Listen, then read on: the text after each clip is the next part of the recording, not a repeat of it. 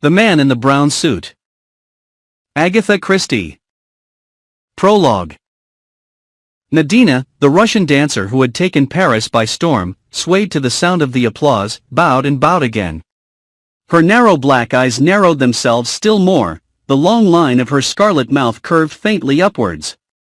Enthusiastic Frenchmen continued to beat the ground appreciatively as the curtain fell with a swish, hiding the reds and blues and magentas of the bizarre decor. In a swirl of blue and orange draperies the dancer left the stage. A bearded gentleman received her enthusiastically in his arms. It was the manager. "Magnificent, petite, magnificent," he cried. "Tonight you have surpassed yourself." He kissed her gallantly on both cheeks in a somewhat matter-of-fact manner. Madame Nadina accepted the tribute with the ease of long habit and passed on to her dressing room, where bouquets were heaped carelessly everywhere, marvelous garments of futuristic design hung on pegs, and the air was hot and sweet with the scent of the massed blossoms, and with more sophisticated perfumes and essences. Jean, the dresser, ministered to her mistress, talking incessantly and pouring out a stream of fulsome compliment. A knock at the door interrupted the flow. Jean went to answer it, and returned with a card in her hand. "Madame will receive? Let me see." The dancer stretched out a languid hand, but at the sight of the name on the card, Count Sergius Pavlovich, a sudden flicker of interest came into her eyes. "I will see him. The maize peignoir, Jean, and quickly. And when the Count comes you may go." "Bien, madame." Jean brought the peignoir, an exquisite wisp of corn-colored chiffon and ermine. Nadine slipped into it, and sat smiling to herself, whilst one long white hand beat a slow tattoo on the glass of the dressing table. The Count was prompt to avail himself of the privilege accorded to him, a man of medium height, very slim, very elegant, very pale, extraordinarily weary. In feature, little to take hold of, a man difficult to recognize again if one left his mannerisms out of account. He bowed over the dancer's hand with exaggerated courtliness. "Madam, this is a pleasure indeed."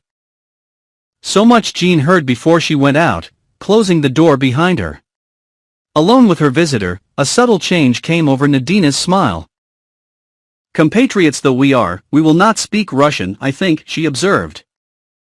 "Since we neither of us know a word of the language, it might be as well," agreed her guest.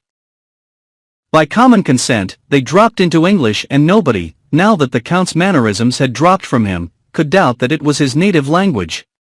He had, indeed, started life as a quick-change music hall artiste in London. "You had a great success tonight," he remarked. "I congratulate you." "All the same," said the woman, "I am disturbed. My position is not what it was. The suspicions aroused during the war have never died down. I am continually watched and spied upon." "But no charge of espionage was ever brought against you?" "Our chief lays his plans too carefully for that." "Long life to the Colonel," said the Count, smiling. "Amazing news, is it not, that he means to retire?" "To retire? Just like a doctor, or a butcher, or a plumber or any other businessman," finished Nadina. "It should not surprise us. That is what the Colonel has always been, an excellent man of business. He has organized crime as another man might organize a boot factory. Without committing himself, he has planned and directed a series of stupendous coups, embracing every branch of what we might call his profession. Jewel robberies, forgery, espionage, the latter very profitable in wartime, sabotage, discreet assassination, there is hardly anything he had not touched. Wisest of all, he knows when to stop. The game begins to be dangerous. He retires gracefully with an enormous fortune." Said the Count doubtfully. "It is rather upsetting for all of us. We are at a loose end, as it were. But we are being paid off on a most generous scale." Some undercurrent of mockery in her tone, made the man look at her sharply. She was smiling to herself, and the quality other smile aroused his curiosity. But he proceeded diplomatically. "Yes, the Colonel has always been a generous paymaster. I attribute much of his success to that and to his invariable plan of providing a suitable scapegoat. A great brain, undoubtedly a great brain. And an apostle of the maxim, if you want a thing done safely, do not do it yourself. Here we are, every one of us incriminated up to the hilt and absolutely in his power, and not one of us has anything on him. He paused, almost as though he were expecting her to disagree with him, but she remained silent, smiling to herself as before. Not one of us, he mused. Still, you know, he is superstitious, the old man. Years ago, I believe, he went to one of these fortune-telling people. She prophesied a lifetime of success, but declared that his downfall would be brought about through a woman. He had interested her now. She looked up eagerly. That is strange, very strange. Through a woman, you say? He smiled and shrugged his shoulders. Doubtless, now that he has retired, he will marry some young society beauty, who will disperse his millions faster than he acquired them. Nadina shook her head. No, that is not the way of it. Listen, my friend, tomorrow I go to London. But your contract here? I shall be away only one night. And I go incognito, like royalty. No one will ever know that I have left France. And why do you think that I go? Hardly for pleasure at this time of year. January, a detestable foggy month. It must be for profit? Exactly. She rose and stood in front of him, every graceful line of her arrogant with pride. You said just now that none of us had anything on the chief. You were wrong. I have. I, a woman, have had the wit and, yes, the courage, for it needs courage to double-cross him. You remember the De Beers diamonds? Yes, I remember. At Kimberley, just before the war broke out? I had nothing to do with it, and I never heard the details. The case was hushed up for some reason, was it not? A fine haul too. £100,000 worth of stones. Two of us worked it under the Colonel's orders, of course. And it was then that I saw my chance.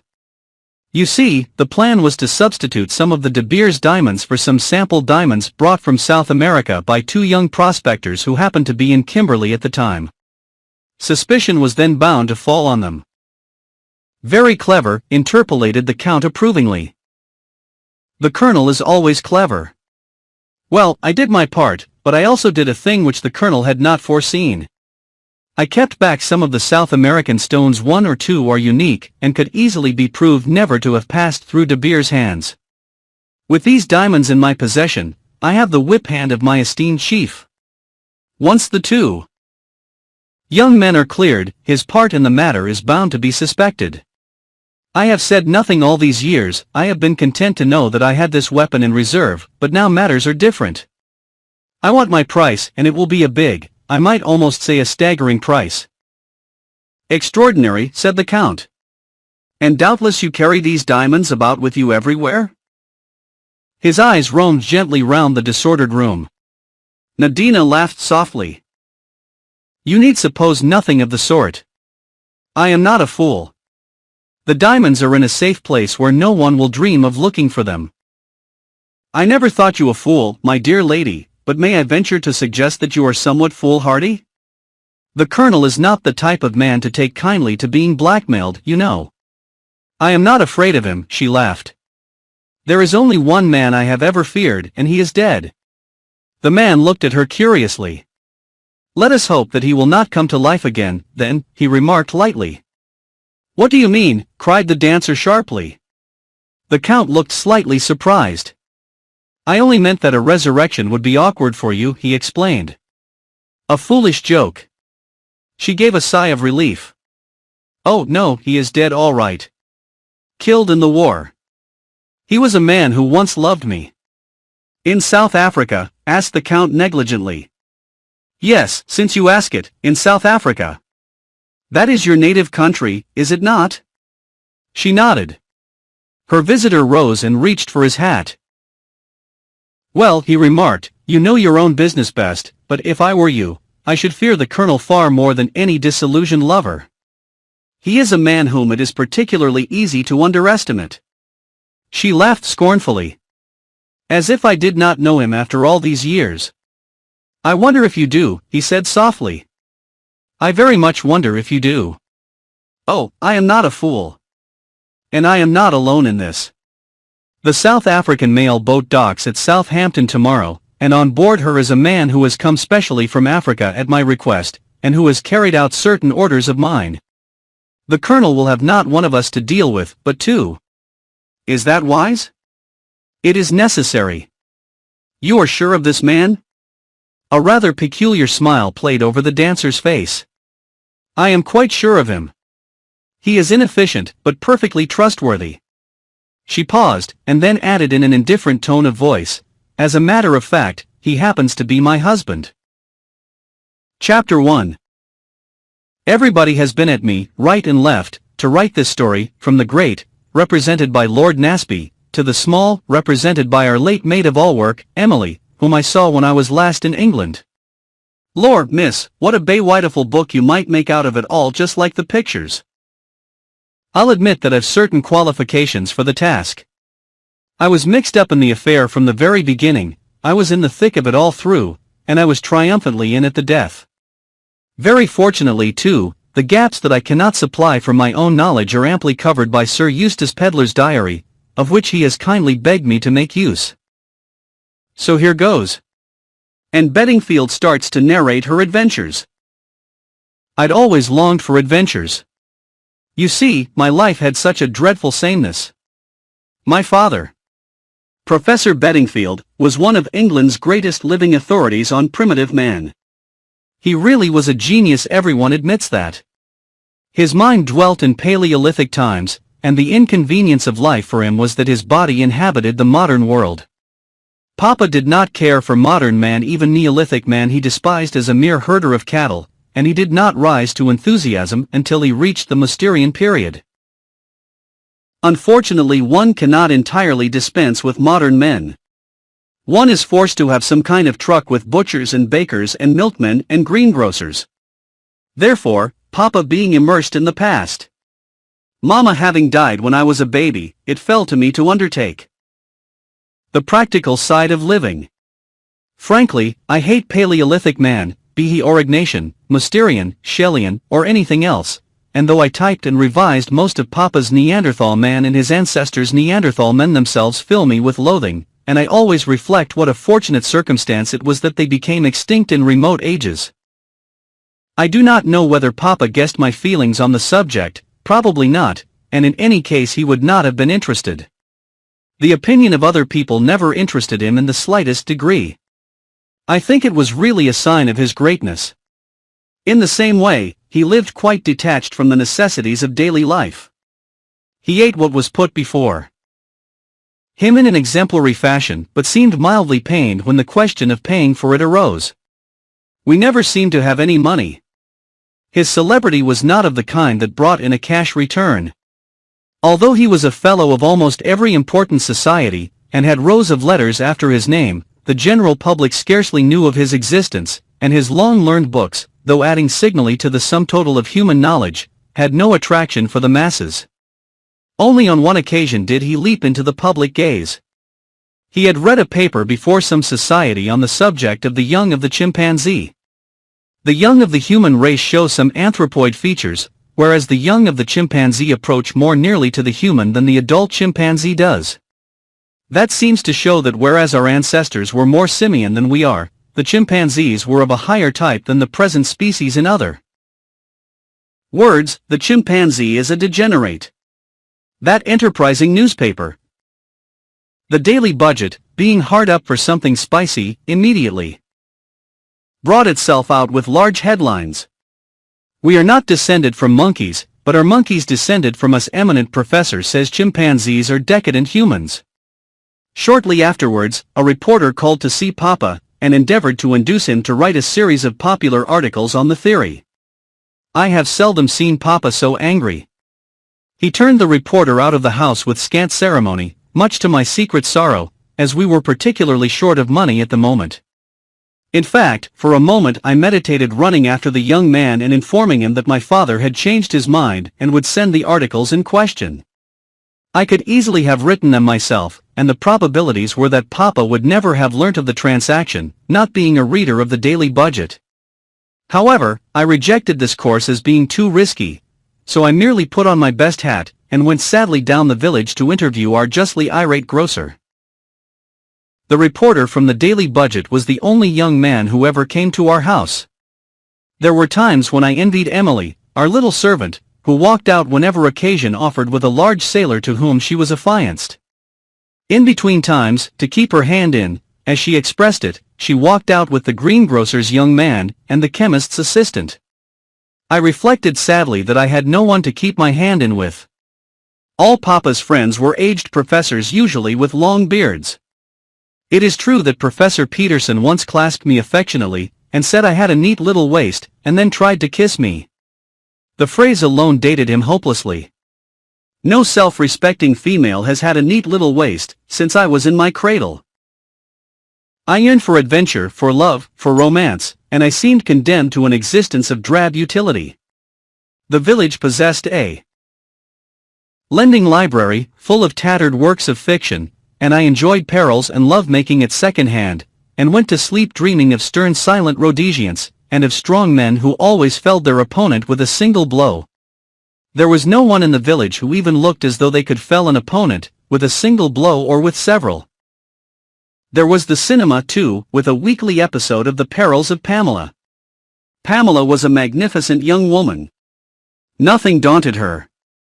She fell out of aeroplanes, adventured in submarines, climbed skyscrapers and crept about in the underworld without turning a hair. She was not really clever, the master criminal of the underworld caught her each time, but as he seemed loath to knock her on the head in a simple way, and always doomed her to death in a sewer gas chamber, or by some new and marvelous means, the hero was always able to rescue her at the beginning of the following week's episode. I used to come out with my head in a delirious whirl, and then I would get home and find a notice from the gas company threatening to cut us off if the outstanding account was not paid. And yet, though I did not suspect it, every moment was bringing adventure nearer to me. It is possible that there are many people in the world who have never heard of the finding of an antique skull at the Broken Hill mine in northern Rhodesia. I came down one morning to find Papa excited to the point of apoplexy. He poured out the whole story to me. You understand, Anne? There are undoubtedly certain resemblances to the Java skull, but superficial only. No, here we have what I have always maintained, the ancestral form of the Neanderthal race. You grant that the Gibraltar skull is the most primitive of the Neanderthal skulls found? Why? The cradle of the race was in Africa. They passed to Europe. Not marmalade on kippers. Papa, I said hastily, arresting my parents' absent-minded hand. Yes, you were saying? They passed to Europe on . Here he broke down with a bad fit of choking, the result of an immoderate mouthful of kipper bones. But we must start at once, he declared, as he rose to his feet at the conclusion of the meal. There is no time to be lost. We must be on the spot. There are doubtless incalculable finds to be found in the neighborhood. I shall be interested to note whether the implements are typical of the Mousterian period. There will be the remains of the primitive ox, I should say, but not those of the woolly rhinoceros. Yes, a little army will be starting soon. We must get ahead of them. You will write to Cooks today, Anne? What about money, Papa? I hinted delicately. He turned a reproachful eye upon me. Your point of view always depresses me, my child. We must not be sordid. No, in the cause of science one must not be sordid. I feel Cooks might be sordid, Papa. Papa looked pained. My dear Anne, you will pay them in ready money. I haven't got any ready money. Papa looked thoroughly exasperated. My child, I really cannot be bothered with these vulgar money details. The bank -1 had something from the manager yesterday, saying I had £27. That's your overdraft, I fancy. Ah, I have it. Write to my publishers. I acquiesced doubtfully. Papa's books bringing in more glory than money. I like the idea of going to Rhodesia immensely. Stern silent men, I murmured to myself in an ecstasy. Then something in my parents' appearance struck me as unusual. You have odd boots on. Papa, I said. Take off the brown one and put on the other black one. And don't forget your muffler. It's a very cold day. In a few minutes Papa stalked off, correctly booted and well mufflered. He returned late that evening and, to my dismay, I saw his muffler and overcoat were missing. Dear me, and you are quite right, I took them off to go into the cavern. One gets so dirty there. I nodded feelingly, remembering an occasion when Papa had returned literally plastered from head to foot with rich Pleistocene clay. Our principal reason for settling in Little Hampsley had been the neighborhood of Hampsley Cavern, a buried cave rich in deposits of the Aurignacian culture. We had a tiny museum in the village, and the curator and Papa spent most of their days messing about underground and bringing to light portions of woolly rhinoceros and cave bear. Papa coughed badly all the evening, and the following morning I saw he had a temperature and sent for the doctor.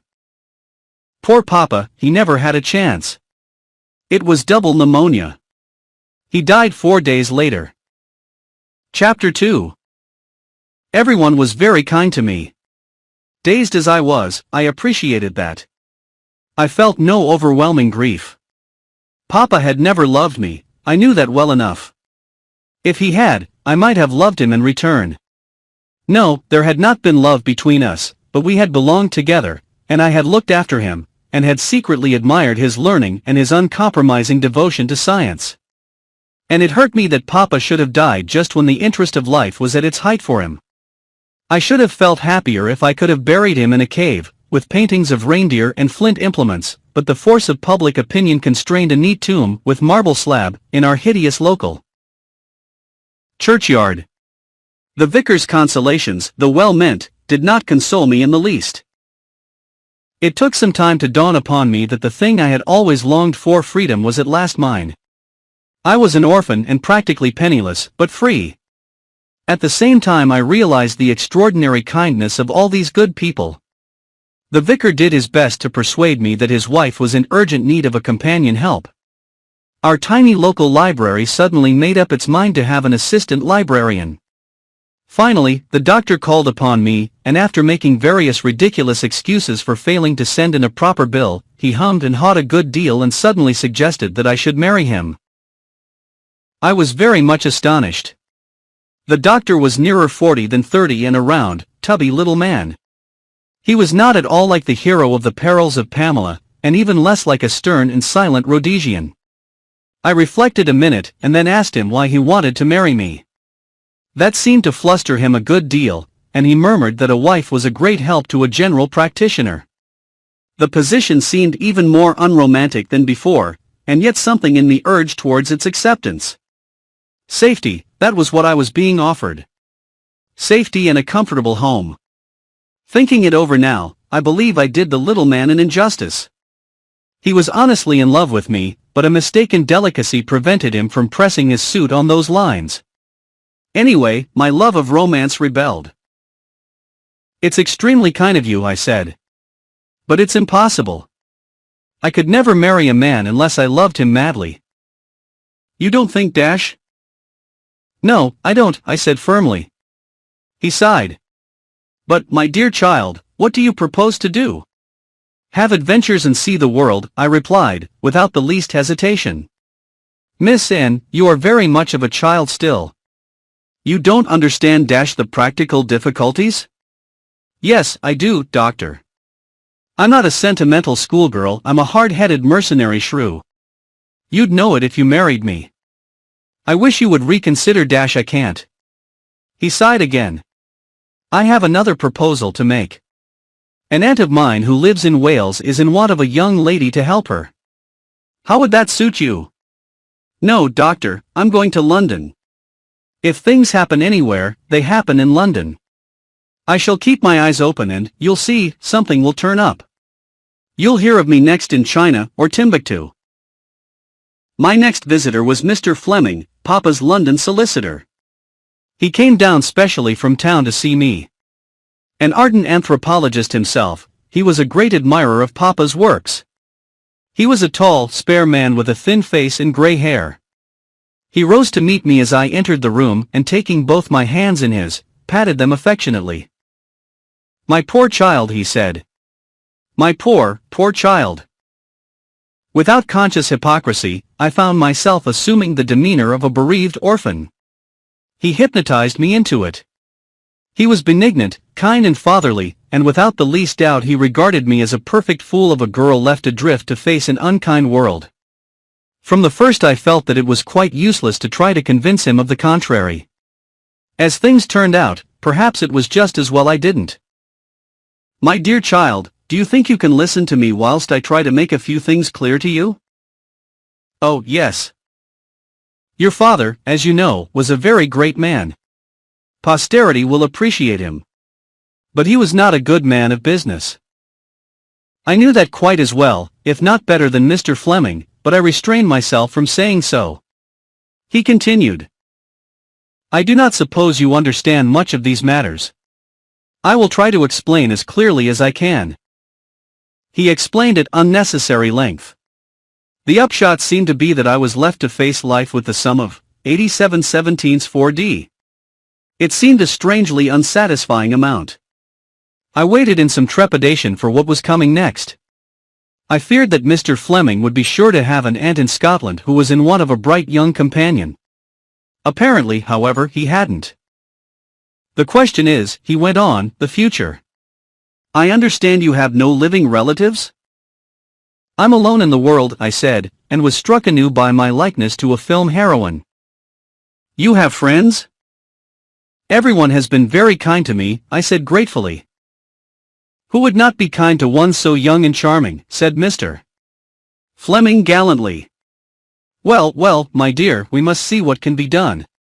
He hesitated a minute, and then said, supposing how would it be if you came to us for a time? I jumped at the chance. London. The place for things to happen. It's awfully kind of you, I said.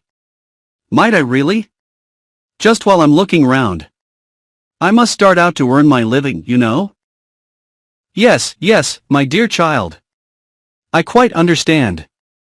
We will look round for something suitable.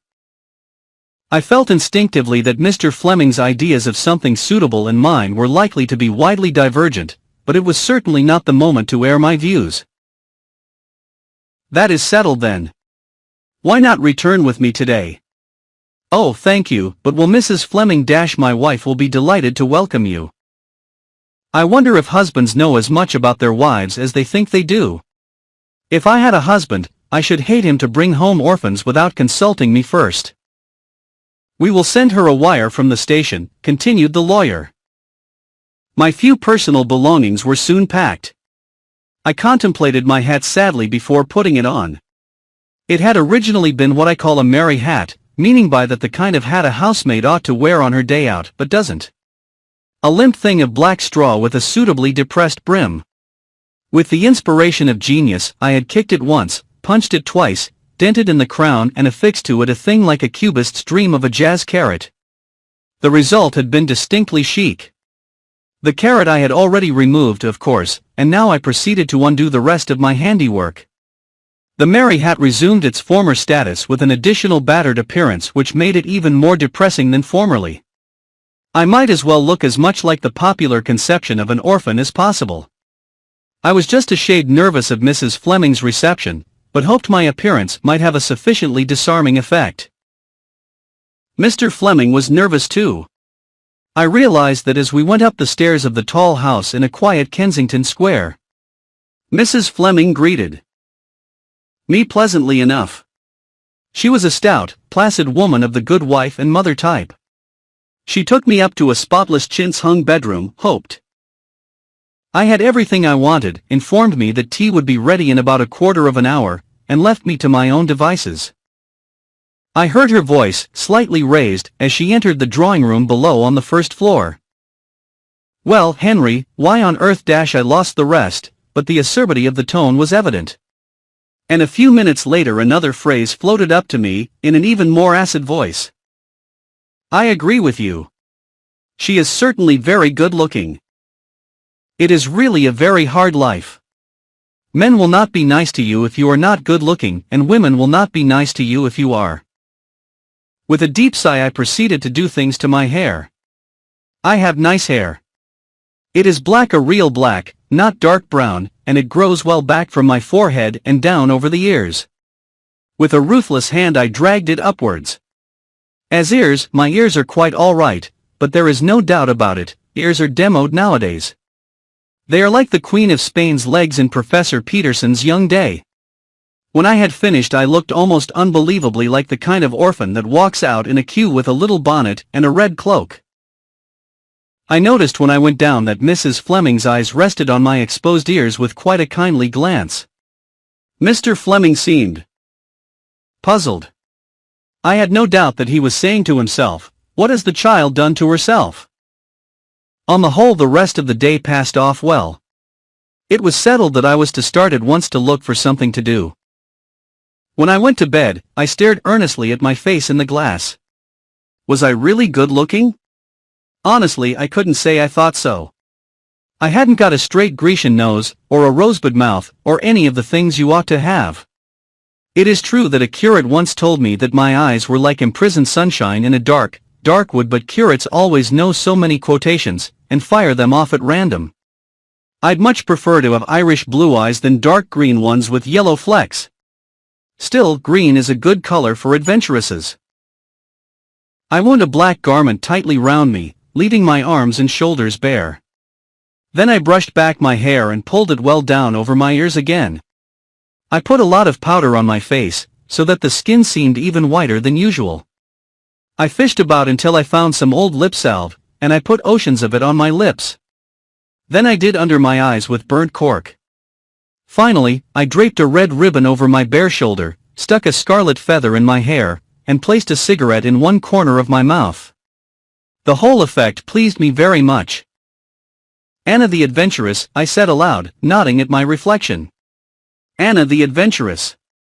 Episode 1, The House in Kensington. Girls are foolish things. Chapter 3. In the succeeding weeks I was a good deal bored. Mrs. Fleming and her friends seemed to be supremely uninteresting. They talked for hours of themselves and their children, and of the difficulties of getting good milk for the children, and of what they said to the dairy when the milk wasn't good. Then they would go on to servants, and the difficulties of getting good servants, and of what they had said to the woman at the registry office, and of what the woman at the registry office had said to them. They never seemed to read the papers, or to care about what went on in the world. They disliked traveling, everything was so different to England. The Riviera was all right, of course, because one met all one's friends there. I listened and contained myself with difficulty. Most of these women were rich. The whole wide beautiful world was theirs to wander in, and they deliberately stayed in dirty dull London, and talked about milkmen and servants. I think now, looking back, that I was perhaps a shade intolerant. But they were stupid even at their chosen job. Most of them kept the most extraordinarily inadequate and muddled housekeeping accounts. My affairs did not progress very fast. The house and furniture had been sold, and the amount realized had just covered our debts. As yet, I had not been successful in finding a post. Not that I really wanted one. I had the firm conviction that, if I went about looking for adventure, adventure would meet me halfway. It is a theory of mine that one always gets what one wants. My theory was about to be proved in practice. It was early in January the 8th, to be exact. I was returning from an unsuccessful interview with a lady who said she wanted a secretary companion, but really seemed to require a strong charwoman who could work 12 hours a day for £25 a year. Having parted with mutual veiled impolitenesses, I walked down Edgware Road. The interview had taken place in a house in St. John's Wood, and across Hyde Park to St. George's Hospital. There I entered Hyde Park Corner Tube Station, and took a ticket to Gloucester Road. Once on the platform I walked to the extreme end of it. My inquiring mind wished to satisfy itself as to whether there really were points and an opening between the two tunnels just beyond the station in the direction of Down Street. I was foolishly pleased to find I was right. There were not many people on the platform, and at the extreme end there was only myself and one man. As I passed him, I sniffed dubiously. If there is one smell I cannot bear, it is that of mothballs. This man's heavy overcoat simply reeked of them. And yet most men begin to wear their winter overcoats before January, and consequently by this time the smell ought to have worn off. The man was beyond me, standing close to the edge of the tunnel. He seemed lost in thought, and I was able to stare at him without rudeness. He was a small thin man, very brown of face, with blue light eyes and a small dark beard. Just come from abroad, I deduced. That's why his overcoat smells so. He's come from India. Not an officer, or he wouldn't have a beard. Perhaps a tea planter. At this moment the man turned as though to retrace his steps along the platform. He glanced at me, and then his eyes went on to something behind me, and his face changed. It was distorted by fear, almost panic. He took a step backwards as though involuntarily recoiling from some danger, forgetting that he was standing on the extreme edge of the platform, and went down and over. There was a vivid flash from the rails, and a crackling sound. I shrieked. People came running up. 2 station officials seemed to materialize from nowhere and took command. I remained where I was, rooted to the spot by a sort of horrible fascination. Part of me was appalled at the sudden disaster, and another part of me was coolly and dispassionately interested in the methods employed for lifting the man off the live rail and back onto the platform. Let me pass, please. I am a medical man. A tall man with a brown beard pressed past me and bent over the motionless body. As he examined it, a curious sense of unreality seemed to possess me. The thing wasn't real, couldn't be. Finally, the doctor stood upright and shook his head. Dead as a doornail. Nothing to be done. We had all crowded nearer, and an aggrieved porter raised his voice. Now then, stand back there, will you? What's the sense in crowding round? A sudden nausea seized me, and I turned blindly and ran up the stairs again towards the lift. I felt that it was too horrible. I must get out into the open air. The doctor who had examined the body was just ahead of me. The lift was just about to go up, another having descended, and he broke into a run. As he did so, he dropped a piece of paper. I stopped, picked it up, and ran after him. But the lift gates clanged in my face, and I was left holding the paper in my hand. By the time the second lift reached the street level, there was no sign of my quarry. I hoped it was nothing important that he had lost, and for the first time I examined it.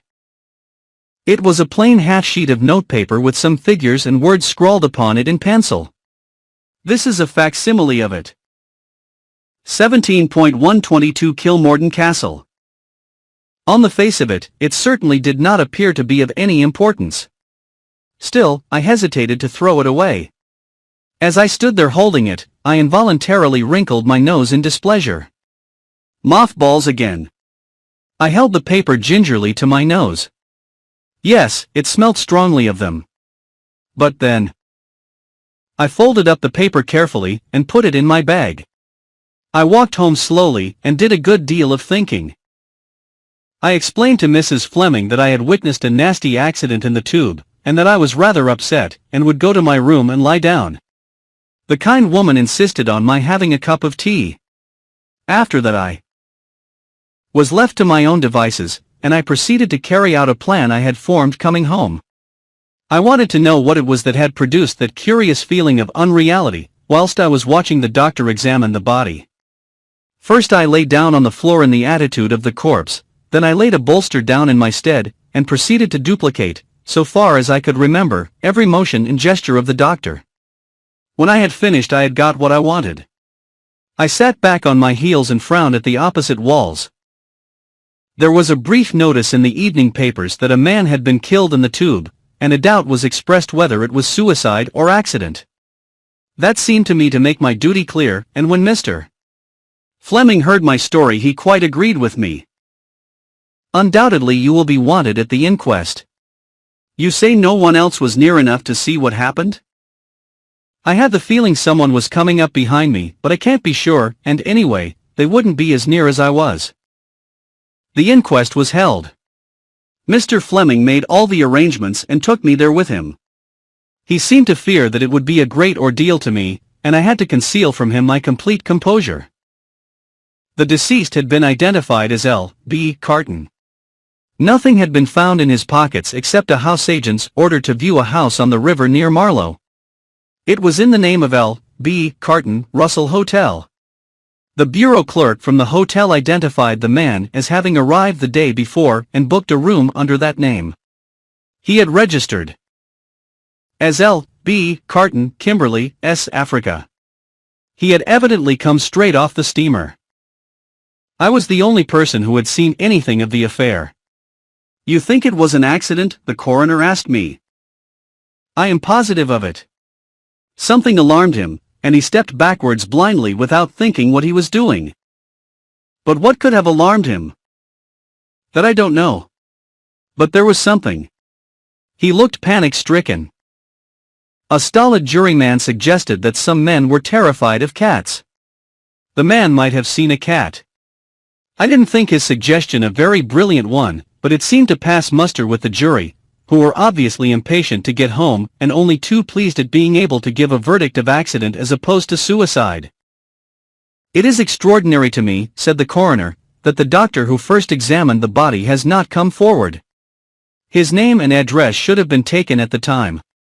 It was most irregular not to do so." I smiled to myself. I had my own theory in regard to the doctor.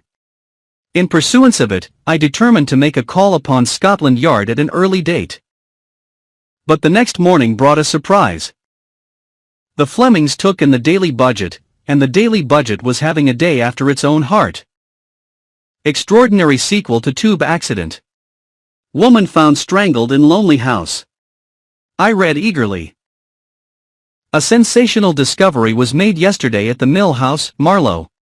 The Mill House, which is the property of Sir Eustace Pedlar, MP, is to be let unfurnished, and in order to view this property was found in the pocket of the man who was at first thought to have committed suicide by throwing himself on the live rail at Hyde Park Corner Tube Station.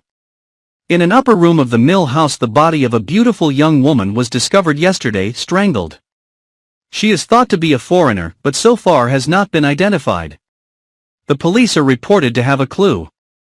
Sir Eustace Pedlar, the owner of the Mill House, is wintering on the Riviera. Chapter 4. Nobody came forward to identify the dead woman. The inquest elicited the following facts.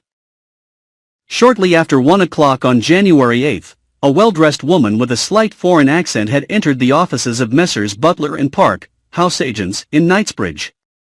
She explained that she wanted to rent or purchase a house on the Thames within easy reach of London. The particulars of several were given to her, including those of the Mill House. She gave the name of Mrs. de Castina and her address as the Ritz, but there proved to be no one of that name staying there, and the hotel people failed to identify the body. Mrs. James, the wife of Sir Eustace Pedlar's gardener, who acted as caretaker to the Mill House, and inhabited the small lodge opening on the main road, gave evidence. About 3 o'clock that afternoon a lady came to see over the house. She produced an order from the house agents, and, as was the usual custom, Mrs. James gave her the keys of the house. It was situated at some distance from the lodge, and she was not in the habit of accompanying prospective tenants. A few minutes later a young man arrived. Mrs. James described him as tall and broad-shouldered, with a bronzed face and light gray eyes. He was clean-shaven and was wearing a brown suit. He explained to Mrs.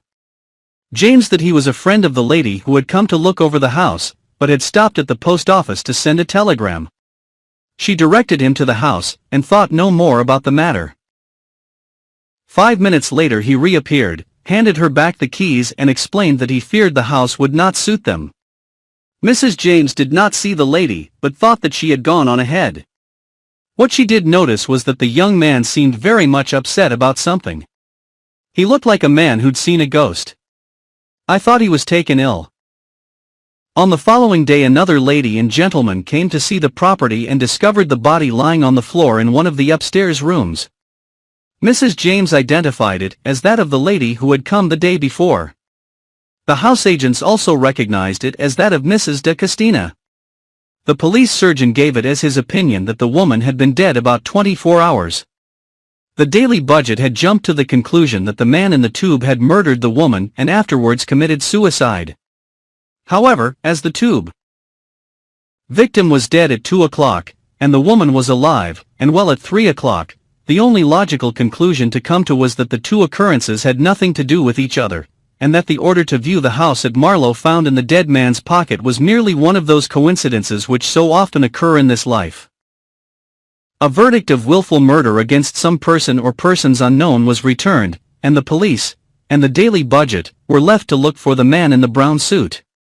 Since Mrs. James was positive that there was no one in the house when the lady entered it, and that nobody except the young man in question entered it until the following afternoon, it seemed only logical to conclude that he was the murderer of the unfortunate Mrs. de Castine. She had been strangled with a piece of stout black cord, and had evidently been caught unawares with no time to cry out. The black silk handbag which she carried contained a well-filled note-case, and some loose change, a fine lace handkerchief, unmarked, and the return half of a first-class ticket to London. Nothing much there to go upon. Such were the details published broadcast by the Daily Budget, and "Find the man in the brown suit" was their daily war cry. On an average about 500 people wrote daily to announce their success in the quest, and tall young men with well-tanned faces cursed the day when their tailors had persuaded them to a brown suit. The accident in the tube, dismissed as a coincidence, faded out of the public mind. Was it a coincidence? I was not so sure. No doubt I was prejudiced. The tube incident was my own pet mystery, but there certainly seemed to me to be a connection of some kind between the two. Fatalities. In each there was a man with a tanned face, evidently an Englishman living abroad, and there were other things. It was the consideration of these other things that finally impelled me to what I considered a dashing step. I presented myself at Scotland Yard and demanded to see whoever was in charge of the Mill House case. My request took some time to understand, as I had inadvertently selected the department for lost umbrellas, but eventually I was ushered into a small room and presented to Detective Inspector Meadows. Inspector Meadows was a small man with a ginger head, and what I considered a peculiarly irritating manner. A satellite, also in plain clothes, sat unobtrusively in a corner. "Good morning," I said nervously. "Good morning. Will you take a seat? I understand you've something to tell me that you think may be of use to us." His tone seemed to indicate that such a thing was unlikely in the extreme. I felt my temper stirred. "Of course you know about the man who was killed in the tube. The man who had an order to view this same house at Marlow in his pocket." "Ah," said the inspector. "You are the Miss Beddingfield who gave evidence at the inquest." "Certainly the man had an order in his pocket. A lot of other people may have had too, only they didn't happen to be killed." I rallied my forces. "You don't think it odd that this man had no ticket in his pocket? Easiest thing in the world to drop your ticket. Done it myself. And no money. He had some loose change in his trousers pocket. But no notecase. Some men don't carry a pocketbook or notecase of any kind." I tried another tack. "You don't think it's odd that the doctor never came forward afterwards? A busy medical man very often doesn't read the papers. He probably forgot all about the accident." "In fact, Inspector, you are determined to find nothing odd," I said sweetly.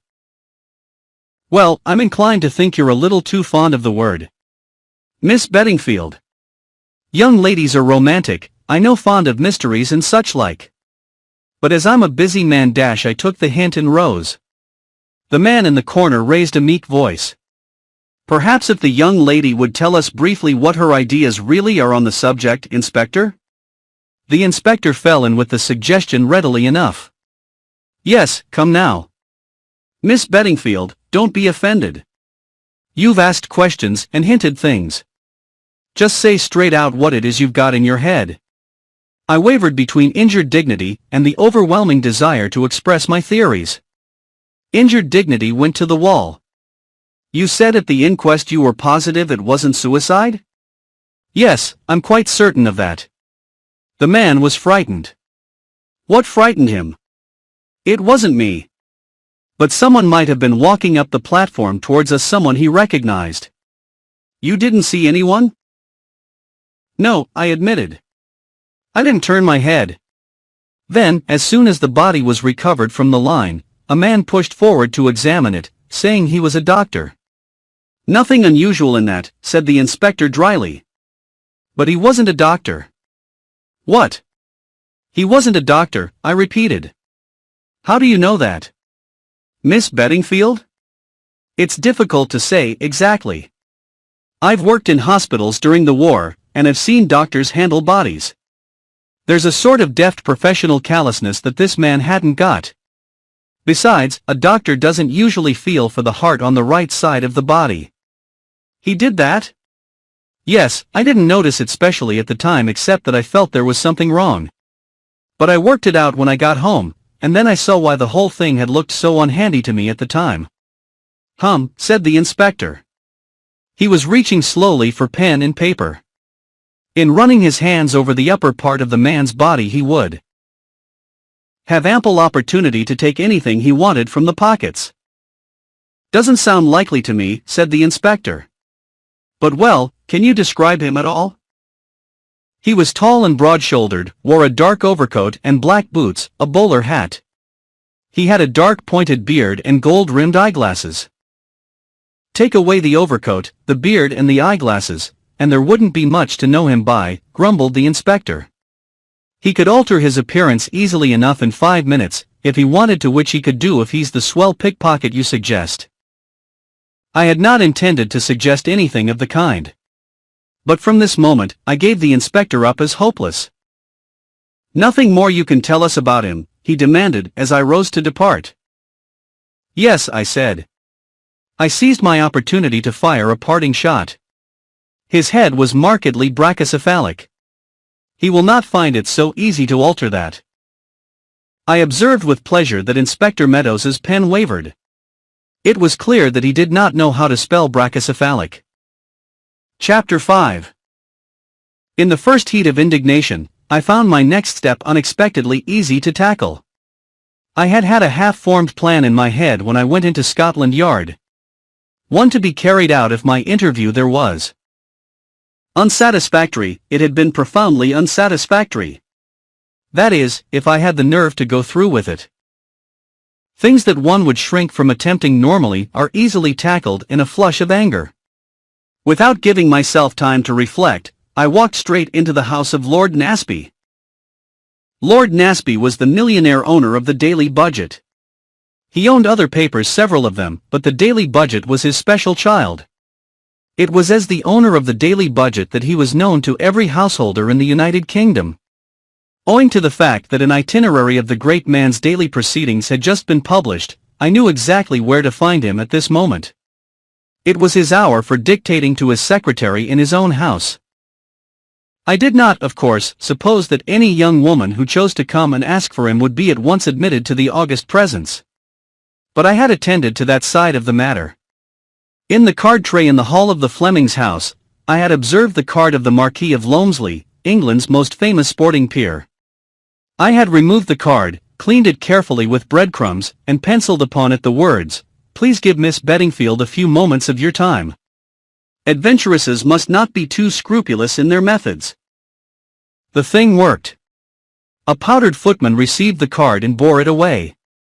Presently a pale secretary appeared. I fenced with him successfully. He retired defeated. He again reappeared and begged me to follow him. I did so. I entered a large room. A frightened-looking shorthand typist fled past me like a visitant from the spirit world. Then the door shut, and I was face to face with Lord Naseby. A big man. Big head. Big face. Big mustache.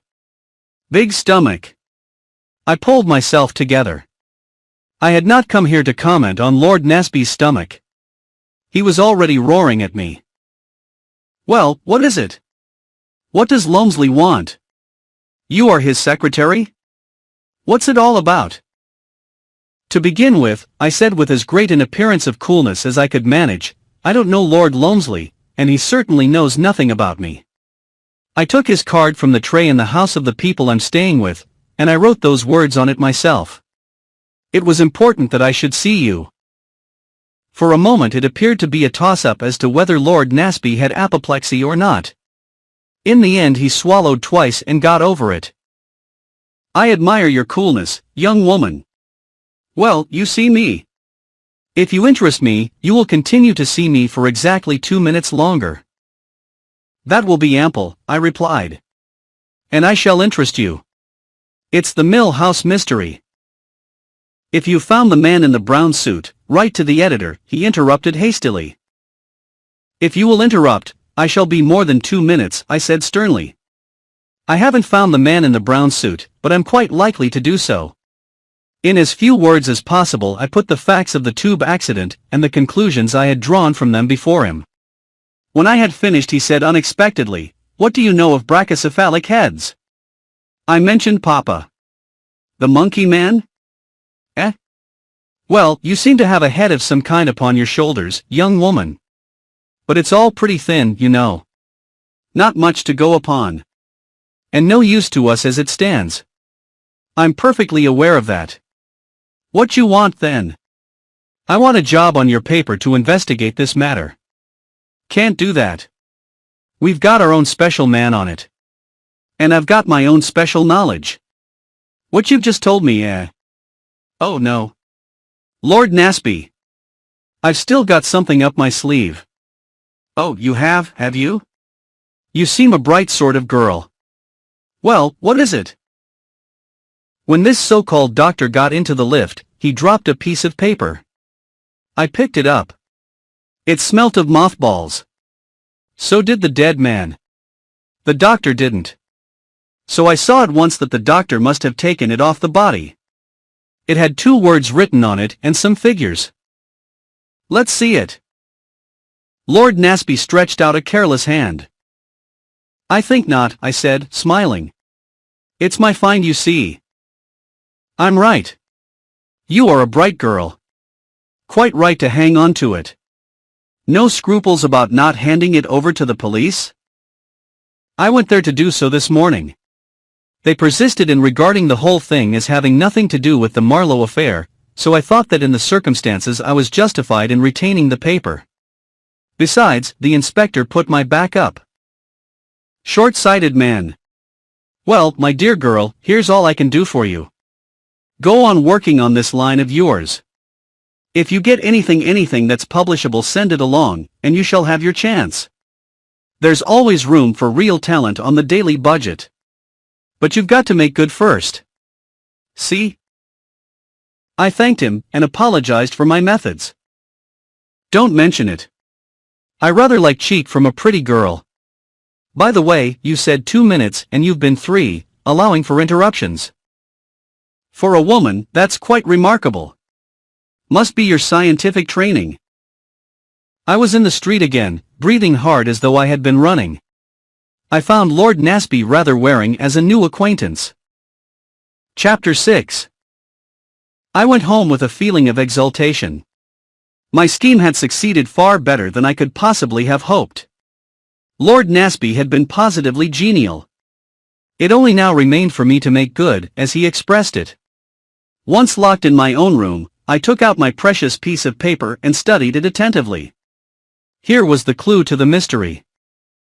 To begin with, what did the figures represent? There were 5 of them, and a dot after the first 2. 17,122, I murmured. That did not seem to lead to anything. Next I added them up. That is often done in works of fiction, and leads to surprising deductions. 1 and 7 make 8, and 1 is 9, and 2 or 11, and 2 or 13. 13. Fateful number. Was this a warning to me to leave the whole thing alone? Very possibly. Anyway, except as a warning, it seemed to be singularly useless. I declined to believe that any conspirator would take that way of writing 13 in real life. If he meant 13, he would write 13. 13 like that. There was a space between the 1 and the 2. I accordingly subtracted 22 from 171. The result was 159. I did it again and made it 149. These arithmetical exercises were doubtless excellent practice, but as regarded the solution of the mystery, they seemed totally ineffectual. I left arithmetic alone, not attempting fancy division or multiplication, and went on to the words. Kilmorton Castle. That was something definite. A place. Probably the cradle of an aristocratic family. Missing heir? Claimant to title? Or possibly a picturesque ruin. Buried treasure? Yes, on the whole I incline to the theory of buried treasure. Figures always go with buried treasure. 1 pace to the right, 7 paces to the left, dig 1 foot, descend 22 steps. That sort of idea. I could work out that later. The thing was to get to Kilmorton Castle as quickly as possible. I made a strategic sally from my room, and returned laden with books of reference. Who's Who, Whitaker, a gazetteer, a history of Scotch ancestral homes, and somebody or other's British Isles. Time passed. I searched diligently, but with growing annoyance. Finally, I shut the last book with a bang. There appeared to be no such place as Kilmorton Castle. Here was an unexpected check. There must be such a place. Why should anyone invent a name like that and write it down on a piece of paper? Absurd. Another idea occurred to me. Possibly it was a castellated abomination in the suburbs with a high-sounding name invented by its owner. But if so, it was going to be extraordinarily hard to find. I sat back gloomily on my heels. I always sit on the floor to do anything really important, and wondered how on earth I was to set about it. Was there any other line I could follow? I reflected earnestly and then sprang to my feet delightedly. Of course. I must visit the scene of the crime. Always done by the best sleuths. And no matter how long afterwards it may be, they always find something that the police have overlooked. My course was clear. I must go to Marlow. But how was I to get into the house? I discarded several adventurous methods, and plumped for stern simplicity. The house had been to let, presumably was still to let. I would be a prospective tenant. I also decided on attacking the local house agents, as having fewer houses on their books. Here, however, I reckoned without my host. A pleasant clerk produced particulars of about half a dozen desirable properties. It took me all my ingenuity to find objections to them. In the end I feared I had drawn a blank. And you've really nothing else? I asked, gazing pathetically into the clerk's eyes. Something right on the river, and with a fair amount of garden and a small lodge, I added, summing up the main points of the mill house, as I had gathered them from the papers. Well, of course, there's Sir Eustace Pedlar's place, said the man doubtfully. The mill house, you know. Not where dash I faltered. Really, faltering is getting to be my strong point. That's it. Where the murder took place. But perhaps you wouldn't like. Oh, I don't think I should mind, I said with an appearance of rallying. I felt my bona fides was now quite established. And perhaps I might get it cheap in the circumstances. A master touch that, I thought. Well, it's possible. There's no pretending that it will be easy to let now, servants and all that, you know. If you like the place after you've seen it, I should advise you to make an offer. Shall I write you out an order? If you please. A quarter of an hour later, I was at the lodge of the mill house. In answer to my knock, the door flew open and a tall middle-aged woman literally bounced out. Nobody can go into the house, do you hear that? Fairly sick of you reporters, I am. Sir Eustace's orders are dash. I understood the house was to let, I said freezingly, holding out my order. Of course, if it's already taken dash. Oh, I'm sure I beg your pardon, miss. I've been fairly pestered with these newspaper people. Not a minute's peace. No, the house isn't let nor likely to be now. Are the drains wrong? I asked in an anxious whisper. Oh, Lord, miss, the drains is all right. But surely you've heard about the foreign lady as was done to death here? I believe I did read something about it in the papers, I said carelessly. My indifference piqued the good woman. If I had betrayed any interest, she would probably have closed up like an oyster. As it was, she positively bridled. I should say you did, miss. It's been in all the newspapers. The daily budget's out still to catch the man who did it. It seems, according to them, as our police are no good at all. Well, I hope they'll get him, although a nice-looking young fellow he was and no mistake. A kind of soldierly look about him. Well, I dare say he'd been wounded in the war, and sometimes they go a bit queer afterwards. My sister's boy did. Perhaps she'd used him bad. They're a sad lot, those foreigners. Though she was a fine-looking woman. Stood there where you're standing now. Was she dark or fair? I ventured. You can't tell from these newspaper portraits. Dark hair, and a very white face, too white for nature. I thought had her lips reddened something cruel. I don't like to see it. A little powder now, and then is quite another thing. We were conversing like old friends now. I put another question. Did she seem nervous or upset at all? Not a bit. She was smiling to herself, quiet-like, as though she was amused at something. That's why you could have knocked me down with a feather when, the next afternoon, those people came running out calling for the police and saying there'd been murder done. I shall never get over it, and as for setting foot in that house after dark, I wouldn't do it, not if it was ever so.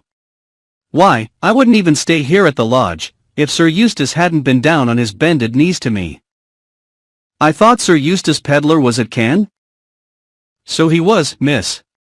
He came back to England when he heard the news, and, as to the bended knees, that was a figure of speech, his secretary, Mr. Paget, having offered us double pay to stay on, and, as my John says, money is money nowadays. I concurred heartily with John's by no means original remarks. The young man now, said Mrs. James, reverting suddenly to a former point in the conversation. He was upset. His eyes, light eyes, they were, I noticed them particular, was all shining. Excited, I thought. But I never dreamt of anything being wrong. Not even when he came out again looking all queer. How long was he in the house? Oh, not long, a matter of 5 minutes maybe. How tall was he, do you think? About 6 foot? I should say so maybe. He was clean-shaven, you say? Yes, miss, not even one of those toothbrush mustaches. Was his chin at all shiny? I asked on a sudden impulse. Mrs. James stared at me with awe. Well, now you come to mention it, miss, it was. However did you know? It's a curious thing, but murderers often have shiny chins, I explained wildly. Mrs. James accepted the statement in all good faith.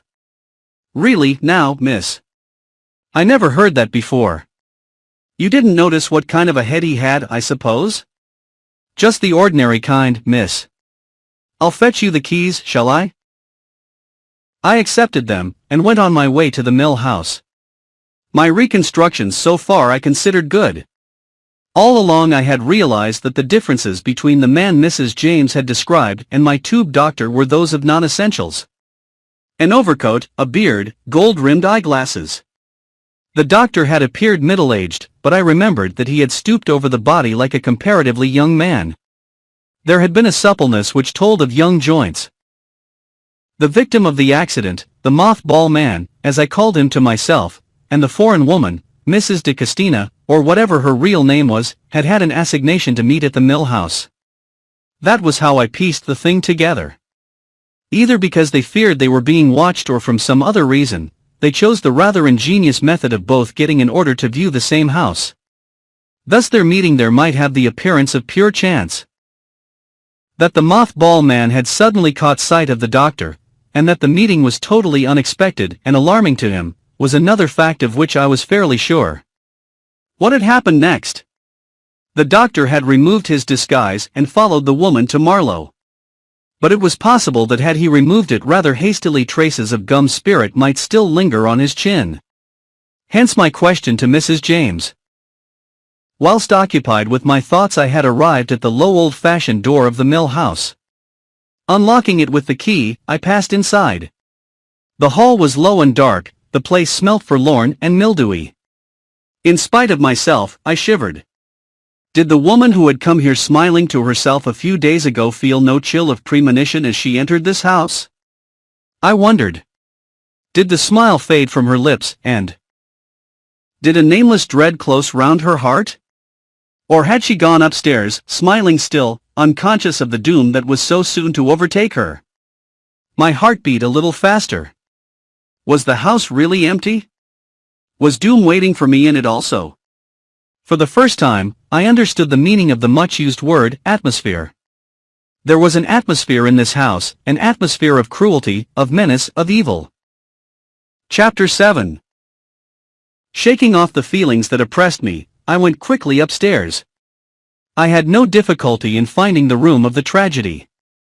On the day the body was discovered it had rained heavily, and large muddy boots had trampled the uncarpeted floor in every direction. I wondered if the murderer had left any footmarks the previous day. It was likely that the police would be reticent on the subject if he had, but on consideration I decided it was unlikely. The weather had been fine and dry. There was nothing of interest about the room. It was almost square with two big bay windows, plain white walls, and a bare floor, the boards being stained round the edges where the carpet had ceased.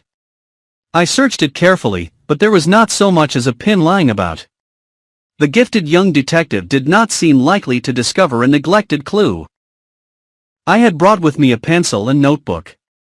There did not seem much to note, but I duly dotted down a brief sketch of the room to cover my disappointment at the failure of my quest. As I was in the act of returning the pencil to my bag, it slipped from my fingers and rolled along the floor. The mill house was really old, and the floors were very uneven. The pencil rolled steadily, with increasing momentum, until it came to rest under one of the windows. In the recess of each window there was a broad window seat, underneath which there was a cupboard. My pencil was lying right against the cupboard door. The cupboard was shut, but it suddenly occurred to me that if it had been open my pencil would have rolled inside. I opened the door, and my pencil immediately rolled in and sheltered modestly in the farthest corner. I retrieved it, noting as I did so that owing to the lack of light and the peculiar formation of the cupboard one could not see it, but had to feel for it. Apart from my pencil the cupboard was empty, but being thorough by nature I tried the one under the opposite window. At first sight, it looked as though that also was empty, but I grubbed about perseveringly, and was rewarded by feeling my hand close on a hard paper cylinder which lay in a sort of trough, or depression, in the far corner of the cupboard. As soon as I had it in my hand, I knew what it was. A roll of Kodak films. Here was a find. I realized of course, that these films might very well be an old roll belonging to Sir Eustace Pedlar which had rolled in here, and had not been found when the cupboard was emptied. But I did not think so. The red paper was far too fresh looking. It was just as dusty as it would have been had it laid there for 2 or 3 days, that is to say, since the murder. Had it been there for any length of time, it would have been thickly coated. Who had dropped it? The woman or the man? I remembered that the contents of her handbag had appeared to be intact. If it had been jerked open in the struggle and the roll of films had fallen out, surely some of the loose money would have been scattered about also? No, it was not the woman who had dropped the films. I sniffed suddenly and suspiciously. Was the smell of mothballs becoming an obsession with me? I could swear that the roll of films smelt of it also. I held them under my nose. They had, as usual, a strong smell of their own, but apart from that I could clearly detect the odor I disliked so much. I soon found the cause. A minute shred of cloth had caught on a rough edge of the center wood, and that shred was strongly impregnated with mothballs. At some time or another the films had been carried in the overcoat pocket of the man who was killed in the tube. Was it he who had dropped them here? Hardly. His movements were all accounted for. No, it was the other man, the doctor.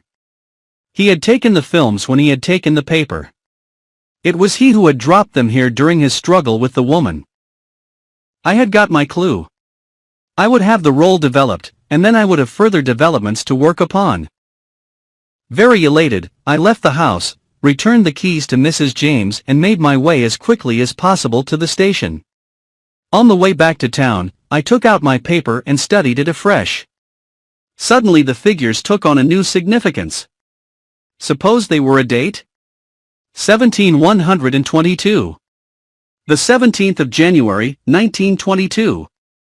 Surely that must be it. Idiot that I was not to have thought of it before. But in that case I must find out the whereabouts of Kilmorden Castle, for today was actually the 14th. 3 days.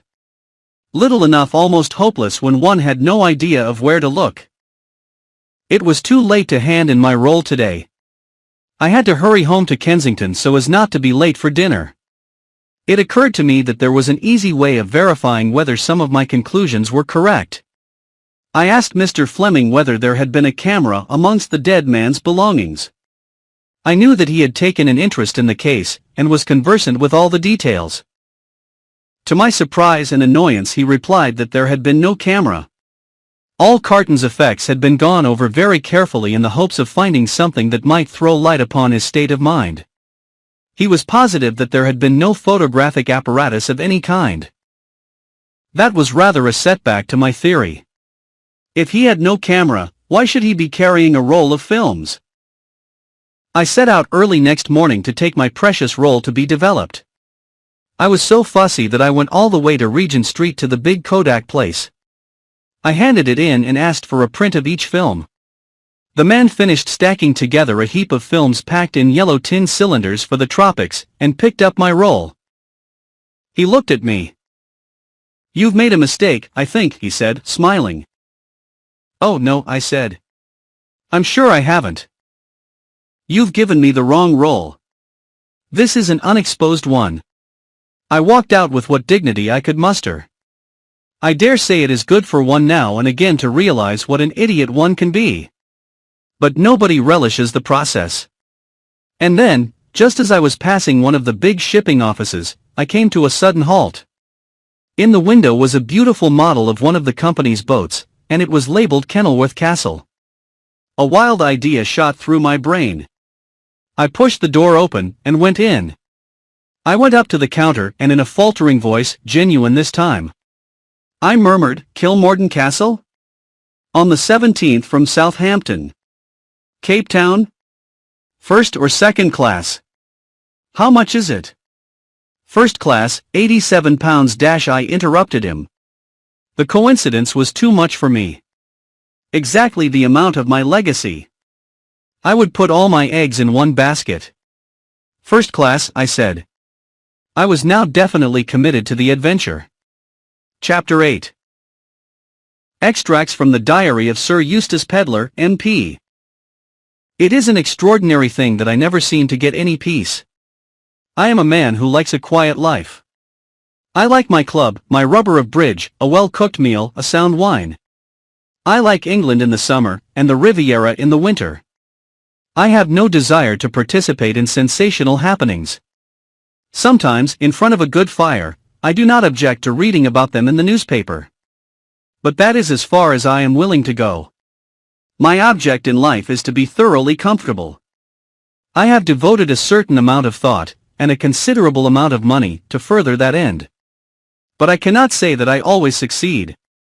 If things do not actually happen to me, they happen round me, and frequently, in spite of myself, I become involved. I hate being involved. All this because Guy Paget came into my bedroom this morning with a telegram in his hand and a face as long as a mute at a funeral. Guy Paget is my secretary, a zealous, painstaking, hard-working fellow, admirable in every respect. I know no one who annoys me more. For a long time I have been racking my brains as to how to get rid of him. But you cannot very well dismiss a secretary, because he prefers work to play, likes getting up early in the morning, and has positively no vices. The only amusing thing about the fellow is his face. He has the face of a 14th century poisoner, the sort of man the Borgias got to do their odd jobs for them. I wouldn't mind so much if Paget didn't make me work too. My idea of work is something that should be undertaken lightly and airily trifled with, in fact. I doubt if Guy Paget has ever trifled with anything in his life. He takes everything seriously. That is what makes him so difficult to live with. Last week I had the brilliant idea of sending him off to Florence. He talked about Florence and how much he wanted to go there. "My dear fellow," I cried, "you shall go tomorrow. I will pay all your expenses. January isn't the usual time for going to Florence, but it would be all one to Paget. I could imagine him going about, guidebook in hand, religiously doing all the picture galleries. And a week's freedom was cheap to me at the price. It has been a delightful week. I have done everything I wanted to, and nothing that I did not want to do. But when I blinked my eyes open, and perceived Paget standing between me and the light at the unearthly hour of 9 a.m. this morning, I realized that freedom was over. "My dear fellow," I said, "has the funeral already taken place, or is it for later in the morning?" Paget does not appreciate dry humor. He merely stared. "So you know, Sir Eustace?" "Know what?" I said crossly. "From the expression of your face I inferred that one of your near and dear relatives was to be interred this morning." Paget ignored the sally as far as possible. "I thought you couldn't know about this." He tapped the telegram. "I know you dislike being aroused early, but it is 9 o'clock. Paget insists on regarding 9 a.m. as practically the middle of the day, and I thought that under the circumstances. He tapped the telegram again. "What is that thing?" I asked. "It's a telegram from the police at Marlow. A woman has been murdered in your house."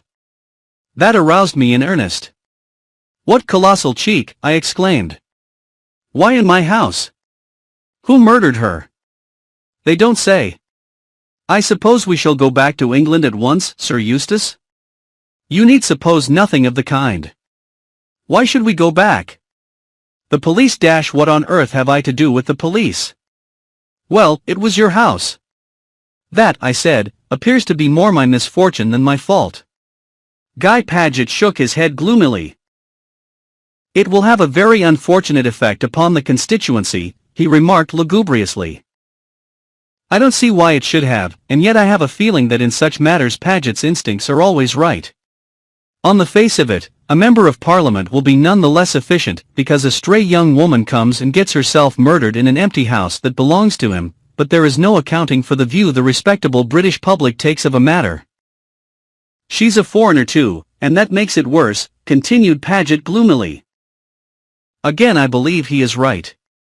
If it is disreputable to have a woman murdered in your house, it becomes more disreputable if the woman is a foreigner." Another idea struck me. "Good heavens," I exclaimed, "I hope this won't upset Caroline." "Caroline is the lady who cooks for me. Incidentally, she is the wife of my gardener. What kind of a wife she makes I do not know, but she is an excellent cook. James, on the other hand, is not a good gardener, but I support him in idleness, and give him the lodge to live in solely on account of Caroline's cooking." "I don't suppose she'll stay after this," said Paget. "You always were a cheerful fellow," I said. "I expect I shall have to go back to England." Paget clearly intends that I shall. And there is Caroline to pacify. 3 days later. It is incredible to me that anyone who can get away from England in winter does not do so. It is an abominable climate. All this trouble is very annoying. The house agents say it will be next to impossible to let the mill house after all the publicity. Caroline has been pacified with double pay. We could have sent her a cable to that effect from Cannes. In fact, as I have said all along, there was no earthly purpose to serve by our coming over. I shall go back tomorrow. 1 day later. Several very surprising things have occurred. To begin with, I met Augustus Milray, the most perfect example of an oldest the present government has produced. His manner oozed diplomatic secrecy as he drew me aside in the club into a quiet corner. He talked a good deal. About South Africa and the industrial situation there. About the growing rumors of a strike on the Rand. Of the secret causes actuating that strike. I listened as patiently as I could. Finally, he dropped his voice to a whisper and explained that certain documents had come to light which ought to be placed in the hands of General Smuts. "I've no doubt you're quite right," I said, stifling a yawn. "But how are we to get them to him? Our position in the matter is delicate, very delicate." "What's wrong with the post?" I said cheerfully. "Put a 2-penny stamp on and drop M in the nearest letterbox." He seemed quite shocked at the suggestion. "My dear Pedlar, The common post. It has always been a mystery to me why governments employ king's messengers and draw such attention to their confidential documents. If you don't like the post, send one of your own young fellows. He'll enjoy the trip. Impossible, said Milray, wagging his head in a senile fashion. There are reasons, my dear Pedlar, -1 assure you there are reasons. Well, I said, rising, all this is very interesting, but I must be off. 1 minute, my dear Pedlar, 1 minute, I beg of you. Now tell me in confidence, is it not true that you intend visiting South Africa shortly yourself? You have large interests in Rhodesia, I know, and the question of Rhodesia joining in the Union is one in which you have a vital interest. Well, I had thought of going out in about a month's time. You couldn't possibly make it sooner? This month? This week, in fact? I could, I said, eyeing him with some interest, but I don't know that I particularly want to. You would be doing the government a great service, a very great service. You would not find them ungrateful. Meaning you want me to be the postman? Exactly.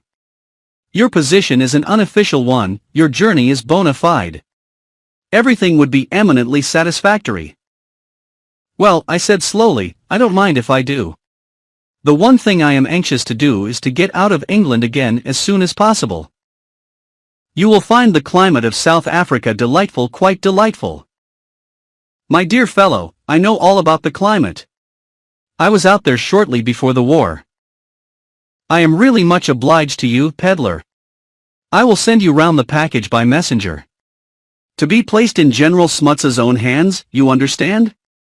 The Kilmorden Castle sails on Saturday, quite a good boat.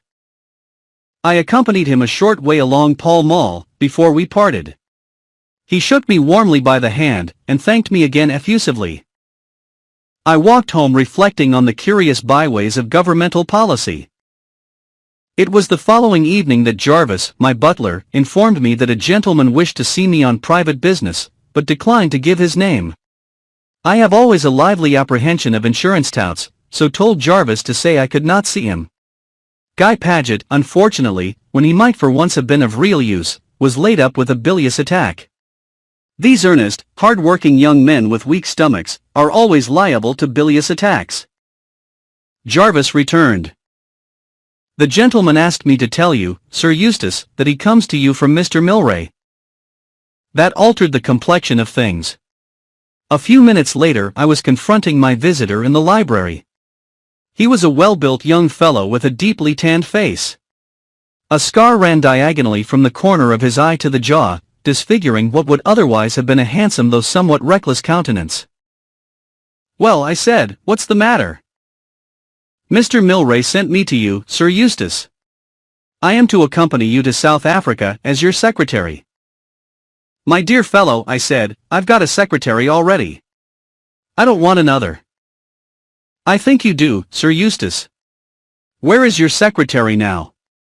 He's down with a bilious attack, I explained. You are sure it's only a bilious attack? Of course it is. He's subject to them. My visitor smiled. It may or may not be a bilious attack. Time will show. But I can tell you this, Sir Eustace, Mr. Milray would not be surprised if an attempt were made to get your secretary out of the way. Oh, you need have no fear for yourself. One suppose a momentary alarm had flickered across my face. You are not threatened. Your secretary out of the way, access to you would be easier. In any case, Mr. Milray wishes me to accompany you. The passage money will be our affair, of course, but you will take the necessary steps about the passport, as though you had decided that you needed the services of a second secretary. He seemed a determined young man. We stared at each other, and he stared me down. Very well, I said feebly. You will say nothing to anyone as to my accompanying you. Very well, I said again. After all, perhaps it was better to have this fellow with me, but I had a premonition that I was getting into deep waters. Just when I thought I had attained peace. I stopped my visitor as he was turning to depart. It might be just as well if I knew my new secretary's name, I observed sarcastically. He considered for a minute. Harry Rayburn seems quite a suitable name, he observed. It was a curious way of putting it. Very well, I said for the third time. Chapter 9. Anne's narrative resumed. It is most undignified for a heroine to be seasick. In books the more it rolls and tosses, the better she likes it. When everybody else is ill, she alone staggers along the deck, braving the elements and positively rejoicing in the storm. I regret to say that at the first roll the Kilmorden gave, I turned pale and hastened below. A sympathetic stewardess received me. She suggested dry toast and ginger ale. I remained groaning in my cabin for 3 days. Forgotten was my quest. I had no longer any interest in solving mysteries. I was a totally different and to the one who had rushed back to the South Kensington Square so jubilantly from the shipping office. I smile now as I remember my abrupt entry into the drawing room. Mrs. Fleming was alone there. She turned her head as I entered. Is that you, Anne, my dear? There is something I want to talk over with you. Yes? I said, curbing my impatience. Miss Emery is leaving me. Miss Emery was the governess. As you have not yet succeeded in finding anything, I wondered if you would care. It would be so nice if you remained with us altogether. I was touched. She didn't want me, I knew. It was sheer Christian charity that prompted the offer. I felt remorseful for my secret criticism of her. Getting up, I ran impulsively across the room and flung my arms round her neck. You're a dear, I said. A dear, a dear, a dear. And thank you ever so much. But it's all right, I'm off to South Africa on Saturday. My abrupt onslaught had startled the good lady. She was not used to sudden demonstrations of affections. My words startled her still more. To South Africa? My dear Anne. We would have to look into anything of that kind very carefully. That was the last thing I wanted. I explained that I had already taken my passage, and that upon arrival I proposed to take up the duties of a parlourmaid. It was the only thing I could think of on the spur of the moment. There was, I said, a great demand for parlourmaids in South Africa. I assured her that I was equal to taking care of myself, and in the end, with a sigh of relief at getting me off her hands, she accepted the project without further query. At parting, she slipped an envelope into my hand. Inside it I found 5 new crisp £5 notes and the words, I hope you will not be offended and will accept this with my love. She was a very good, kind woman. I could not have continued to live in the same house with her, but I did recognize her intrinsic worth. So here I was, with £25 in my pocket, facing the world and pursuing my adventure. It was on the 4th day that the stewardess finally urged me up on deck. Under the impression that I should die quicker below, I had steadfastly refused to leave my bunk. She now tempted me with the advent of Madeira. Hope rose in my breast. I could leave the boat and go ashore and be a parlourmaid there. Anything for dry land. Muffled in coats and rugs, and weak as a kitten on my legs, I was hauled up and deposited, an inert mass, on a deck chair. I lay there with my eyes closed, hating life. The purser, a fair-haired, young man, with a round boyish face, came and sat down beside me. Hello. Feeling rather sorry for yourself, eh? Yes, I replied, hating him. Ah, you won't know yourself in another day or two. We've had rather a nasty dusting in the bay, but there's smooth weather ahead. I'll be taking you on at quoits tomorrow. I did not reply. Think you'll never recover, eh? But I've seen people much worse than you, and 2 days later they were the life and soul of the ship. You'll be the same. I did not feel sufficiently pugnacious to tell him outright that he was a liar. I endeavored to convey it by a glance. He chatted pleasantly for a few minutes more, then he mercifully departed. People passed and repassed, brisk couples exercising, curveting children, laughing young people. A few other pallid sufferers lay, like myself, in deck chairs. The air was pleasant, crisp, not too cold, and the sun was shining brightly. Insensibly, I felt a little cheered. I began to watch the people. One woman in particular attracted me. She was about 30, of medium height and very fair with a round dimpled face and very blue eyes. Her clothes, though perfectly plain, had that indefinable air of cut about them which spoke of Paris. Also, in a pleasant but self-possessed way, she seemed to own the ship. Deck stewards ran to and fro obeying her commands. She had a special deck chair, and an apparently inexhaustible supply of cushions. She changed her mind 3 times as to where she would like it placed. Throughout everything she remained attractive and charming.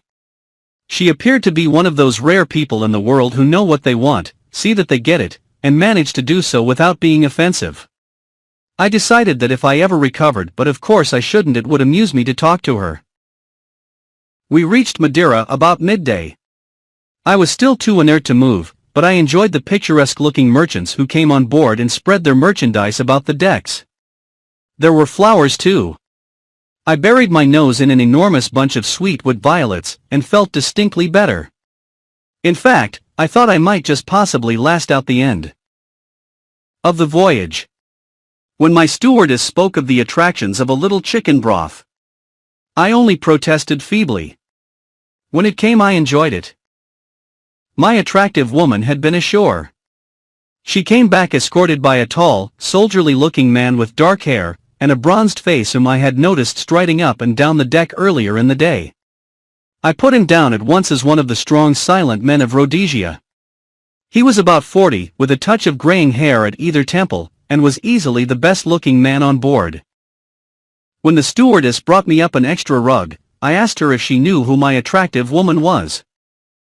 "That's a well-known society lady, the Honorable Mrs. Clarence Blair. You must have read about her in the papers." I nodded, looking at her with renewed interest. Mrs. Blair was very well known indeed as one of the smartest women of the day. I observed, with some amusement, that she was the center of a good deal of attention. Several people essayed to scrape acquaintance with the pleasant informality that a boat allows. I admired the polite way that Mrs. Blair snubbed them. She appeared to have adopted the strong, silent man as her special cavalier, and he seemed duly sensible of the privilege accorded him. The following morning, to my surprise, after taking a few turns round the deck with her attentive companion, Mrs. Blair came to a halt by my chair.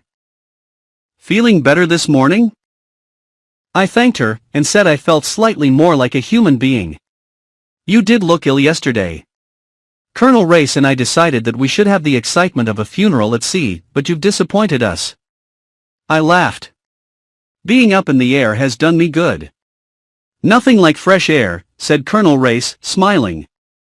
"Being shut up in those stuffy cabins would kill anyone," declared Mrs. Blair, dropping into a seat by my side and dismissing her companion with a little nod. "You've got an outside one, I hope?" I shook my head. "My dear girl, why don't you change? There's plenty of room.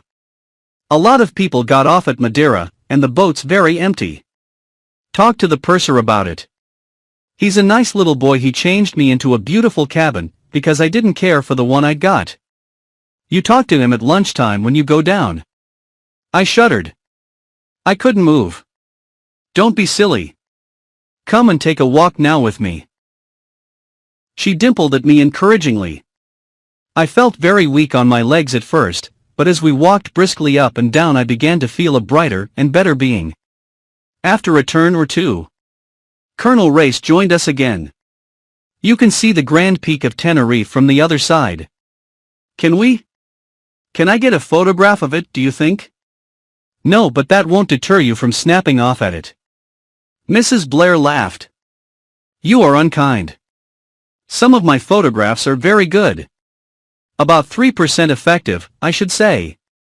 We all went round to the other side of the deck.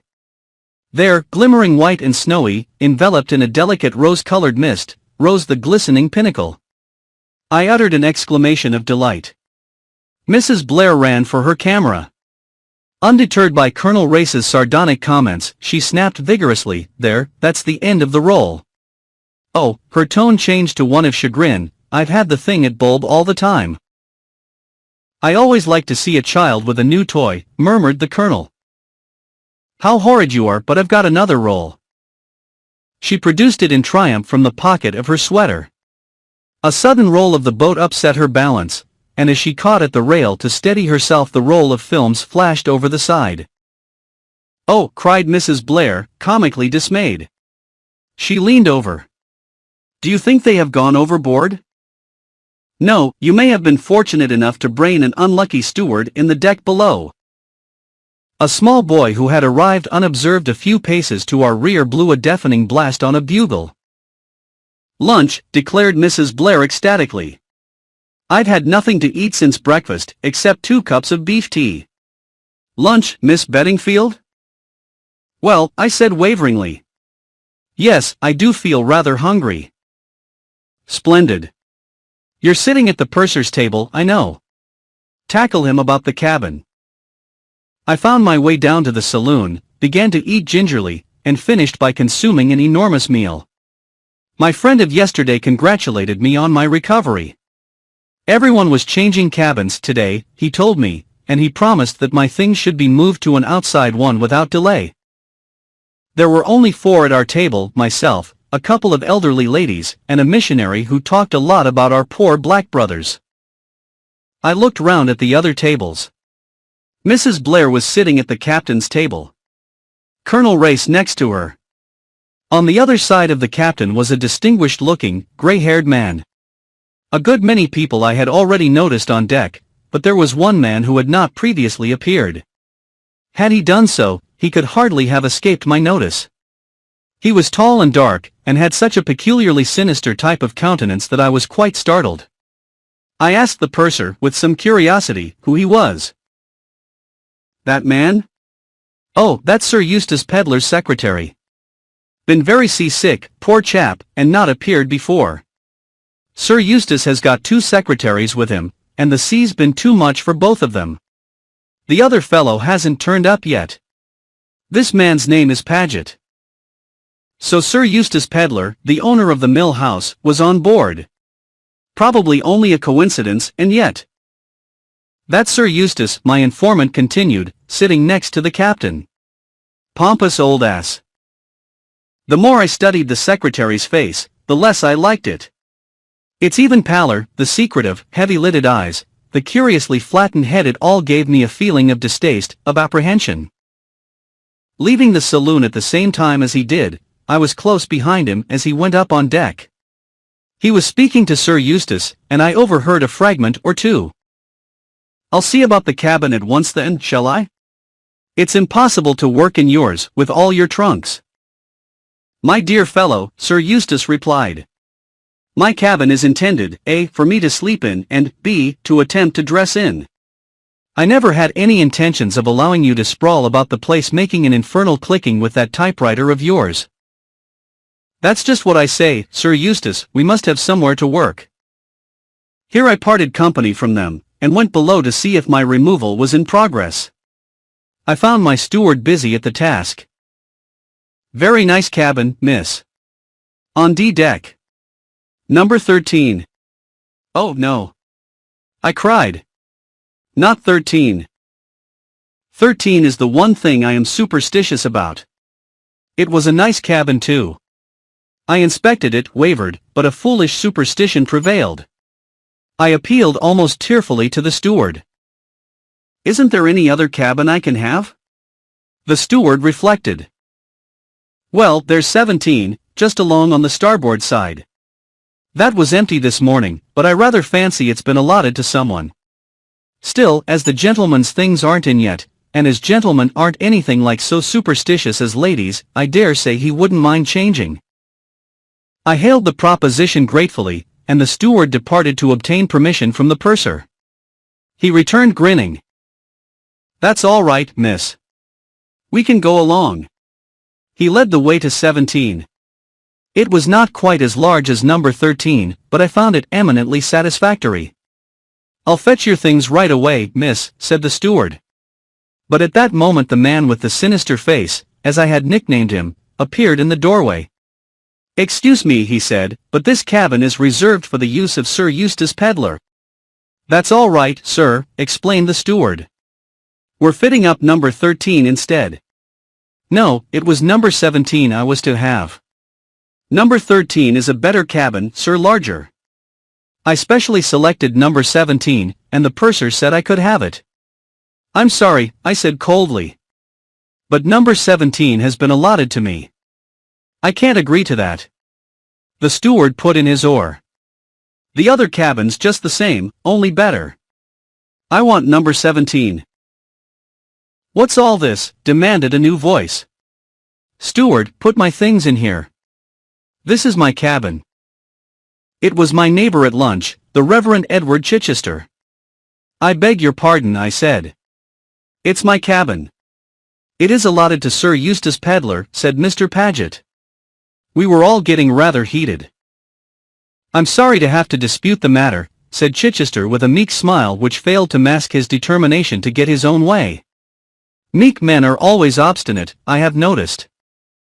He edged himself sideways into the doorway. You're to have number 28 on the port side, said the steward. A very good cabin, sir. I am afraid that I must insist. Number 17 was the cabin promised to me. We had come to an impasse. Each one of us was determined not to give way. Strictly speaking, I at any rate, might have retired from the contest and eased matters by offering to accept cabin 28. So long as I did not have 13, it was immaterial to me what other cabin I had. But my blood was up.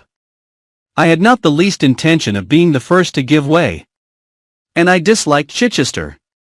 He had false teeth which clicked when he ate. Many men have been hated for less.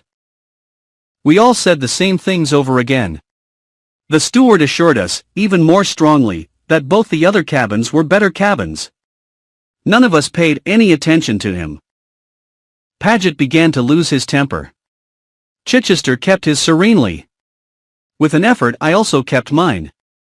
And still none of us would give way an inch. A wink and a whispered word from the steward gave me my cue. I faded unobtrusively from the scene. I was lucky enough to encounter the purser almost immediately. Oh please, I said, you did say I could have cabin 17? And the others won't go away. Mr. Chichester and Mr. Paget. You will let me have it, won't you? I always say that there are no people like sailors for being nice to women. My little purser came to the scratch splendidly. He strode to the scene, informed the disputants that number 17 was my cabin. They could have NOS 13 and 28 respectively or stay where they were, whichever they chose. I permitted my eyes to tell him what a hero he was, and then installed myself in my new domain. The encounter had done me worlds of good. The sea was smooth, the weather growing daily warmer. Seasickness was a thing of the past. I went up on deck and was initiated into the mysteries of deckquoits. I entered my name for various sports. Tea was served on deck, and I ate heartily. After tea, I played shovelboard with some pleasant young men. They were extraordinarily nice to me. I felt that life was satisfactory and delightful. The dressing bugle came as a surprise, and I hurried to my new cabin. The stewardess was awaiting me with a troubled face. There's a terrible smell in your cabin, miss. What it is, I'm sure I can't think, but I doubt if you'll be able to sleep here. There's a deck cabin up on end deck, I believe. You might move into that just for the night, anyway. The smell really was pretty bad, quite nauseating. I told the stewardess I would think over the question of moving whilst I dressed. I hurried over my toilet, sniffing distastefully as I did so. What was the smell? Dead rat? No, worse than that and quite different. Yet I knew it. It was something I had smelt before. Something I had got it. Asafoetida.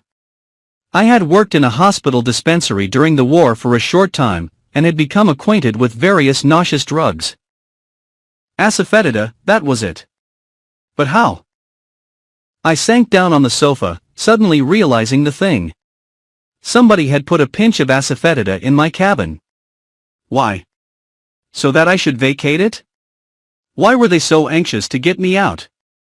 I thought of the scene this afternoon from a rather different point of view. What was there about cabin 17 that made so many people anxious to get hold of it? The other two cabins were better cabins. Why had both men insisted on sticking to 17? 17, how the number persisted. It was on the 17th I had sailed from Southampton. It was a 17-1 stopped with a sudden gasp. Quickly I unlocked my suitcase and took my precious paper from its place of concealment in some rolled stockings. 17-122 to 1 had taken that for a date, the date of departure of the Kilmorden Castle. Supposing I was wrong. When I came to think of it, would anyone write down a date, think it necessary to put the year as well as the month? Supposing 17 meant cabin 17? And 1? The time 1 o'clock. Then 22 must be the date. I looked up my little almanac. Tomorrow was the 22nd. Chapter 10. I was violently excited. I was sure that I had hit on the right trail at last. One thing was clear, I must not move out of the cabin. The asafoetida had got to be born. I examined my facts again. Tomorrow was the 22nd, and at 1 a.m. or 1 p.m. something would happen. I plumped for 1 a.m. It was now 7 o'clock. In 6 hours I should know. I don't know how I got through the evening. I retired to my cabin fairly early. I had told the stewardess that I had a cold in the head and didn't mind smells. She still seemed distressed, but I was firm. The evening seemed interminable. I duly retired to bed, but in view of emergencies, I swathed myself in a thick flannel dressing gown, and encased my feet in slippers. Thus attired I felt that I could spring up and take an active part in anything that happened. What did I expect to happen? I hardly knew. Vague fancies, most of them wildly improbable, flitted through my brain. But one thing I was firmly convinced of, at 1 o'clock something would happen. At various times I heard my fellow passengers coming to bed. Fragments of conversation, laughing goodnights, floated in through the open transom. Then silence. Most of the lights went out. There was still one in the passage outside, and there was therefore a certain amount of light in my cabin. I heard 8 bells go. The hour that followed seemed the longest I had ever known. I consulted my watch surreptitiously to be sure I had not overshot the time. If my deductions were wrong, if nothing happened at 1 o'clock, I should have made a fool of myself, and spent all the money I had in the world on a mare's nest. My heart beat painfully. 2 bells went overhead. 1 o'clock. And nothing. Wait, what was that? I heard the quick light patter of feet running along the passage. Then with the suddenness of a bombshell my cabin door burst open and a man almost fell inside. "Save me," he said hoarsely. "They're after me." It was not a moment for argument or explanation. I could hear footsteps outside. I had about 40 seconds in which to act. I had sprung to my feet and was standing facing the stranger in the middle of the cabin. A cabin does not abound in hiding places for a 6-foot man. With one arm I pulled out my cabin trunk. He slipped down behind it under the bunk. I raised the lid. At the same time, with the other hand I pulled down the wash basin. A deft movement and my hair was screwed into a tiny knot on the top of my head. From the point of view of appearance it was inartistic, from another standpoint it was supremely artistic. A lady, with her hair screwed into an unbecoming knob and in the act of removing a piece of soap from her trunk with which, apparently, to wash her neck, could hardly be suspected of harboring a fugitive. There was a knock at the door, and without waiting for me to say come in it was pushed open. I don't know what I expected to see. I think I had vague ideas of Mr. Paget brandishing a revolver. Or my missionary friend with a sandbag, or some other lethal weapon. But certainly I did not expect to see a night stewardess, with an inquiring face, and looking the essence of respectability. "I beg your pardon, miss, I thought you called out." "No," I said, "I didn't." "I'm sorry for interrupting you." "That's all right," I said. "I couldn't sleep. I thought a wash would do me good." It sounded rather as though it were a thing I never had as a general rule. "I'm so sorry, miss," said the stewardess again. But there's a gentleman about who's rather drunk, and we are afraid he might get into one of the ladies' cabins and frighten them." "How dreadful!" I said, looking alarmed. "He won't come in here, will he?" "Oh, I don't think so, miss." "Ring the bell if he does." "Good night." "Good night." I opened the door and peeped down the corridor. Except for the retreating form of the stewardess, there was nobody in sight. Drunk. So that was the explanation of it. My histrionic talents had been wasted. I pulled the cabin trunk out a little farther and said, "Come out at once, please," in an acid voice. There was no answer. I peered under the bunk. My visitor lay immovable. He seemed to be asleep. I tugged at his shoulder. He did not move. Dead drunk, I thought vexedly. What am I to do? Then I saw something that made me catch my breath, a small scarlet spot on the floor. Using all my strength, I succeeded in dragging the man out into the middle of the cabin. The dead whiteness of his face showed that he had fainted. I found the cause of his fainting easily enough. He had been stabbed under the left shoulder blade, a nasty deep wound. I got his coat off and set to work to attend to it. At the sting of the cold water he stirred, then sat up. "Keep still, please," I said. He was the kind of young man who recovers his faculties very quickly. He pulled himself to his feet and stood there swaying a little. "Thank you, I don't need anything done for me." His manner was defiant, almost aggressive. "Not a word of thanks, of even common gratitude. That is a nasty wound. You must let me dress it." "You will do nothing of the kind." He flung the words in my face as though I had been begging a favor of him. My temper, never placid, rose. "I cannot congratulate you upon your manners," I said coldly. "I can at least relieve you of my presence."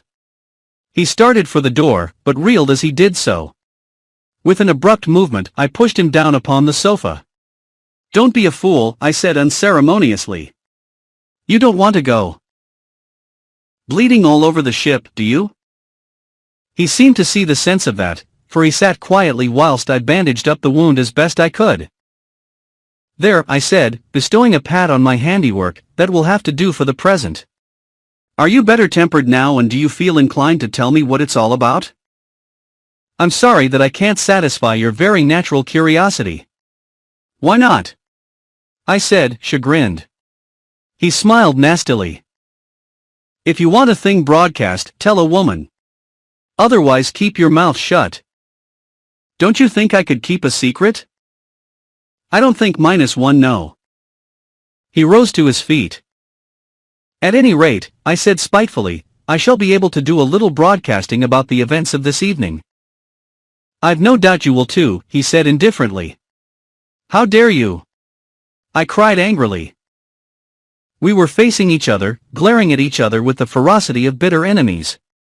For the first time, I took in the details of his appearance, the close-cropped dark head, the lean jaw, the scar on the brown cheek, the curious light gray eyes that looked into mine with a sort of reckless mockery hard to describe.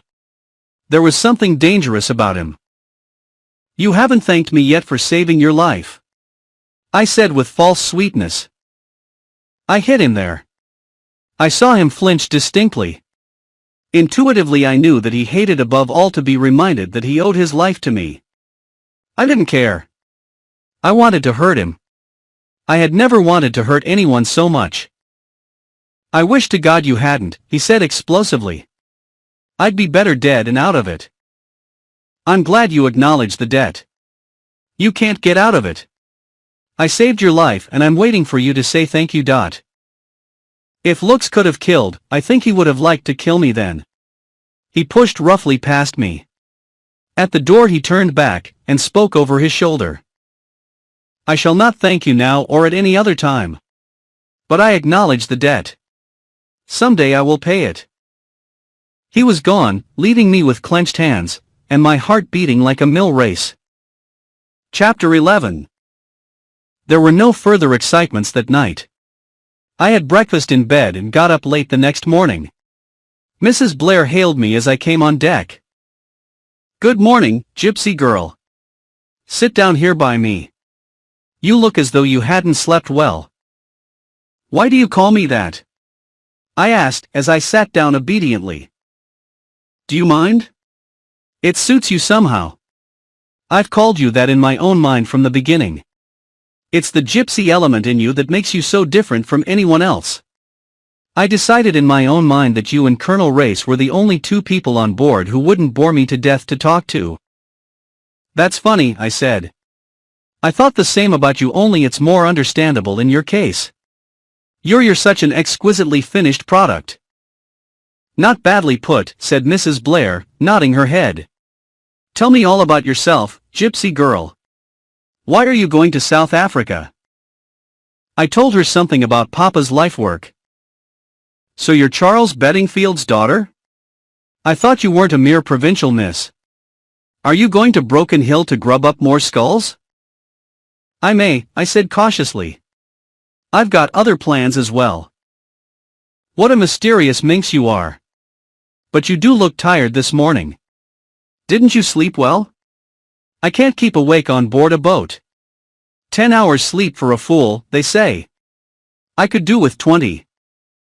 She yawned, looking like a sleepy kitten. An idiot of a steward woke me up in the middle of the night to return me that roll of films I dropped yesterday.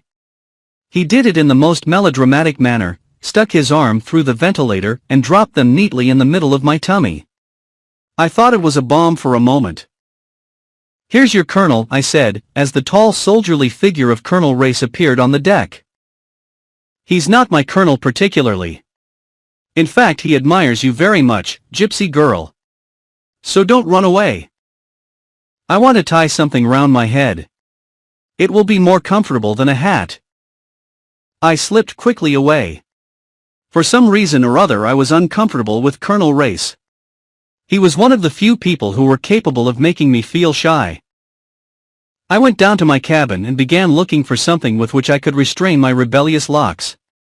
Now I am a tidy person, I like my things always arranged in a certain way, and I keep them so. I had no sooner opened my drawer than I realized that somebody had been disarranging my things. Everything had been turned over and scattered. I looked in the other drawers and the small hanging cupboard. They told the same tale. It was as though someone had been making a hurried and ineffectual search for something. I sat down on the edge of the bunk with a grave face. Who had been searching my cabin and what had they been looking for? Was it the half-sheet of paper with scribbled figures and words? I shook my head, dissatisfied. Surely that was past history now. But what else could there be?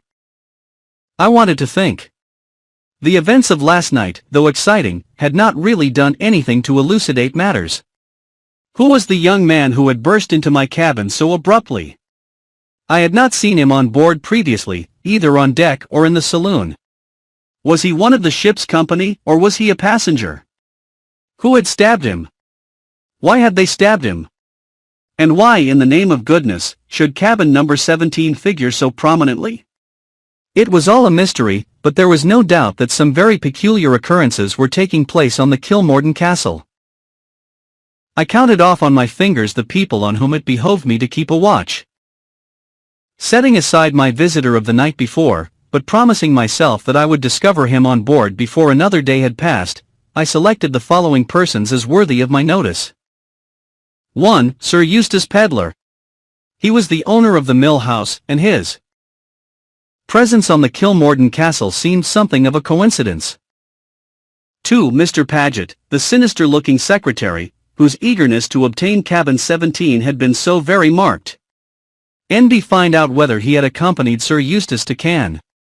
3. The Reverend Edward Chichester. All I had against him was his obstinacy over cabin 17, and that might be entirely due to his own peculiar temperament. Obstinacy can be an amazing thing. But a little conversation with Mr. Chichester would not come amiss, I decided. Hastily tying a handkerchief round my hair, I went up on deck again, full of purpose. I was in luck. My quarry was leaning against the rail, drinking beef tea. I went up to him. I hope you've forgiven me over cabin 17, I said, with my best smile. I consider it unchristian to bear a grudge, said Mr. Chichester coldly. But the purser had distinctly promised me that cabin. Pursers are such busy men, aren't they? I said vaguely. I suppose they're bound to forget sometimes. Mr. Chichester did not reply. Is this your first visit to Africa? I inquired conversationally. To South Africa, yes. But I have worked for the last 2 years among the cannibal tribes in the interior of East Africa. How thrilling! Have you had many narrow escapes? Escapes? Of being eaten, I mean? You should not treat sacred subjects with levity. Miss Beddingfield. I didn't know that cannibalism was a sacred subject, I retorted, stung. As the words left my lips, another idea struck me. If Mr. Chichester had indeed spent the last 2 years in the interior of Africa, how was it that he was not more sunburnt? His skin was as pink and white as a baby's. Surely there was something fishy there? Yet his manner and voice were so absolutely it. Too much so, perhaps. Was he, or was he not just a little like a stage clergyman? I cast my mind back to the curates I had known at Little Hampsley. Some of them I had liked, some of them I had not, but certainly none of them had been quite like Mr. Chichester. They had been human, he was a glorified type. I was debating all this when Sir Eustace Pedlar passed down the deck. Just as he was abreast of Mr. Chichester, he stooped and picked up a piece of paper which he handed to him, remarking, "You've dropped something."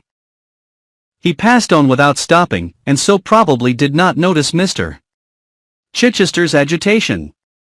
I did. Whatever it was he had dropped, its recovery agitated him considerably. He turned a sickly green, and crumpled up the sheet of paper into a ball. My suspicions were accentuated 100-fold. He caught my eye, and hurried into explanations. A fragment of a sermon I was composing, he said with a sickly smile. Indeed? I rejoined politely. A fragment of a sermon, indeed. No, Mr. Chichester too weak for words. He soon left me with a muttered excuse. I wished, oh how I wished, that I had been the one to pick up that paper and not Sir Eustace Pedlar. One thing was clear, Mr. Chichester could not be exempted from my list of suspects. I was inclined to put him top of the 3. After lunch, when I came up to the lounge for coffee, I noticed Sir Eustace and Paget sitting with Mrs. Blair and Colonel Race. Mrs. Blair welcomed me with a smile, so I went over and joined them. They were talking about Italy. But it is misleading, Mrs. Blair insisted. Aqua calda certainly ought to be cold water, not hot. You're not a Latin scholar, said Sir Eustace, smiling. Men are so superior about their Latin, said Mrs. Blair. But all the same I notice that when you ask them to translate inscriptions in old churches they never can do it. They hem and haw, and get out of it somehow. Quite right, said Colonel Race. I always do. But I love the Italians, continued Mrs. Blair. They're so obliging, though even that has its embarrassing side. You ask them the way somewhere, and instead of saying first to the right, second to the left or something that one could follow, they pour out a flood of well-meaning directions, and when you look bewildered they take you kindly by the arm and walk all the way there with you. Is that your experience in Florence, Paget? Asked Sir Eustace, turning with a smile to his secretary. For some reason the question seemed to disconcert Mr. Paget. He stammered and flushed. Oh, quite so, yes sir, quite so. Then with a murmured excuse he rose and left the table.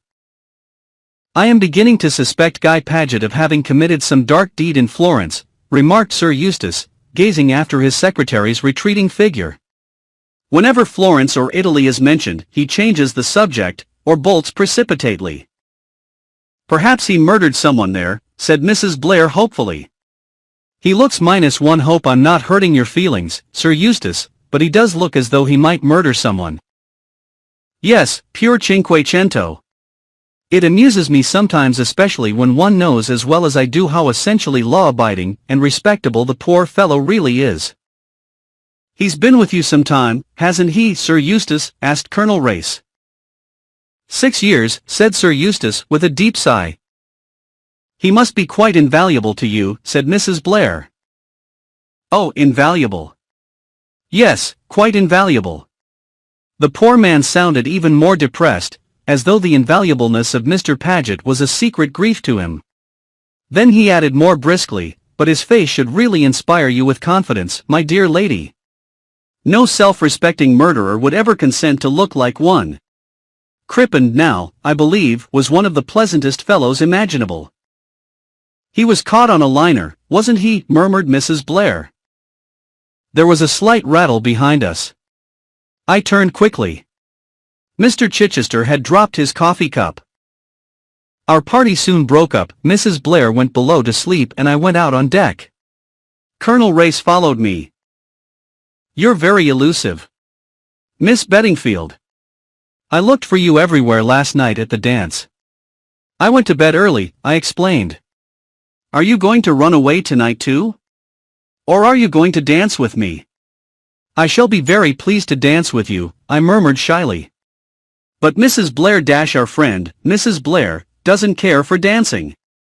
"And you do?" "I care for dancing with you." "Oh," I said nervously. I was a little afraid of Colonel Race. Nevertheless, I was enjoying myself. This was better than discussing fossilized skulls with stuffy old professors. Colonel Race was really just my ideal of a stern silent Rhodesian. Possibly I might marry him. I hadn't been asked, it is true, but, as the Boy Scouts say, be prepared. And all women, without in the least meaning it, consider every man they meet as a possible husband for themselves or for their best friend. I danced several times with him that evening. He danced well. When the dancing was over, and I was thinking of going to bed, he suggested a turn round the deck. We walked round 3 times and finally subsided into 2 deck chairs. There was nobody else in sight. We made desultory conversation for some time. "Do you know, Miss Beddingfield, I think that I once met your father? A very interesting man on his own subject, and it's a subject that has a special fascination for me. In my humble way, I've done a bit in that line myself. Why, when I was in the Dordogne region Our talk became technical. Colonel Race's boast was not an idle one. He knew a great deal. At the same time, he made 1 or 2 curious mistakes, slips of the tongue, I might almost have thought them. But he was quick to take his cue from me and to cover them up. Once he spoke of the Mousterian period as succeeding the Aurignacian, an absurd mistake for one who knew anything of the subject. It was 12 o'clock when I went to my cabin. I was still puzzling over those queer discrepancies. Was it possible that he had got the whole subject up for the occasion, that really he knew nothing of archaeology? I shook my head, vaguely dissatisfied with that solution. Just as I was dropping off to sleep, I sat up with a sudden start as another idea flashed into my head. Had he been pumping me? Were those slight inaccuracies just tests to see whether I really knew what I was talking about? In other words, he suspected me of not being genuinely Anne Beddingfield. Why? Chapter 12. Extract from the Diary of Sir Eustace Pedlar. There is something to be said for life on board ship. It is peaceful. My grey hairs fortunately exempt me from the indignities of bobbing for apples, running up and down the deck with potatoes and eggs, and the more painful sports of Brother Bill and Bolster Bar. What amusement people can find in these painful proceedings has always been a mystery to me. But there are many fools in the world. One praises God for their existence and keeps out of their way. Fortunately, I am an excellent sailor. Paget, poor fellow, is not. He began turning green as soon as we were out of the Solent. I presume my other so-called secretary is also seasick. At any rate, he has not yet made his appearance. But perhaps it is not seasickness but high diplomacy. The great thing is that I have not been worried by him. On the whole, the people on board are a mangy lot. Only 2 decent bridge players and 1 decent-looking woman, Mrs. Clarence Blair. I've met her in town, of course. She is one of the only women I know who can lay claim to a sense of humor. I enjoy talking to her, and should enjoy it more if it were not for a long-legged taciturn ass who attached himself to her like a limpet. I cannot think that this Colonel Race really amuses her. He's good-looking in his way, but dull as ditch water. One of these strong silent men that lady novelists and young girls always rave over. Guy Paget struggled up on deck after we left Madeira and began babbling in a hollow voice about work. What the devil does anyone want to work for on board ship? It is true that I promised my publishers my reminiscences early in the summer, but what of it? Who really reads reminiscences? Old ladies in the suburbs. And what do my reminiscences amount to? I've knocked against a certain number of so-called famous people in my lifetime. With the assistance of Paget, I invent insipid anecdotes about them. And, the truth of the matter is, Paget is too honest for the job. He won't let me invent anecdotes about the people I might have met but haven't. I tried kindness with him. You look a perfect wreck still, my dear chap, I said easily. What you need is a deck chair in the sun. No, not another word. The work must wait. The next thing I knew he was worrying about an extra cabin. There's no room to work in your cabin, Sir Eustace. It's full of trunks. From his tone, you might have thought that trunks were black beetles, something that had no business to be there. I explained to him that, though he might not be aware of the fact, it was usual to take a change of clothing with one when traveling. He gave the wan smile with which he always greets my attempts at humor, and then reverted to the business in hand. And we could hardly work in my little hole. I know Paget's little holes. He usually has the best cabin on the ship. I'm sorry the captain didn't turn out for you this time, I said sarcastically. Perhaps you'd like to dump some of your extra luggage in my cabin? Sarcasm is dangerous with a man like Paget. He brightened up at once. Well, if I could get rid of the typewriter and the stationery trunk. The stationery trunk weighs several solid tons. It causes endless unpleasantness with the porters, and it is the aim of Paget's life to foist it on me. It is a perpetual struggle between us. He seems to regard it as my special personal property.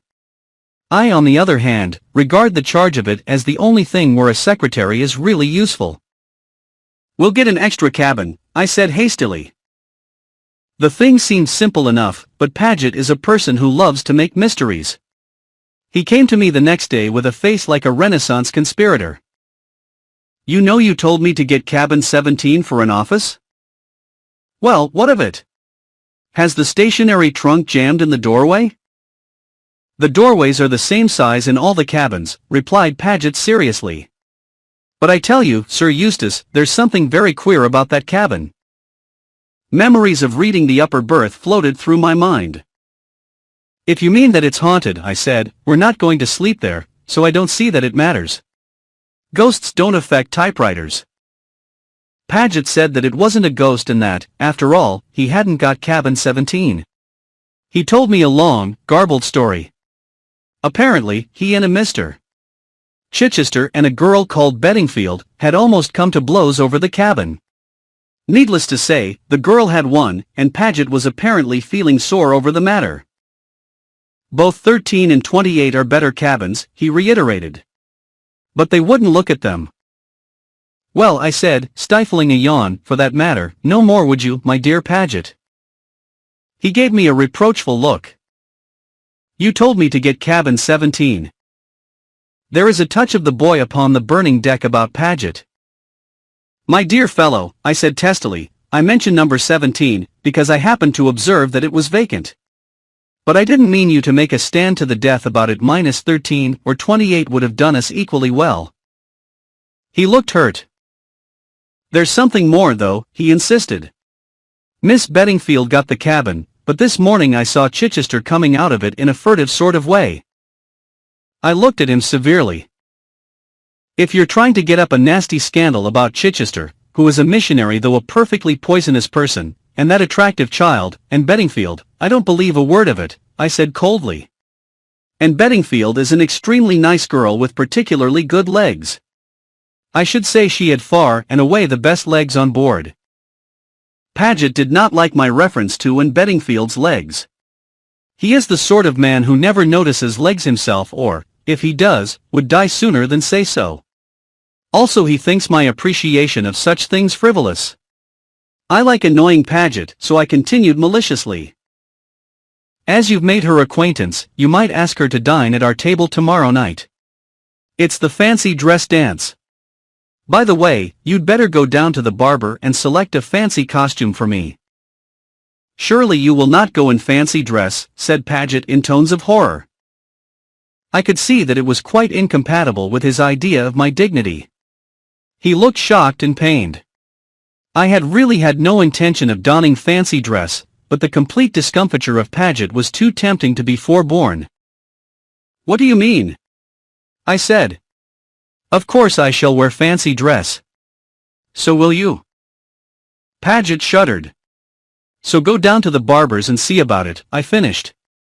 I don't think he'll have any outsizes, murmured Paget, measuring my figure with his eye. Without meaning it, Paget can occasionally be extremely offensive. And order a table for 6 in the saloon, I said. We'll have the captain, the girl with the nice legs, Mrs. Blair. You won't get Mrs. Blair, without Colonel Race, Paget interposed. He's asked her to dine with him, I know. Paget always knows everything. I was justifiably annoyed. Who is Race? I demanded, exasperated. As I said before, Paget always knows everything or thinks he does. He looked mysterious again. They say he's a Secret Service chap, Sir Eustace. Rather a great gun too. But of course I don't know for certain. Isn't that like the government? I exclaimed. Here's a man on board whose business it is to carry about secret documents, and they go giving them to a peaceful outsider, who only asks to be let alone. Paget looked even more mysterious.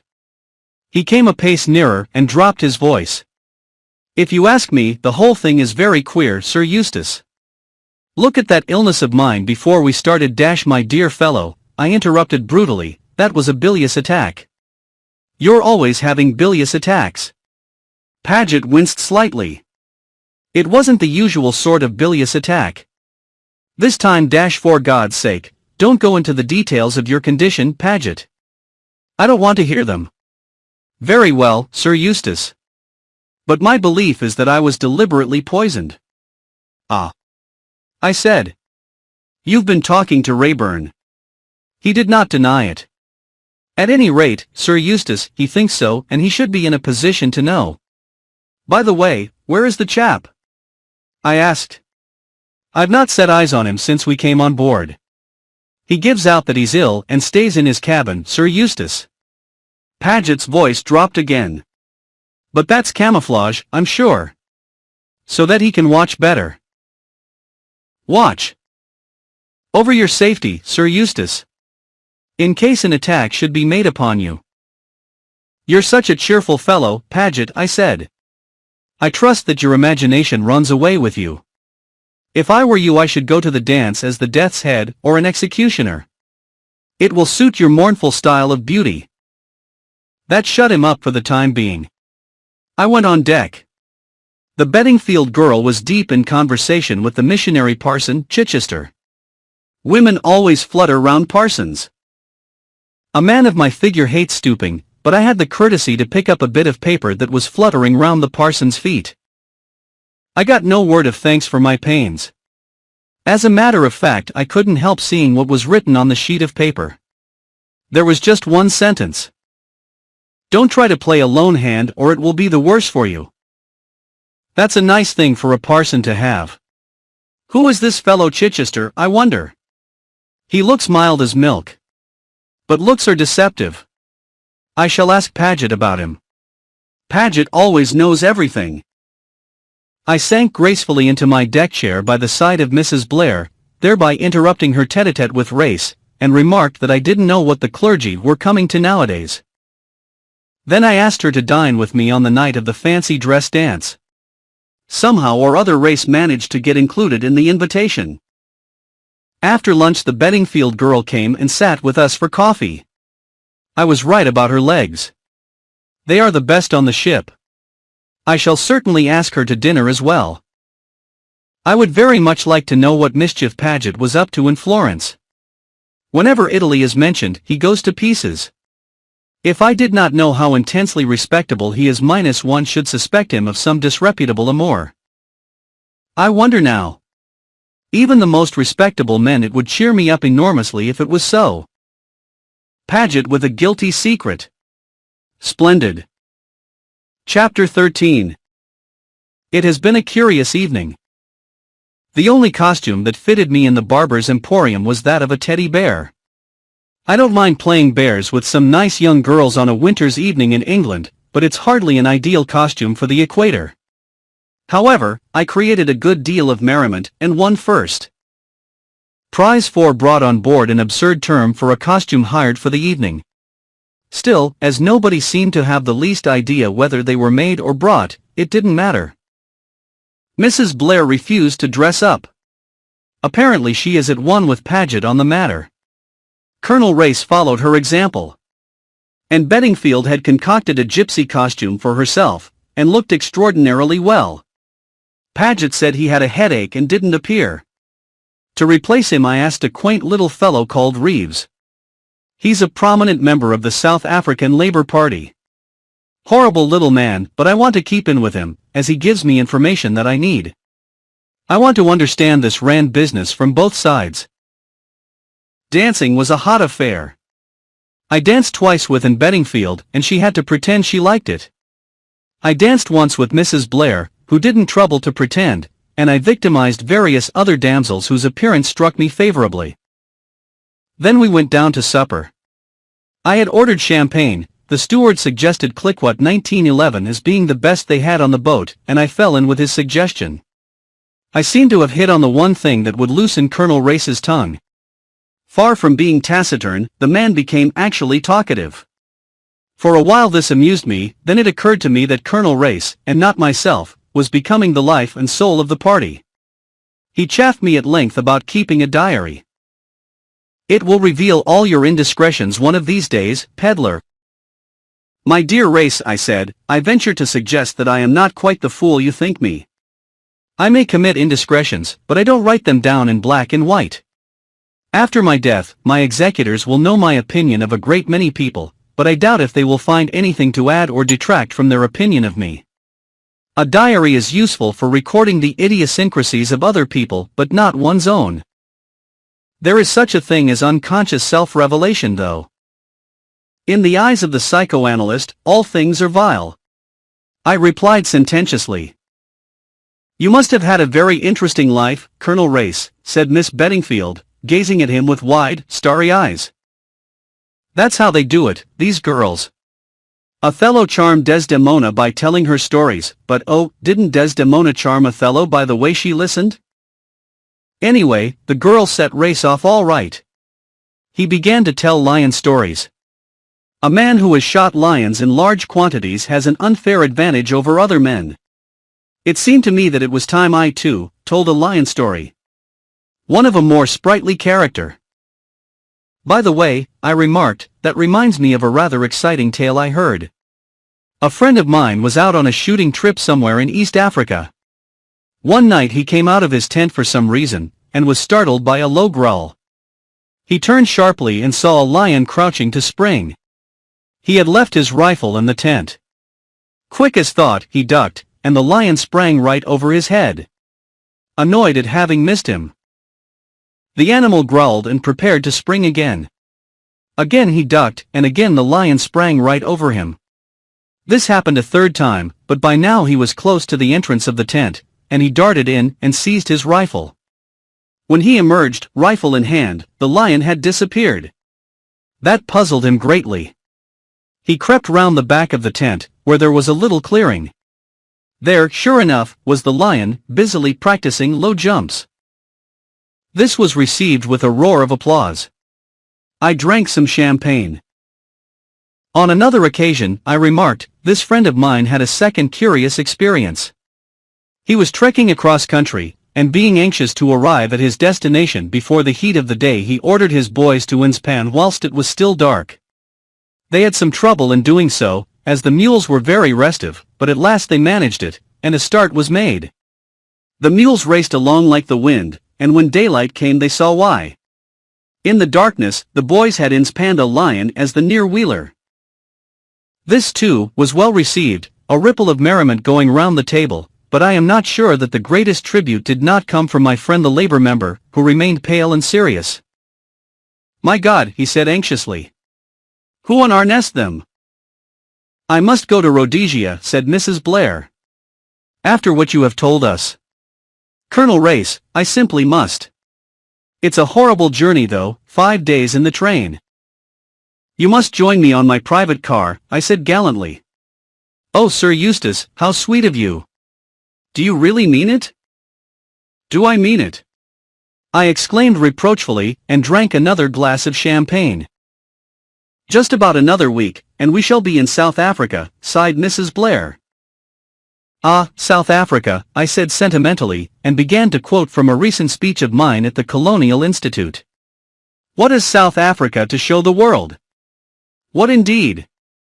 Her fruit and her farms, her wool and her wattles, her herds and her hides, her gold and her diamonds dash." I was hurrying on, because I knew that as soon as I paused Reeves would butt in and inform me that the hides were worthless because the animals hung themselves up on barbed wire or something of that sort, would crab everything else, and end up with the hardships of the miners on the Rand. And I was not in the mood to be abused as a capitalist. However, the interruption came from another source at the magic word diamonds. "Diamonds," said Mrs. Blair ecstatically. "Diamonds," breathed Miss Beddingfield. They both addressed Colonel Race. "I suppose you've been to Kimberley?" I had been to Kimberley too, but I didn't manage to say so in time. Race was being inundated with questions. What were mines like? Was it true that the natives were kept shut up in compounds? And so on.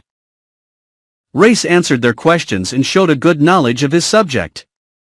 He described the methods of housing the natives, the searches instituted, and the various precautions that De Beers took. "Then it's practically impossible to steal any diamonds?" asked Mrs. Blair with as keen an air of disappointment as though she had been journeying there for the express purpose. "Nothing's impossible, Mrs. Blair. Thefts do occur like the case I told you of where the Kaffir hid the stone in his wound." "Yes, but on a large scale?" "Once in recent years. Just before the war, in fact you must remember the case Pedlar." "You were in South Africa at the time?" I nodded. "Tell us," cried Miss Beddingfield. "Oh, do tell us." Race smiled. "Very well, you shall have the story. I suppose most of you have heard of Sir Lawrence Eardsley, the great South African mining magnate? His mines were gold mines, but he comes into the story through his son. You may remember that just before the war rumors were afield of a new potential Kimberley hidden somewhere in the rocky floor of the British Guiana jungles. 2 young explorers, so it was reported, had returned from that part of South America bringing with them a remarkable collection of rough diamonds, some of them of considerable size. Diamonds of small size had been found before in the neighborhood of the Essequibo and Mazaruni rivers, but these 2 young men, John Eardsley and his friend Lucas, claimed to have discovered beds of great carbon deposits at the common head of 2 streams. The diamonds were of every color: pink, blue, yellow, green, black, and the purest white. Eardsley and Lucas came to Kimberley, where they were to submit their gems to inspection. At the same time a sensational robbery was found to have taken place at De Beers. When sending diamonds to England they are made up into a packet. This remains in the big safe, of which the 2 keys are held by 2 different men whilst a third man knows the combination. They are handed to the bank, and the bank send them to England. Each package is worth, roughly, about 100,000. On this occasion the bank was struck by something a little unusual about the sealing of the packet. It was opened and found to contain knobs of sugar. Exactly how suspicion came to fasten on John Eardsley I do not know. It was remembered that he had been very wild at Cambridge, and that his father had paid his debts more than once. Anyhow, it soon got about that this story of South American diamond fields was all a fantasy. John Eardsley was arrested. In his possession was found a portion of the De Beers diamonds. But the case never came to court. Sir Lawrence Eardsley paid over a sum equal to the missing diamonds, and De Beers did not prosecute. Exactly how the robbery was committed has never been known. But the knowledge that his son was a thief broke the old man's heart. He had a stroke shortly afterwards. As for John, his fate was in a way merciful. He enlisted, went to the war, fought there bravely, and was killed, thus wiping out the stain on his name. Sir Lawrence himself had a third stroke and died about a month ago. He died intestate and his vast fortune passed to his next of kin, a man whom he hardly knew. The colonel paused. A babble of ejaculations and questions broke out. Something seemed to attract Miss Beddingfield's attention, and she turned in her chair. At the little gasp she gave, I too turned. My new secretary, Rayburn, was standing in the doorway. Under his tan, his face had the pallor of one who has seen a ghost. Evidently Race's story had moved him profoundly. Suddenly conscious of our scrutiny, he turned abruptly and disappeared. "Do you know who that is?" asked Anne Beddingfield abruptly. "That's my other secretary," I explained. "Mr. Rayburn. He's been seedy up to now." She toyed with the bread by her plate. "Has he been your secretary long?" "Not very long," I said cautiously. But caution is useless with a woman. The more you hold back, the more she presses forward. And Beddingfield made no bones about it. "How long?" she asked bluntly. "Well, R-1 engaged him just before I sailed. Old friend of mine recommended him."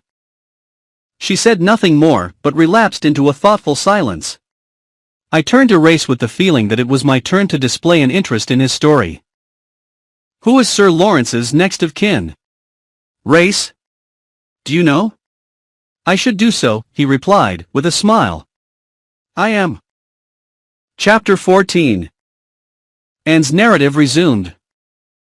It was on the night of the fancy dress dance that I decided that the time had come for me to confide in someone. So far I had played a lone hand and rather enjoyed it. Now suddenly everything was changed. I distrusted my own judgment and for the first time a feeling of loneliness and desolation crept over me. I sat on the edge of my bunk, still in my gypsy dress, and considered the situation. I thought first of Colonel Race. He had seemed to like me. He would be kind, I was sure. And he was no fool. Yet, as I thought it over, I wavered. He was a man of commanding personality. He would take the whole matter out of my hands. And it was my mystery. There were other reasons too, which I would hardly acknowledge to myself, but which made it inadvisable to confide in Colonel Race. Then I thought of Mrs. Blair. She too had been kind to me. I did not delude myself into the belief that that really meant anything. It was probably a mere whim of the moment. All the same, I had it in my power to interest her. She was a woman who had experienced most of the ordinary sensations of life. I proposed to supply her with an extraordinary one. And I liked her ease of manner, her lack of sentimentality, her freedom from any form of affection. My mind was made up. I decided to seek her out then and there. She would hardly be in bed yet. Then I remembered that I did not know the number of her cabin. My friend, the night stewardess, would probably know. I rang the bell. After some delay it was answered by a man. He gave me the information I wanted. Mrs. Blair's cabin was number 71. He apologized for the delay in answering the bell, but explained that he had all the cabins to attend to. "Where is the stewardess then?" I asked. "They all go off duty at 10 o'clock. No -1 mean the night stewardess." "No stewardess on at night, miss." But a stewardess came the other night about 1 o'clock. "You must have been dreaming, miss. There's no stewardess on duty after 10. He withdrew and I was left to digest this morsel of information. Who was the woman who had come to my cabin on the night of the 22 ND? My face grew graver as I realized the cunning and audacity of my unknown antagonists. Then, pulling myself together, I left my own cabin and sought that of Mrs. Blair. I knocked at the door. "Who's that?" called her voice from within. "It's me in Beddingfield." "Oh, come in, gypsy girl." I entered. A good deal of scattered clothing lay about, and Mrs. Blair herself was draped in one of the loveliest kimonos I had ever seen. It was all orange and gold and black and made my mouth water to look at it. "Mrs. Blair," I said abruptly, "I want to tell you the story of my life, that is, if it isn't too late, and you won't be bored." "Not a bit." "I always hate going to bed," said Mrs. Blair, her face crinkling into smiles in the delightful way it had. "And I should love to hear the story of your life. You're a most unusual creature, gypsy girl. Nobody else would think of bursting in on me at 1 a.m. to tell me the story of their life. Especially after snubbing my natural curiosity for weeks as you have done. I'm not accustomed to being snubbed. It's been quite a pleasing novelty. Sit down on the sofa and unburden your soul." I told her the whole story. It took some time as I was conscientious over all the details. She gave a deep sigh when I had finished, but she did not say at all what I had expected her to say. Instead, she looked at me, laughed a little and said, "Do you know, Anne, you're a very unusual girl? Haven't you ever had qualms?" "Qualms?" I asked, puzzled. "Yes, qualms. Starting off alone with practically no money. What will you do when you find yourself in a strange country with all your money gone? It's no good bothering about that until it comes. I've got plenty of money still. The £25 that Mrs. Fleming gave me is practically intact, and then I won the sweep yesterday. That's another £15. Why, I've got lots of money. £40. Lots of money." "My God," murmured Mrs. Blair. "I couldn't do it, and I've plenty of pluck in my own way.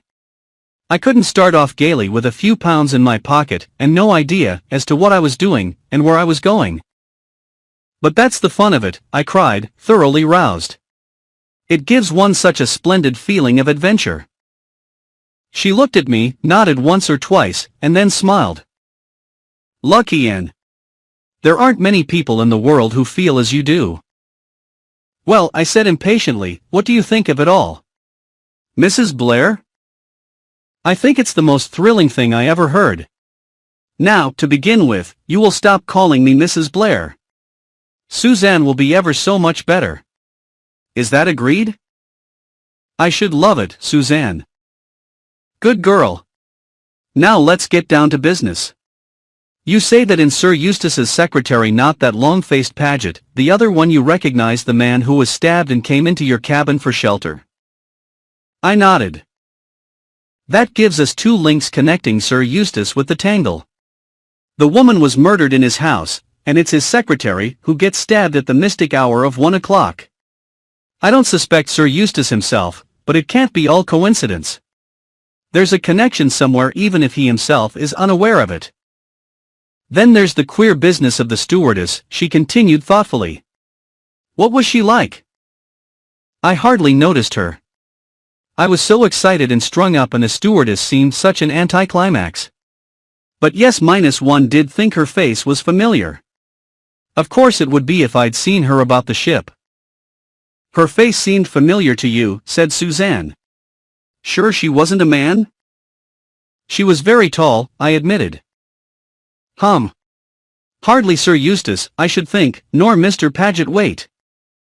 She caught up a scrap of paper and began drawing feverishly. She inspected the result with her head poised on one side. "A very good likeness of the Reverend Edward Chichester. Now for the etceteras." She passed the paper over to me. "Is that your stewardess?" "Why, yes," I cried. "Suzanne, how clever of you."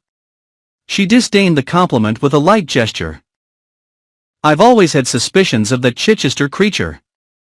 Do you remember how he dropped his coffee cup and turned a sickly green when we were discussing Crippen the other day? And he tried to get cabin 17. Yes, it all fits in so far. But what does it all mean? What was really meant to happen at 1 o'clock in cabin 17? It can't be the stabbing of the secretary. There would be no point in timing that for a special hour on a special day in a special place. No, it must have been some kind of appointment, and he was on his way to keep it when they knifed him. But who was the appointment with? Certainly not with you. It might have been with Chichester. Or it might have been with Paget. That seems unlikely, I objected. They can see each other any time. We both sat silent for a minute or two, then Suzanne started off on another tack. Could there have been anything hidden in the cabin? That seems more probable, I agreed. It would explain my things being ransacked the next morning. But there was nothing hidden there, I'm sure of it. The young man couldn't have slipped something into a drawer the night before. I shook my head. I should have seen him. Could it have been your precious piece of paper they were looking for? It might have been, but it seems rather senseless. It was only a time and a date, and they were both past by then. Suzanne nodded. That's so, of course. No, it wasn't the paper. By the way, have you got it with you? I'd rather like to see it. I had brought the paper with me as Exhibit A and handed it over to her. She scrutinized it, frowning. There's a dot after the 17. Why isn't there a dot after the 1 too? There's a space, I pointed out. Yes, there's a space, but dash. Suddenly she rose and peered at the paper, holding it as close under the light as possible. There was a repressed excitement in her manner. And that isn't a dot. That's a flaw in the paper. A flaw in the paper, you see? So you've got to ignore it, and just go by the spaces. I had risen and was standing by her. I read out the figures as I now saw them. 17122. You see, said Suzanne. It's the same, but not quite. It's 1 o'clock still, and the 22nd, but it's cabin 71. My cabin, and... We stood staring at each other, so pleased with our new discovery, and so rapt with excitement that you might have thought we had solved the whole mystery. Then I fell to earth with a bump. But Suzanne, nothing happened here at 1 o'clock on the 22nd? Her face fell also. No, it didn't. Another idea struck me. This isn't your own cabin, is it, Suzanne? I mean not the one you originally booked? No, the purser changed me into it. I wonder if it was booked before sailing for someone who didn't turn up. I suppose we could find out. We don't need to find out, gypsy girl, cried Suzanne. I know. The purser was telling me about it. The cabin was booked in the name of Mrs. Gray, but it seems that Mrs. Gray was merely a pseudonym for the famous Madame Nadina. She's a celebrated Russian dancer, you know. She's never appeared in London, but Paris has been quite mad about her. She had a terrific success there all through the war. A thoroughly bad lot, I believe, but most attractive. The purser expressed his regrets that she wasn't on board in a most heartfelt fashion when he gave me her cabin, and then Colonel Race told me a lot about her. It seems there was very queer stories afloat in Paris. She was suspected of espionage, but they couldn't prove anything. I rather fancy Colonel Race was over there simply on that account. He's told me some very interesting things. There was a regular organized gang, not German in origin at all. In fact, the head of it, a man always referred to as the Colonel, was thought to be an Englishman, but they never got any clue as to his identity. But there is no doubt that he controlled a considerable organization of international crooks. Robberies, espionage, assaults, he undertook them all and usually provided an innocent scapegoat to pay the penalty. Diabolically clever, he must have been. This woman was supposed to be one of his agents, but they couldn't get hold of anything to go upon. Yes, Anne, we're on the right tack. Nadina is just the woman to be mixed up in this business. The appointment on the morning of the 22nd was with her in this cabin. But where is she? Why didn't she sail? A light flashed upon me. She meant to sail, I said slowly. Then why didn't she? Because she was dead. Suzanne, Nadina was the woman murdered at Marlow. My mind went back to the bare room in the empty house, and there swept over me again that indefinable sensation of menace and evil. With it came the memory of the falling pencil, and the discovery of the roll of films.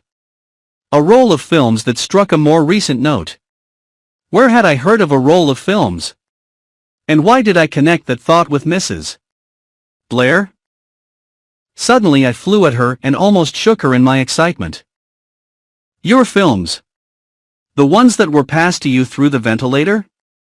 Wasn't that on the 22nd? The ones I lost? How do you know they were the same? Why would anyone return them to you that way in the middle of the night? It's a mad idea. No, they were a message. The films had been taken out of the yellow tin case, and something else put inside. Have you got it still? I may have used it. No, here it is. I remember I tossed it into the rack at the side of the bunk. She held it out to me. It was an ordinary round tin cylinder, such as films are packed in for the tropics. I took it with trembling hand, but even as I did so my heart leapt. It was noticeably heavier than it should have been. With shaking fingers I peeled off the strip of adhesive plaster that kept it airtight. I pulled off the lid, and a stream of dull glassy pebbles rolled onto the bed. Pebbles, I said, keenly disappointed. Pebbles, cried Suzanne. The ring in her voice excited me. Pebbles? No, Anne, not pebbles. Diamonds. Chapter 15 Diamonds. I stared, fascinated, at the glassy heap on the bunk. I picked up one which, but for the weight, might have been a fragment of broken bottle. Are you sure, Suzanne? Oh, yes, my dear. I've seen rough diamonds too often to have any doubts. They're beauties too, and in some of them are unique, I should say. There's a history behind these. The history we heard tonight, I cried. You mean Dash? Colonel Race's story. It can't be a coincidence. He told it for a purpose. To see its effect, you mean? I nodded. Its effect on Sir Eustace? Yes. But, even as I said it, a doubt assailed me. Was it Sir Eustace who had been subjected to a test, or had the story been told for my benefit? I remembered the impression I had received on that former night of having been deliberately pumped. For some reason or other. Colonel Race was suspicious. But where did he come in? What possible connection could he have with the affair? Who is Colonel Race? I asked. That's rather a question, said Suzanne. He's pretty well known as a big game hunter, and, as you heard him say tonight, he was a distant cousin of Sir Lawrence Eardsley. I've never actually met him until this trip. He journeys to and from Africa a good deal. There's a general idea that he does Secret Service work. I don't know whether it's true or not. He's certainly rather a mysterious creature.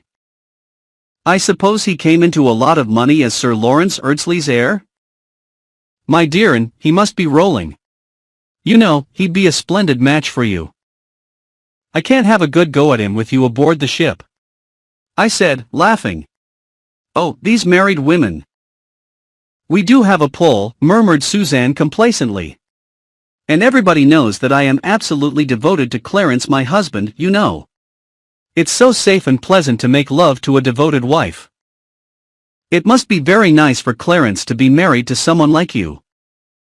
Well, I'm wearing to live with. Still, he can always escape to the Foreign Office, where he fixes his eyeglass in his eye, and goes to sleep in a big armchair. We might cable him to tell us all he knows about Race. I love sending cables. And they annoy Clarence so. He always says a letter would have done as well. I don't suppose he'd tell us anything though. He is so frightfully discreet. That's what makes him so hard to live with for long on end. But let us go on with our matchmaking. I'm sure Colonel Race is very attracted to you, Anne. Give him a couple of glances from those wicked eyes of yours, and the deed is done. Everyone gets engaged on board ship. There's nothing else to do. I don't want to get married. Don't you? Said Suzanne. Why not? I love being married even to Clarence. I disdained her flippancy. What I want to know is, I said with determination, what has Colonel Race got to do with this? He's in it somewhere. You don't think it was mere chance, his telling that story? No, I don't, I said decidedly. He was watching us all narrowly. You remember, some of the diamonds were recovered, not all. Perhaps these are the missing ones, or perhaps what? I did not answer directly. I should like to know, I said, what became of the other young man. Not Erdsley, but what was his name? Lucas. We're getting some light on the thing, anyway. It's the diamonds all these people are after. It must have been to obtain possession of the diamonds that the man in the brown suit killed Nadina. He didn't kill her, I said sharply. Of course he killed her. Who else could have done so? I don't know. But I'm sure he didn't kill her. He went into that house 3 minutes after her, and came out as white as a sheet. Because he found her dead. But nobody else went in. Then the murderer was in the house already, or else he got in some other way. There's no need for him to pass the lodge, he could have climbed over the wall. Suzanne glanced at me sharply. The man in the brown suit, she mused. Who was he, I wonder? Anyway, he was identical with the doctor in the tube. He would have had time to remove his makeup and follow the woman to Marlow. She and Carton were to have met there, they both had an order to view the same house, and if they took such elaborate precautions to make their meeting appear accidental, they must have suspected they were being followed. All the same. Carton did not know that his shadower was the man in the brown suit. When he recognized him, the shock was so great that he lost his head completely and stepped back onto the line. That all seems pretty clear, don't you think so, Anne? I did not reply. Yes, that's how it was. He took the paper from the dead man, and in his hurry to get away he dropped it. Then he followed the woman to Marlow. What did he do when he left there, when he had killed her or, according to you, found her dead? Where did he go? Still I said nothing. I wondered now, said Suzanne musingly. Is it possible that he induced Sir Eustace Pedlar to bring him on board as his secretary? It would be a unique chance of getting safely out of England, and dodging the hue and cry. But how did he square Sir Eustace? It looks as though he had some hold over him. Or over Paget, I suggested in spite of myself. You don't seem to like Paget, Anne. Sir Eustace says he's a most capable and hard-working young man. And, really, he may be for all we know against him. Well, to continue my surmises. Rayburn is the man in the brown suit. He had read the paper he dropped. Therefore, misled by the dot as you were, he attempts to reach cabin 17 at 1 o'clock on the 22nd, having previously tried to get possession of the cabin through Paget. On the way there's somebody knifes him dash. Who? I interpolated. Chichester. Yes, it all fits in. Cable to Lord Naseby that you have found the man in the brown suit, and your fortune's made, and there are several things you've overlooked. What things? Rayburn's got a scar, I know, but a scar can be faked easily enough. He's the right height and build. What's the description of a head with which you pulverized them at Scotland Yard? I trembled. Suzanne was a well-educated, well-read woman, but I prayed that she might not be conversant with technical terms of anthropology. Dolichocephalic, I said lightly. Suzanne looked doubtful. Was that it? Yes. Long-headed, you know. A head whose width is less than 75% of its length, I explained fluently. There was a pause. I was just beginning to breathe freely when Suzanne said suddenly. What's the opposite? What do you mean the opposite? Well, there must be an opposite. What do you call the heads whose breadth is more than 75% of their length? Brachycephalic, I murmured unwillingly. That's it. I thought that was what you said. Did I? It was a slip of the tongue. I meant dolichocephalic, I said with all the assurance I could muster. Suzanne looked at me searchingly. Then she laughed. You lie very well, gypsy girl. But it will save time and trouble now if you tell me all about it. There's nothing to tell, I said unwillingly. Isn't there, said Suzanne gently. I suppose I shall have to tell you, I said slowly. I'm not ashamed of it. You can't be ashamed of something that just happens to you. That's what he did. He was detestable, rude and ungrateful, but that I think I understand. It's like a dog that's been chained up or badly treated, it'll bite anybody. That's what he was like, bitter and snarling. I don't know why I care, but I do. I care horribly. Just seeing him has turned my whole life upside down. I love him. I want him. I'll walk all over Africa barefoot till I find him, slave for him, steal for him, even beg or borrow for him. There now, you know. Suzanne looked at me for a long time. You're very un-English, gypsy girl, she said at last. There's not a scrap of the sentimental about you. I've never met anyone who was at once so practical and so passionate. I shall never care for anyone like that, mercifully for me, and yet I envy you, gypsy girl. It's something to be able to care. Most people can't. But what a mercy for your little doctor man that you didn't marry him. He doesn't sound at all the sort of individual who would enjoy keeping high explosive in the house. So there's to be no cabling to Lord Nasby? I shook my head. And yet you believe him to be innocent? I also believe that innocent people can be hanged. Yes. But, and dear, you can face facts, face them now. In spite of all you say, he may have murdered this woman. No, I said. He didn't. That's sentiment. No, it isn't. He might have killed her. He may even have followed her there with that idea in his mind. But he wouldn't take a bit of black cord and strangle her with it. If he'd done it, he would have strangled her with his bare hands. Suzanne gave a little shiver. Her eyes narrowed appreciatively. And I am beginning to see why you find this young man of yours so attractive. Chapter 16. I got an opportunity of tackling Colonel Race on the following morning. The auction of the sweep had just been concluded, and we walked up and down the deck together. How's the gypsy this morning? Longing for land and her caravan. I shook my head. Now that the sea is behaving so nicely, I feel I should like to stay on it forever and ever. What enthusiasm! Well, isn't it lovely this morning? We leant together over the rail.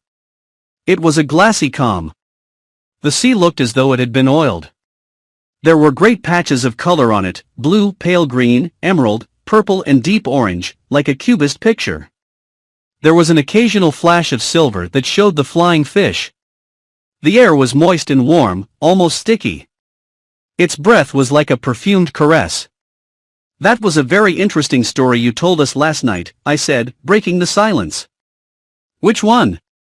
The one about the diamonds. I believe women are always interested in diamonds. Of course we are. By the way, what became of the other young man? You said there were two of them. Young Lucas?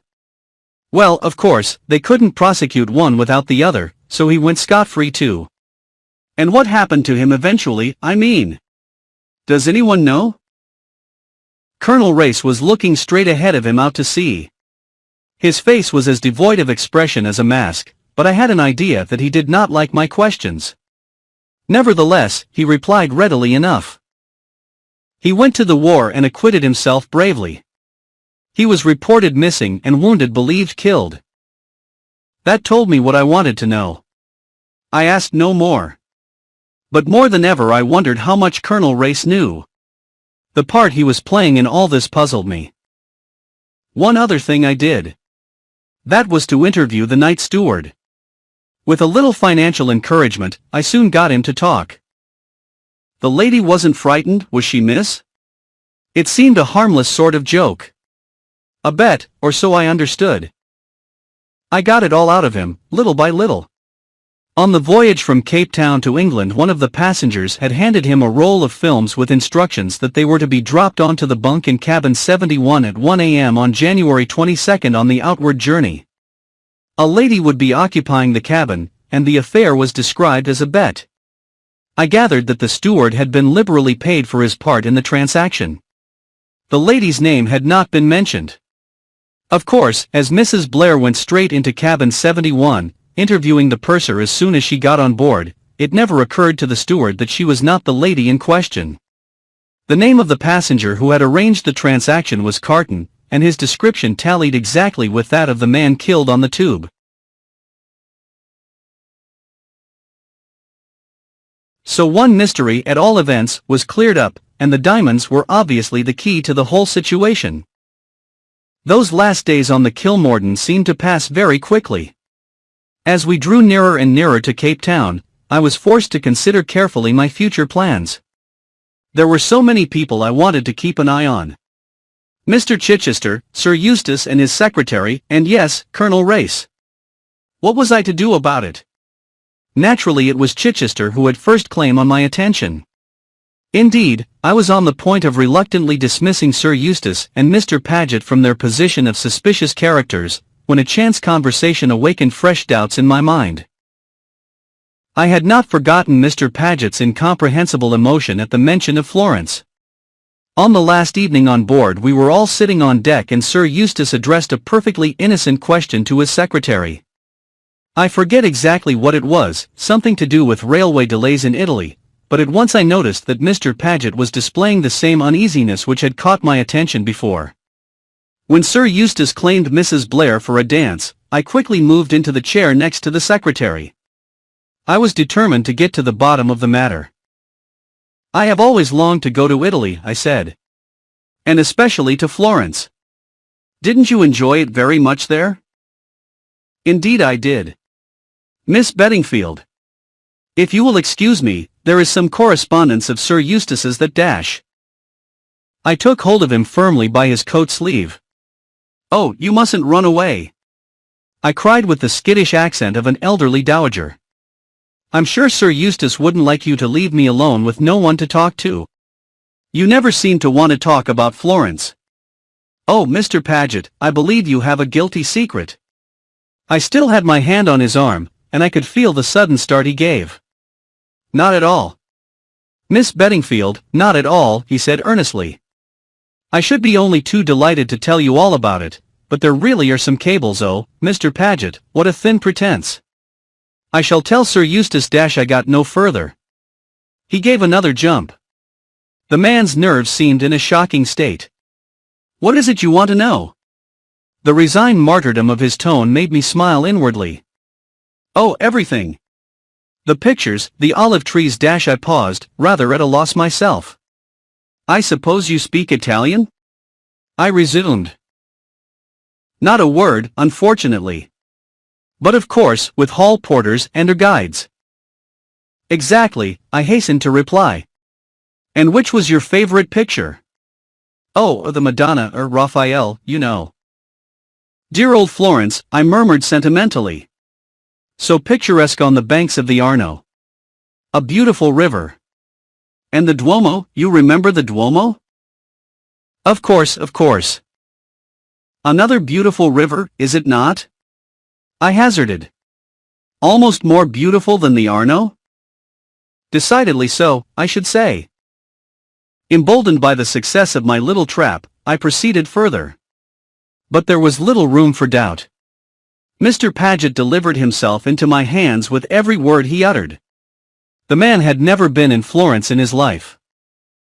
But if not in Florence, where had he been? In England? Actually in England at the time of the Mill House mystery? I decided on a bold step. The curious thing is, I said, that I fancied I had seen you before somewhere. But I must be mistaken since you were in Florence at the time. And yet I studied him frankly. There was a hunted look in his eyes. He passed his tongue over his dry lips. Where Did I think I had seen you? I finished for him. At Marlow. You know Marlow? Why, of course, how stupid of me. Sir Eustace has a house there. But with an incoherent muttered excuse my victim rose and fled. That night I invaded Suzanne's cabin, alight with excitement. You see, Suzanne, I urged, as I finished my tale, he was in England, in Marlow, at the time of the murder. Are you so sure now that the man in the brown suit is guilty? I'm sure of one thing, said Suzanne, twinkling unexpectedly. What's that? That the man in the brown suit is better looking than poor Mr. Paget. No, Anne, don't get cross. I was only teasing. Sit down here. Joking apart, I think you've made a very important discovery. Up till now, we've considered Paget as having an alibi. Now we know he hasn't. Exactly, I said. We must keep an eye on him. As well as everybody else, she said ruefully. Well, that's one of the things I wanted to talk to you about. That and finance. No, don't stick your nose in the air. I know you are absurdly proud and independent. But you've got to listen to horse sense over this. We're partners -1 wouldn't offer you a penny because I liked you, or because you're a friendless girl. What I want is a thrill, and I'm prepared to pay for it. We're going into this together regardless of expense. To begin with, you'll come with me to the Mount Nelson Hotel at my expense, and we'll plan out our campaign. We argued the point. In the end I gave in. But I didn't like it. I wanted to do the thing on my own. That's settled, said Suzanne at last, getting up and stretching herself with a big yawn. I'm exhausted with my own eloquence. Now then, let us discuss our victims. Mr. Chichester is going on to Durban. Sir Eustace is going to the Mount Nelson Hotel in Cape Town, and then up to Rhodesia. He's going to have a private car on the railway, and in a moment of expansion, after his 4th glass of champagne the other night, he offered me a place in it. I dare say he didn't really mean it, but all the same, he can't very well back out if I hold him to it. Good, I approved. You keep an eye on Sir Eustace and Paget, and I take on Chichester. But what about Colonel Race? Suzanne looked at me queerly. And you can't possibly suspect Dash. I do. I suspect everybody. I'm in the mood when one looks round for the most unlikely person. Colonel Race is going to Rhodesia too, said Suzanne thoughtfully. If we could arrange for Sir Eustace to invite him also. Dash. You can manage it. You can manage anything. I love butter, purred Suzanne. We parted on the understanding that Suzanne should employ her talents to the best advantage. I felt too excited to go to bed immediately. It was my last night on board. Early tomorrow morning we should be in Table Bay. I slipped up on deck. The breeze was fresh and cool. The boat was rolling a little in the choppy sea. The decks were dark and deserted. It was after midnight. I leaned over the rail, watching the phosphorescent trail of foam. Ahead of us lay Africa, we were rushing towards it through the dark water. I felt alone in a wonderful world. Wrapped in a strange peace, I stood there, taking no heed of time, lost in a dream. And suddenly, I had a curious intimate premonition of danger. I had heard nothing, but I swung round instinctively. A shadowy form had crept up behind me.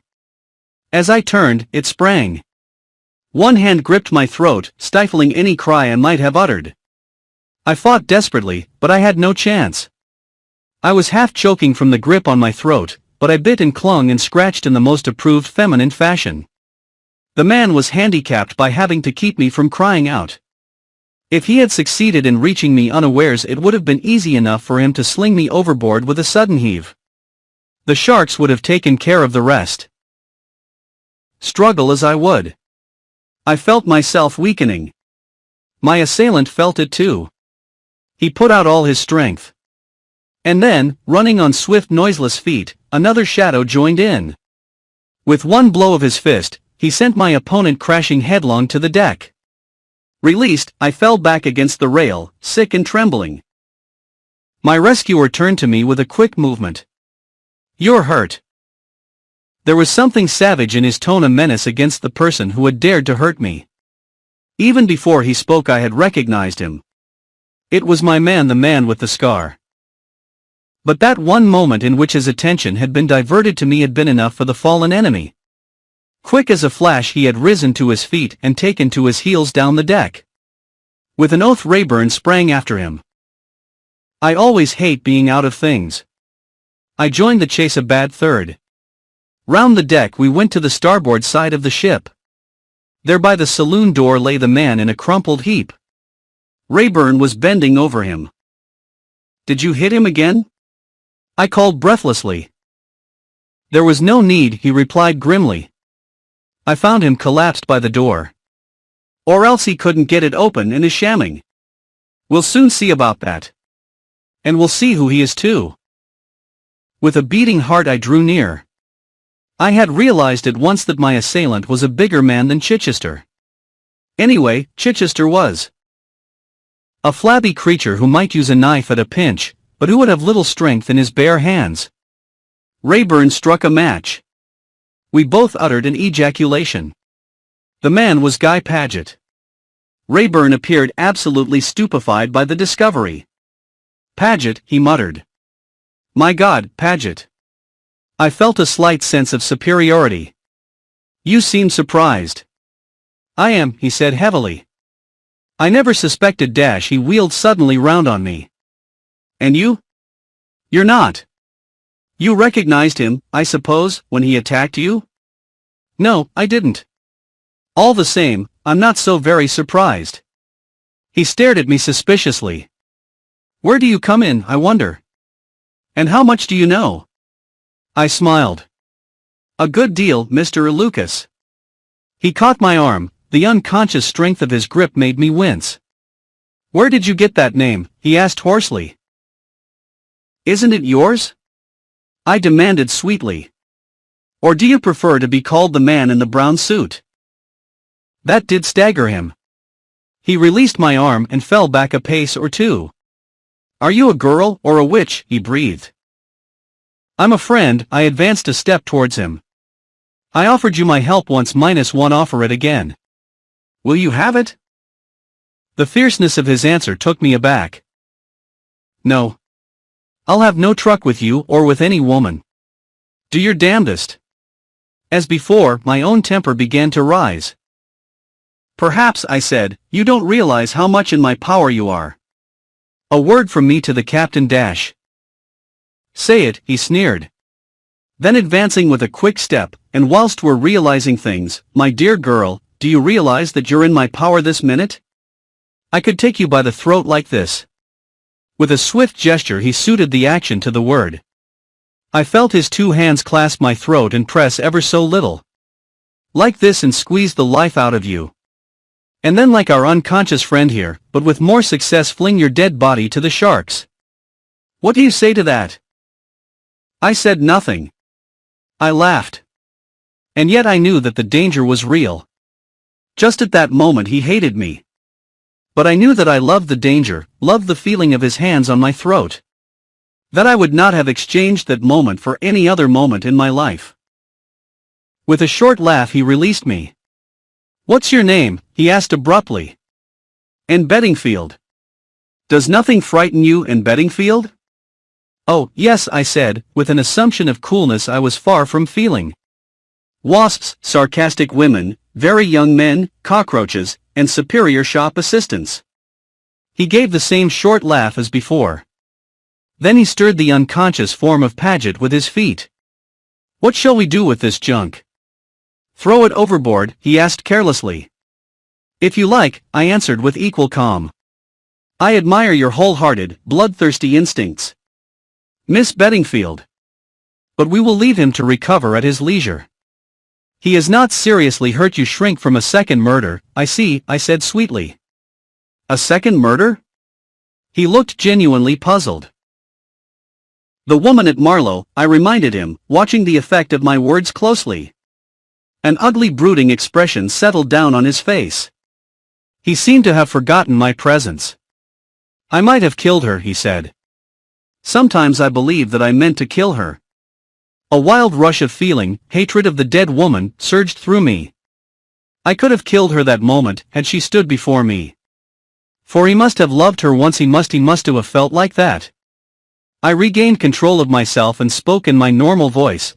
We seem to have said all there is to be said except good night. Good night and goodbye, Miss Beddingfield. Au revoir, Mr. Lucas. Again he flinched at the name. He came nearer. Why do you say that au revoir? I mean, because I have a fancy that we shall meet again. Not if we can help it. Emphatic as his tone was, it did not offend me. On the contrary, I hugged myself with secret satisfaction. I am not quite a fool. All the same, I said gravely, I think we shall. Why? I shook my head, unable to explain the feeling that had actuated my words. I never wish to see you again, he said suddenly and violently. It was really a very rude thing to say, but I only laughed softly and slipped away into the darkness. I heard him start after me, and then pause, and a word floated down the deck. I think it was which. Chapter 17. Extract from the Diary of Sir Eustace Pedlar, Mount Nelson Hotel, Cape Town. It is really the greatest relief to get off the Kilmorden. The whole time that I was on board I was conscious of being surrounded by a network of intrigue. To put the lid on everything, Guy Paget must needs engage in a drunken brawl the last night. It is all very well to explain it away, but that is what it actually amounts to.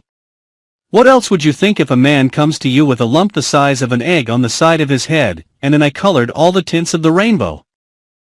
Of course Paget would insist on trying to be mysterious about the whole thing. According to him, you would think his black eye was the direct result of his devotion to my interests. His story was extraordinarily vague and rambling, and it was a long time before I could make head or tail of it. To begin with, it appears he caught sight of a man behaving suspiciously. Those are Paget's words. He has taken them straight from the pages of a German spy story. What he means by a man behaving suspiciously he doesn't know himself. I said so to him. He was slinking along in a very furtive manner, and it was the middle of the night, Sir Eustace. Well, what were you doing yourself? Why weren't you in bed and asleep like a good Christian? I demanded irritably. I had been coding those cables of yours, Sir Eustace, and typing the diary up to date. Trust Paget to be always in the right and a martyr over it. Well, I just thought I would have a look round before turning in, Sir Eustace. The man was coming down the passage from your cabin. I thought at once there was something wrong by the way he looked about him. He slunk up the stairs by the saloon. I followed him. My dear Paget, I said, why shouldn't the poor chap go on deck without having his footsteps dogged? Lots of people even sleep on deck very uncomfortable, I've always thought. The sailors wash you down with the rest of the deck at 5 in the morning, I shuddered at the idea. Anyway, I continued, if you went worrying some poor devil who was suffering from insomnia, I don't wonder he landed you one. Paget looked patient. If you would hear me out, Sir Eustace. I was convinced the man had been prowling about near your cabin where he had no business to be. The only two cabins down that passage are yours and Colonel Race's. Race, I said, lighting a cigar carefully, can look after himself without your assistance, Paget. I added as an afterthought, so can I. Paget came nearer and breathed heavily as he always does before imparting a secret. You see, Sir Eustace, I fancied, and now indeed I am sure it was Rayburn. Rayburn? Yes, Sir Eustace. I shook my head. Rayburn has far too much sense to attempt to wake me up in the middle of the night. Quite so, Sir Eustace. I think it was Colonel Race he went to see. A secret meeting for orders. Don't hiss at me, Paget, I said, drawing back a little, and do control your breathing. Your idea is absurd. Why should they want to have a secret meeting in the middle of the night? If they'd anything to say to each other, they could hobnob over beef tea in a perfectly casual and natural manner. I could see that Paget was not in the least convinced. Something was going on last night, Sir Eustace, he urged, or why should Rayburn assault me so brutally? You're quite sure it was Rayburn? Paget appeared to be perfectly convinced of that. It was the only part of the story that he wasn't vague about. There's something very queer about all this, he said. To begin with, where is Rayburn? It's perfectly true that we haven't seen the fellow since we came on shore. He did not come up to the hotel with us. I decline to believe that he is afraid of Paget, however. Altogether the whole thing is very annoying. One of my secretaries has vanished into the blue, and the other looks like a disreputable prizefighter. I can't take him about with me in his present condition. I shall be the laughingstock of Cape Town. I have an appointment later in the day to deliver old Milray's billet due, but I shall not take Paget with me. Confound the fellow and his prowling ways. Altogether I am decidedly out of temper. I had a poisonous breakfast with poisonous people. Dutch waitresses with thick ankles who took half an hour to bring me a bad bit of fish. And this farce of getting up at 5 a.m. on arrival at the port to see a blinking doctor, and hold your hands about your head simply makes me tired. Later. A very serious thing has occurred. I went to my appointment with the Prime Minister, taking Milray's sealed letter. It didn't look as though it had been tampered with, but inside was a blank sheet of paper. Now, I suppose, I'm in the devil of a mess. Why I ever let that bleeding old fool Milray embroil me in the matter I can't think. Paget is a famous job's comforter. He displays a certain gloomy satisfaction that maddens me. Also, he has taken advantage of my perturbation to saddle me with the stationary trunk. Unless he is careful, the next funeral he attends will be his own. However, in the end I had to listen to him. Supposing, Sir Eustace, that Raeburn had overheard a word or two of your conversation with Mr. Milray in the street. Remember, you had no written authority from Mr. Milray. You accepted Raeburn on his own valuation. You think Raeburn is a crook, then? I said slowly. Paget did. How far his views were influenced by resentment over his black eye I don't know. He made out a pretty fair case against Raeburn. And the appearance of the latter told against him. My idea was to do nothing in the matter. A man who has permitted himself to be made a thorough fool of is not anxious to broadcast the fact. But Paget, his energy unimpaired by his recent misfortunes, was all for vigorous measures. He had his way, of course. He bustled out to the police station, sent innumerable cables, and brought a herd of English and Dutch officials to drink whiskies and sodas at my expense. We got Milray's answer that evening. He knew nothing of my late secretary. There was only one spot of comfort to be extracted from the situation. At any rate, I said to Paget, you weren't poisoned. You had one of your ordinary bilious attacks. I saw him wince. It was my only score. Later. Paget is in his element. His brain positively scintillates with bright ideas. He will have it now that Raeburn is none other than the famous man in the brown suit. I dare say he is right. He usually is. But all this is getting unpleasant. The sooner I get off to Rhodesia the better. I have explained to Paget that he is not to accompany me. You see, my dear fellow, I said, you must remain here on the spot. You might be required to identify Raeburn any minute. And, besides, I have my dignity as an English member of Parliament to think of. I can't go about with a secretary who has apparently recently been indulging in a vulgar street brawl. Paget winced. He is such a respectable fellow that his appearance is pain and tribulation to him. But what will you do about your correspondence, and the notes for your speeches, Sir Eustace? I shall manage, I said airily. Your private car is to be attached to the 11 o'clock train tomorrow, Wednesday, morning, Paget continued. I have made all arrangements. Is Mrs. Blair taking a maid with her? Mrs. Blair? I gasped. She tells me you offered her a place. So I did, now I come to think of it.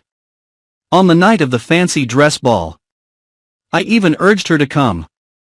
But I never thought she would. Delightful as she is, I do not know that I want Mrs. Blair's society all the way to Rhodesia and back.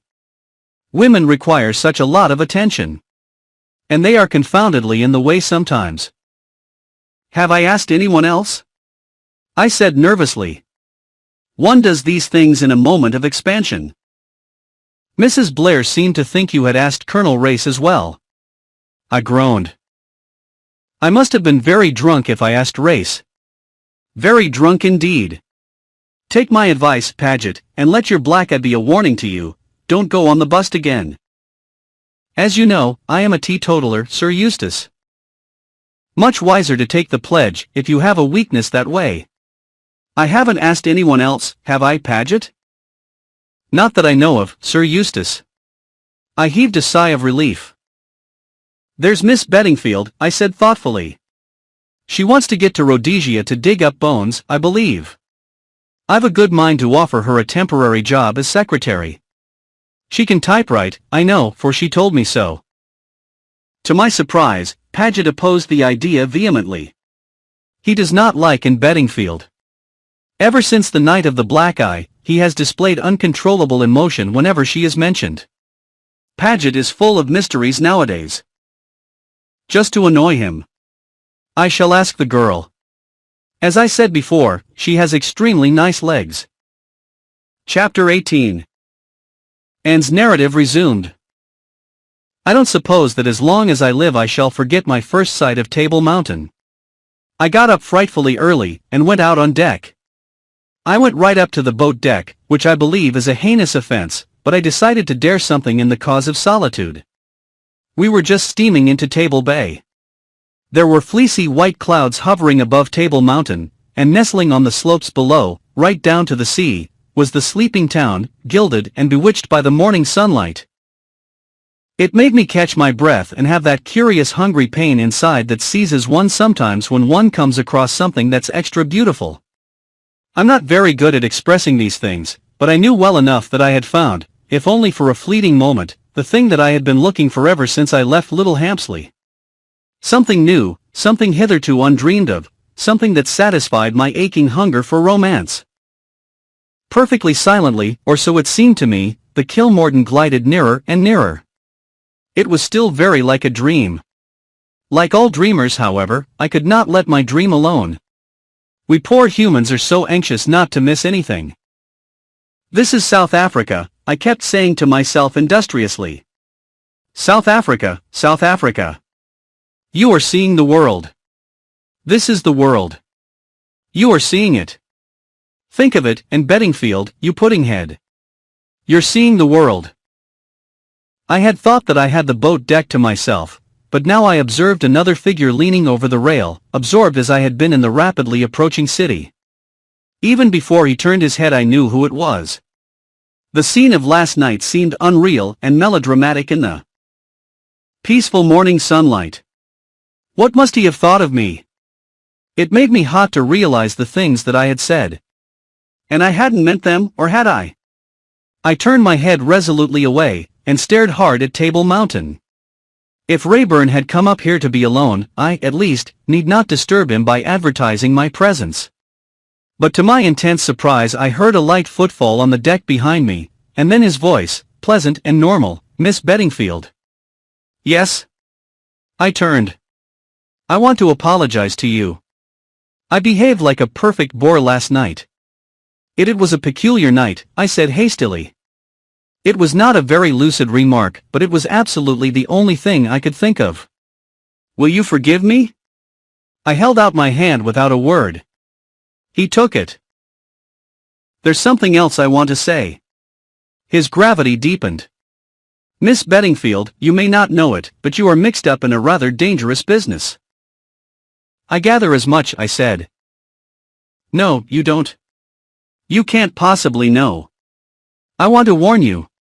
Leave the whole thing alone. It can't concern you really. Don't let your curiosity lead you to tamper with other people's business. No, please don't get angry again. I'm not speaking of myself. You've no idea of what you might come up against. These men will stop at nothing. They are absolutely ruthless. Already you're in danger. Look at last night. They fancy you know something. Your only chance is to persuade them that they're mistaken. But be careful, always be on the lookout for danger, and look here, if at any time you should fall into their hands, don't try and be clever, tell the whole truth, it will be your only chance. You make my flesh creep, Mr. Rayburn, I said, with some truth. Why do you take the trouble to warn me? He did not answer for some minutes, then he said in a low voice. It may be the last thing I can do for you. Once on shore I shall be all right, but I may not get on shore. What? I cried. You see, I'm afraid you're not the only person on board who knows that I am the man in the brown suit. If you think that I told Dash, I said hotly. He reassured me with a smile. I don't doubt you, Miss Beddingfield. If I ever said I did, I lied. No, but there's one person on board who's known all along. He's only got to speak and my number's up. All the same, I'm taking a sporting chance that he won't speak. Why? Because he's a man who likes playing a lone hand. And when the police have got me, I should be of no further use to him. Free I might be. Well, an hour will show. He laughed rather mockingly, but I saw his face harden. If he had gambled with fate, he was a good gambler. He could lose and smile. In any case, he said lightly, I don't suppose we shall meet again. No, I said slowly. I suppose not. So goodbye. Goodbye. He gripped my hand hard. Just for a minute his curious light eyes seemed to burn into mine, then he turned abruptly and left me. I heard his footsteps ringing along the deck.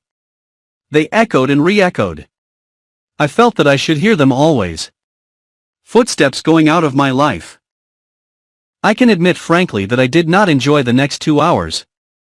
Not till I stood on the wharf, having finished with most of the ridiculous formalities that bureaucracies require, did I breathe freely once more. No arrest had been made, and I realized that it was a heavenly day, and that I was extremely hungry. I joined Suzanne. In any case, I was staying the night with her at the hotel. The boat did not go on to Port Elizabeth and Durban until the following morning. We got into a taxi and drove to the Mount Nelson. It was all heavenly. The sun, the air, the flowers. When I thought of Little Hampsley in January, the mud knee-deep, and the sure-to-be falling rain, I hugged myself with delight. Suzanne was not nearly so enthusiastic. She has traveled a great deal, of course. Besides, she is not the type that gets excited before breakfast. She snubbed me severely when I let out an enthusiastic yelp at the sight of a giant blue convolvulus. By the way, I should like to make it clear here and now that this story will not be a story of South Africa. I guarantee no genuine local color, you know, the sort of thing, half a dozen words in italics on every page. I admire it very much, but I can't do it. In South Sea Islands, of course, you make an immediate reference to bêche de mer. I don't know what bêche de mer is, I never have known, I probably never shall know. I've guessed once or twice and guessed wrong. In South Africa, I know you at once begin to talk about a stoop -1. Do know what a stoop is? It's a thing round a house, and you sit on it. In various other parts of the world you call it a veranda, a piazza, and a ha-ha. Then again, there are pawpaws.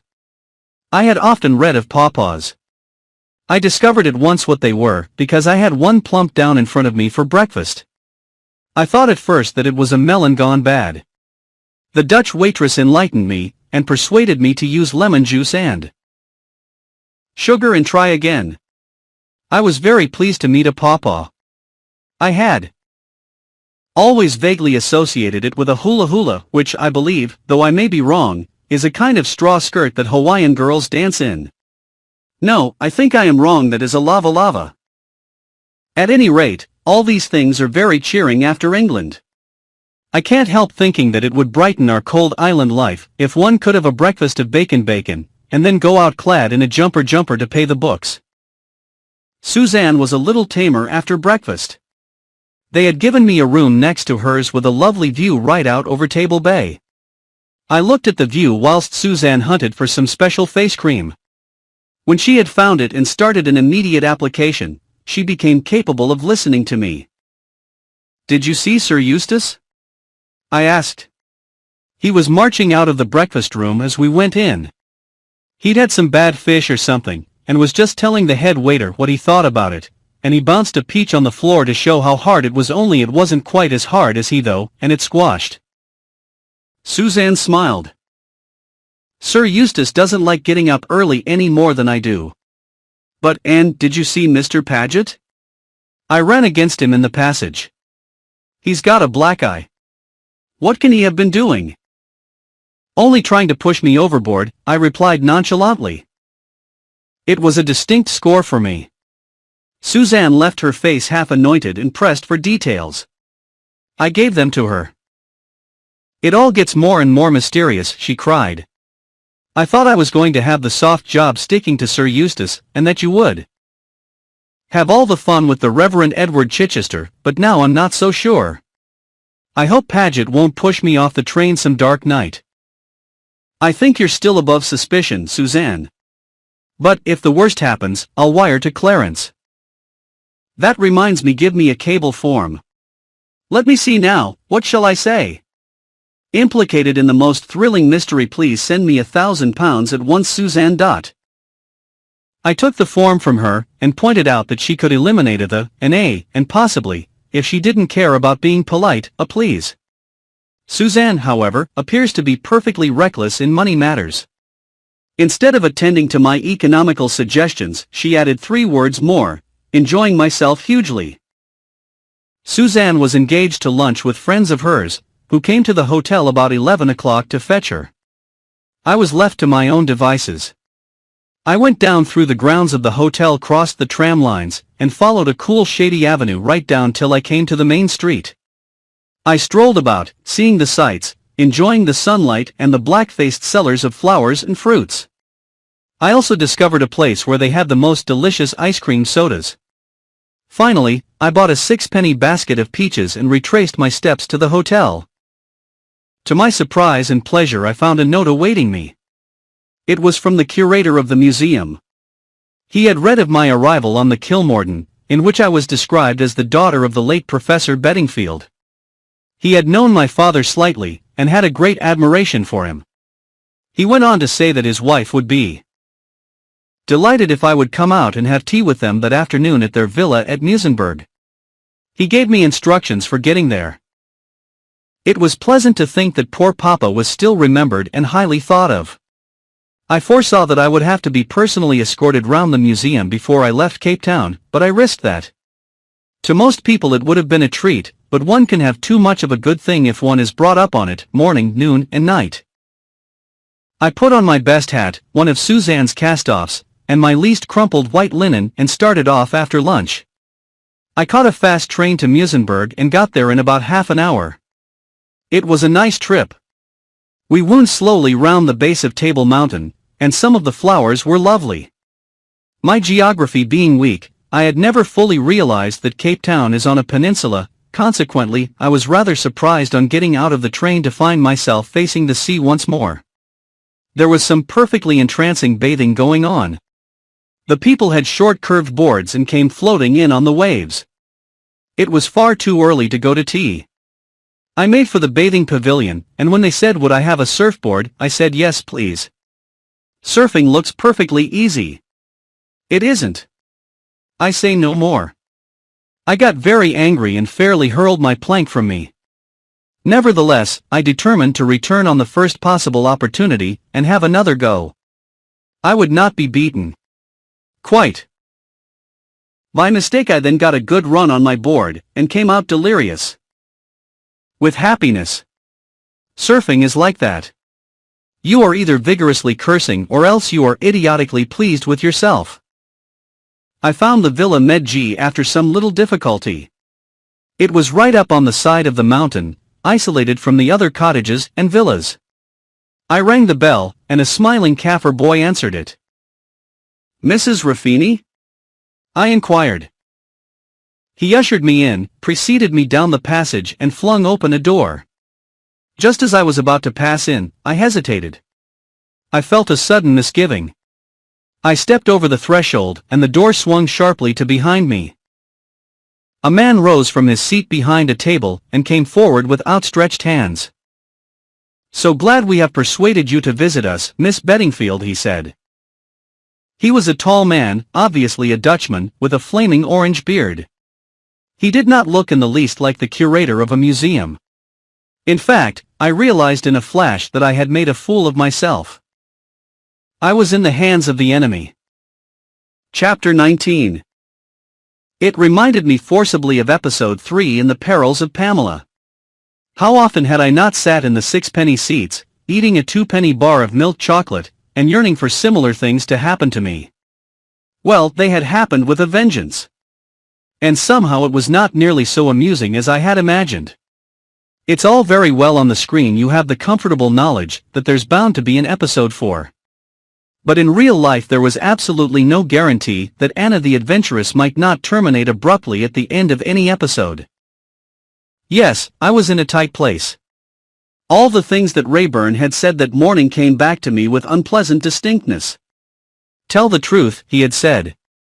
Well, I could always do that, but was it going to help me? To begin with, would my story be believed? Would they consider it likely or possible that I had started off on this mad escapade simply on the strength of a scrap of paper smelling of mothballs? It sounded to me a wildly incredible tale. In that moment of cold sanity I cursed myself for a melodramatic idiot, and yearned for the peaceful boredom of Little Hampsley. All this passed through my mind in less time than it takes to tell. My first instinctive movement was to step backwards and feel for the handle of the door. My captor merely grinned. "Here you are and here you stay," he remarked facetiously. I did my best to put a bold face upon the matter. "I was invited to come here by the curator of the Cape Town Museum.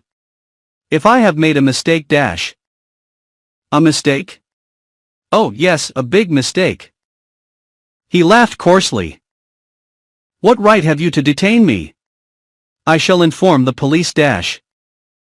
"Yap, yap, yap like a little toy dog." He laughed. I sat down on a chair. "I can only conclude that you are a dangerous lunatic," I said coldly.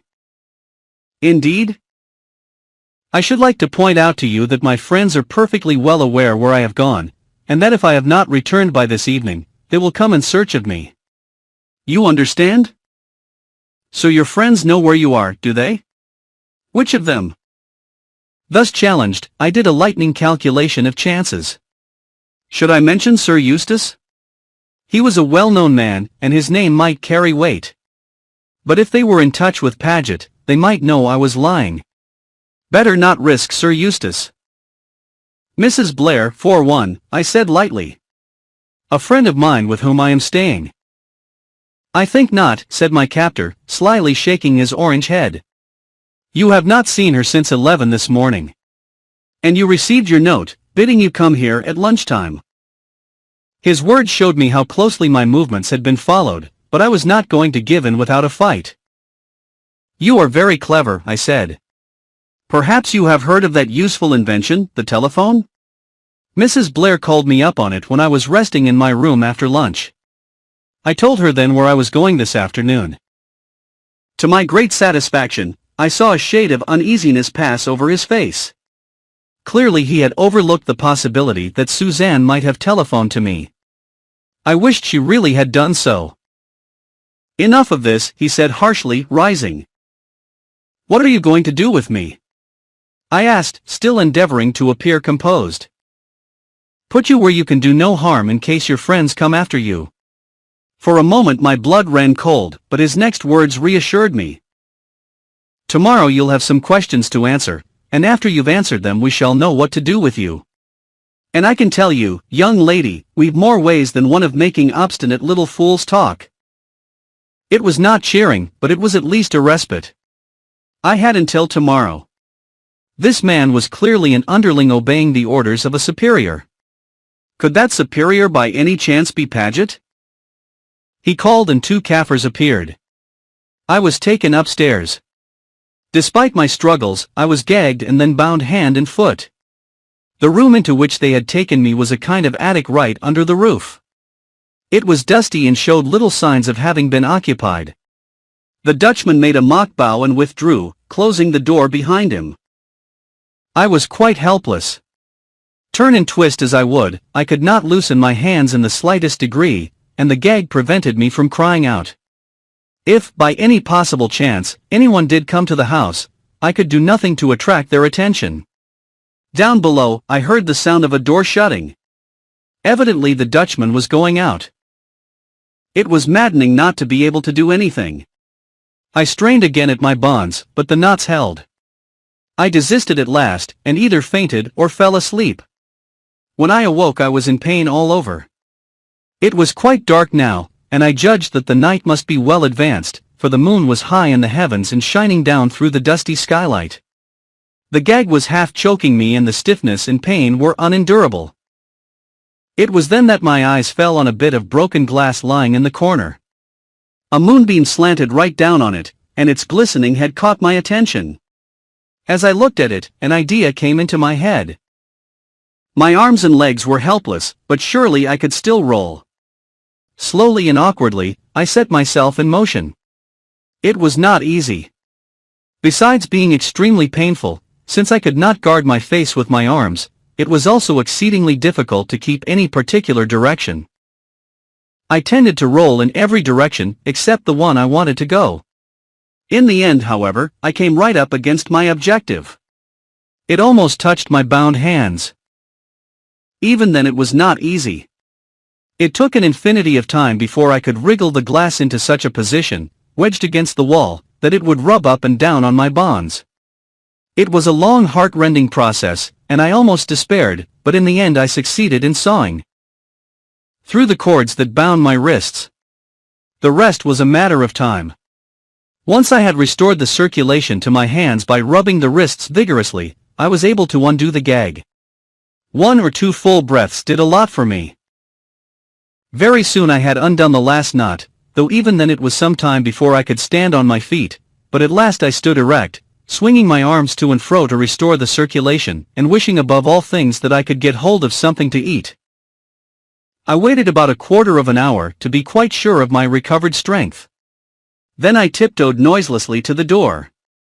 As I had hoped, it was not locked, only latched. I unlatched it and peeped cautiously out. Everything was still. The moonlight came in through a window and showed me the dusty uncarpeted staircase. Cautiously I crept down it.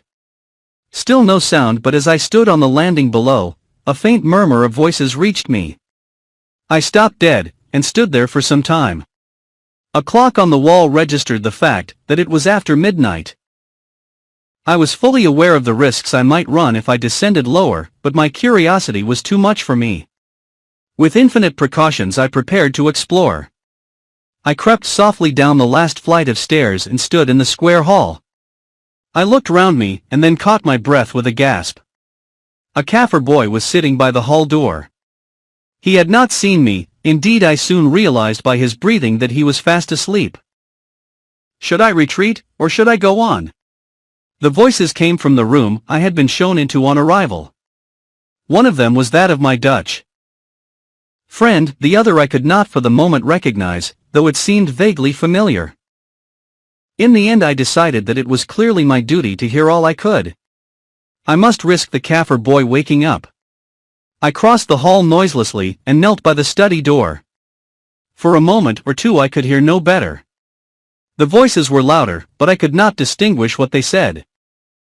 I applied my eye to the keyhole instead of my ear. As I had guessed, one of the speakers was the big Dutchman. The other man was sitting outside my circumscribed range of vision. Suddenly he rose to get himself a drink. His back, black-clad and decorous, came into view. Even before he turned round I knew who he was. Mr. Chichester. Now I began to make out the words. All the same, it is dangerous. Suppose her friends come after her? It was the big man speaking. Chichester answered him. He had dropped his clerical voice entirely. No wonder I had not recognized it. All bluff. They haven't an idea where she is. She spoke very positively. I dare say. I've looked into the matter, and we've nothing to fear. Anyway, it's the Colonel's orders. You don't want to go against them, I suppose? The Dutchman ejaculated something in his own language. I judged it to be a hasty disclaimer. But why not knock her on the head, he growled. It would be simple. The boat is all ready. She could be taken out to sea. Yes, said Chichester meditatively. That is what I should do. She knows too much, that is certain. But the Colonel is a man who likes to play a lone hand though no one else must do so. Something in his own words seemed to awaken a memory that annoyed him. He wants information of some kind from this girl. He had paused before the information, and the Dutchman was quick to catch him up. Information? Something of the kind. Diamonds, I said to myself. And now, continued Chichester, give me the lists. For a long time their conversation was quite incomprehensible to me. It seemed to deal with large quantities of vegetables. Dates were mentioned, prices, and various names of places which I did not know. It was quite half an hour before they had finished their checking and counting. Good, said Chichester, and there was a sound as though he pushed back his chair. I will take these with me for the Colonel to see. When do you leave? 10 o'clock tomorrow morning will do. Do you want to see the girl before you go? No. There are strict orders that no one is to see her until the Colonel comes. Is she all right? I looked in on her when I came in for dinner. She was asleep, I think. What about food? A little starvation will do no harm. The Colonel will be here sometime tomorrow. She will answer questions better if she is hungry. No one had better go near her till then. Is she securely tied up? The Dutchman laughed. 142, what do you think? They both laughed. So did I, under my breath. Then, as the sound seemed to betoken that they were about to come out of the room, I beat a hasty retreat. I was just in time. As I reached the head of the stairs, I heard the door of the room open, and at the same time the Kaffir stirred and moved. My retreat by the way of the hall door was not to be thought of. I retired prudently to the attic, gathered my bonds round me, and lay down again on the floor, in case they should take it into their heads to come and look at me. They did not do so, however. After about an hour, I crept down the stairs, but the Kaffir by the door was awake and humming softly to himself. I was anxious to get out of the house, but I did not quite see how to manage it. In the end, I was forced to retreat to the attic again. The Kaffir was clearly on guard for the night. I remained there patiently all through the sounds of early morning preparation. The men breakfasted in the hall. I could hear their voices distinctly floating up the stairs. I was getting thoroughly unnerved. How on earth was I to get out of the house? I counseled myself to be patient. A rash move might spoil everything. After breakfast came the sounds of Chichester departing. To my intense relief, the Dutchman accompanied him. I waited breathlessly. Breakfast was being cleared away, the work of the house was being done. At last, the various activities seemed to die down. I slipped out from my lair once more. Very carefully I crept down the stairs. The hall was empty. Like a flash I was across it, had unlatched the door, and was outside in the sunshine. I ran down the drive like one possessed. Once outside, I resumed a normal walk.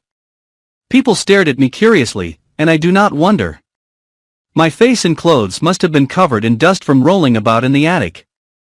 At last I came to a garage. I went in. I have met with an accident, I explained. I want a car to take me to Cape Town at once. I must catch the boat to Durban. I had not long to wait. 10 minutes later, I was speeding along in the direction of Cape Town. I must know if Chichester was on the boat. Whether to sail on her myself or not, I could not determine, but in the end I decided to do so. Chichester would not know that I had seen him in the villa at Musenberg. He would doubtless lay further traps for me, but I was forewarned. And he was the man I was after, the man who was seeking the diamonds on behalf of the mysterious Colonel. Alas, for my plans! As I arrived at the docks, the Kilmorton Castle was steaming out to sea. And I had no means of knowing whether Chichester had sailed on her or not. Chapter 20. I drove to the hotel.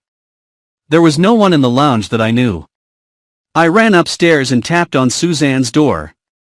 Her voice bade me come in. When she saw who it was, she literally fell on my neck. "And dear, where have you been? I've been worried to death about you. What have you been doing?" "Having adventures," I replied. Episode 3 of The Perils of Pamela. I told her the whole story. She gave vent to a deep sigh when I finished. "Why do these things always happen to you?" she demanded plaintively. "Why does no one gag me and bind me hand and foot?" "You wouldn't like it if they did," I assured her. To tell you the truth, I'm not nearly so keen on having adventures myself as I was. A little of that sort of thing goes a long way." Suzanne seemed unconvinced. An hour or two of gagging and binding would have changed her view quickly enough. Suzanne likes thrills, but she hates being uncomfortable. "And what are we all doing now?" she asked. "I don't quite know," I said thoughtfully. "You still go to Rhodesia, of course, to keep an eye on Paget Dash." "And you?" That was just my difficulty. Had Chichester gone on the Kilmorton, or had he not? Did he mean to carry out his original plan of going to Durban? The hour of his leaving Muizenberg seemed to point to an affirmative answer to both questions. In that case, I might go to Durban by train. I fancied that I should get there before the boat. On the other hand, if the news of my escape were wired to Chichester, and also the information that I had left Cape Town for Durban, nothing was simpler for him than to leave the boat at either Port Elizabeth or East London, and so give me the slip completely. It was rather a knotty problem. "We'll inquire about trains to Durban anyway," I said. "And it's not too late for morning tea," said Suzanne. "We'll have it in the lounge." The Durban train left at 8:15 that evening, so they told me at the office. For the moment I postponed a decision and joined Suzanne for somewhat belated 11 o'clock tea. "Do you feel that you would really recognize Chichester again in any other disguise, asked Suzanne. I shook my head ruefully. "I certainly didn't recognize him as the stewardess, and never should have but for your drawing." "The man's a professional actor, I'm sure of it," said Suzanne thoughtfully. "His makeup is perfectly marvelous. He might come off the boat as a navvy or something, and you'd never spot him." "You're very cheering," I said. At that minute Colonel Ray stepped in through the window and came and joined us. "What is Sir Eustace doing?" asked Suzanne. "I haven't seen him about today." Rather an odd expression passed over the Colonel's face. "He's got a little trouble of his own to attend to which is keeping him busy." "Tell us about it." "I mustn't tell tales out of school." "Tell us something even if you want to invent it for our special benefit." "Well, what would you say to the famous man in the brown suit having made the voyage with us?" "What?" I felt the color die out of my face, and then surge back again. Fortunately Colonel Race was not looking at me. "It's a fact, I believe. Every port watched for him, and he bamboozled Pedlar into bringing him out as his secretary." "Not Mr. Paget?" "Oh, not Paget, the other fellow. Rayburn, he called himself." "Have they arrested him?" asked Suzanne. Under the table she gave my hand a reassuring squeeze. I waited breathlessly for an answer. "He seems to have disappeared into thin air." "How does Sir Eustace take it?" "Regards it as a personal insult offered him by fate." An opportunity of hearing Sir Eustace's views on the matter presented itself later in the day. We were awakened from a refreshing afternoon nap by a pageboy with a note. In touching terms it requested the pleasure of our company at tea in his sitting room. The poor man was indeed in a pitiable state. He poured out his troubles to us, encouraged by Suzanne's sympathetic murmurs. She does that sort of thing very well. First, a perfectly strange woman has the impertinence to get herself murdered in my house on purpose to annoy me. I do believe. Why my house? Why, of all the houses in Great Britain, choose the Mill House? What harm had I ever done the woman that she must needs get herself murdered there? Suzanne made one of her sympathetic noises again, and Sir Eustace proceeded, in a still more aggrieved tone. "And, if that's not enough, the fellow who murdered her has the impudence, the colossal impudence, to attach himself to me as my secretary." "My secretary, if you please. I'm tired of secretaries, I won't have any more secretaries. Either they're concealed murderers or else they're drunken brawlers. Have you seen Paget's black eye? But of course you have. How can I go about with a secretary like that? And his face is such a nasty shade of yellow too, just the color that doesn't go with a black eye. I've done with secretaries unless I have a girl. A nice girl, with liquid eyes, who'll hold my hand when I'm feeling cross. What about you, Miss Anne? Will you take on the job?" How often shall I have to hold your hand? I asked, laughing. All day long, replied Sir Eustace gallantly. I shan't get much typing done at that rate, I reminded him. That doesn't matter. All this work is Paget's idea. He works me to death. I'm looking forward to leaving him behind in Cape Town. He is staying behind? Yes, he'll enjoy himself thoroughly sleuthing about after Rayburn. That's the sort of thing that suits Paget down to the ground.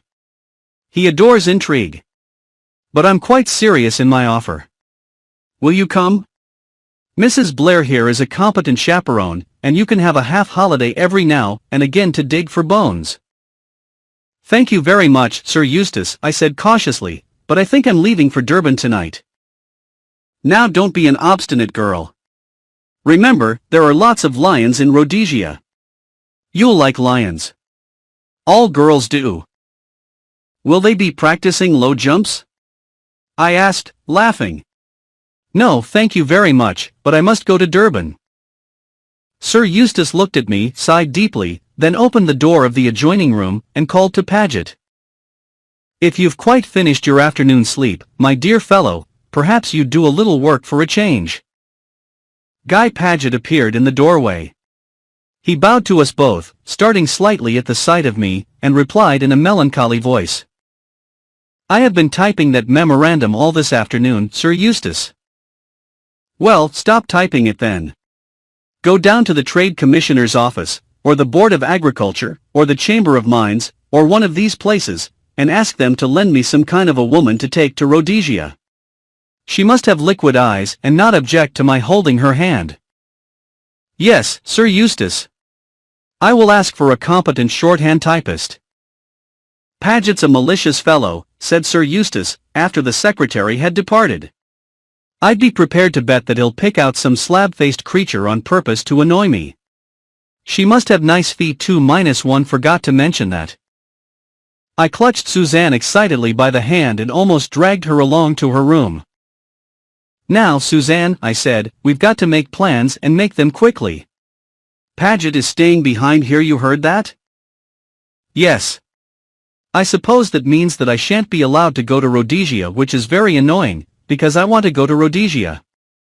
How tiresome. Cheer up, I said. You're going all right.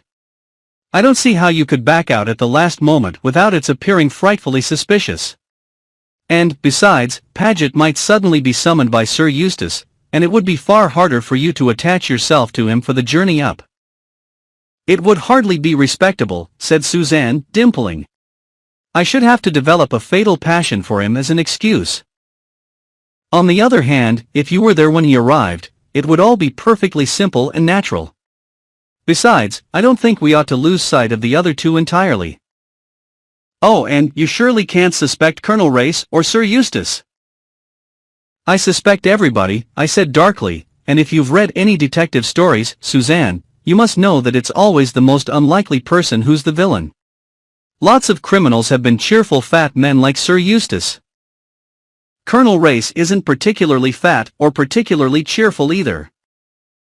Sometimes they're lean and saturnine, I retorted. I don't say I seriously suspect either of them, but after all, the woman was murdered in Sir Eustace's house. Yes, we needn't go over all that again.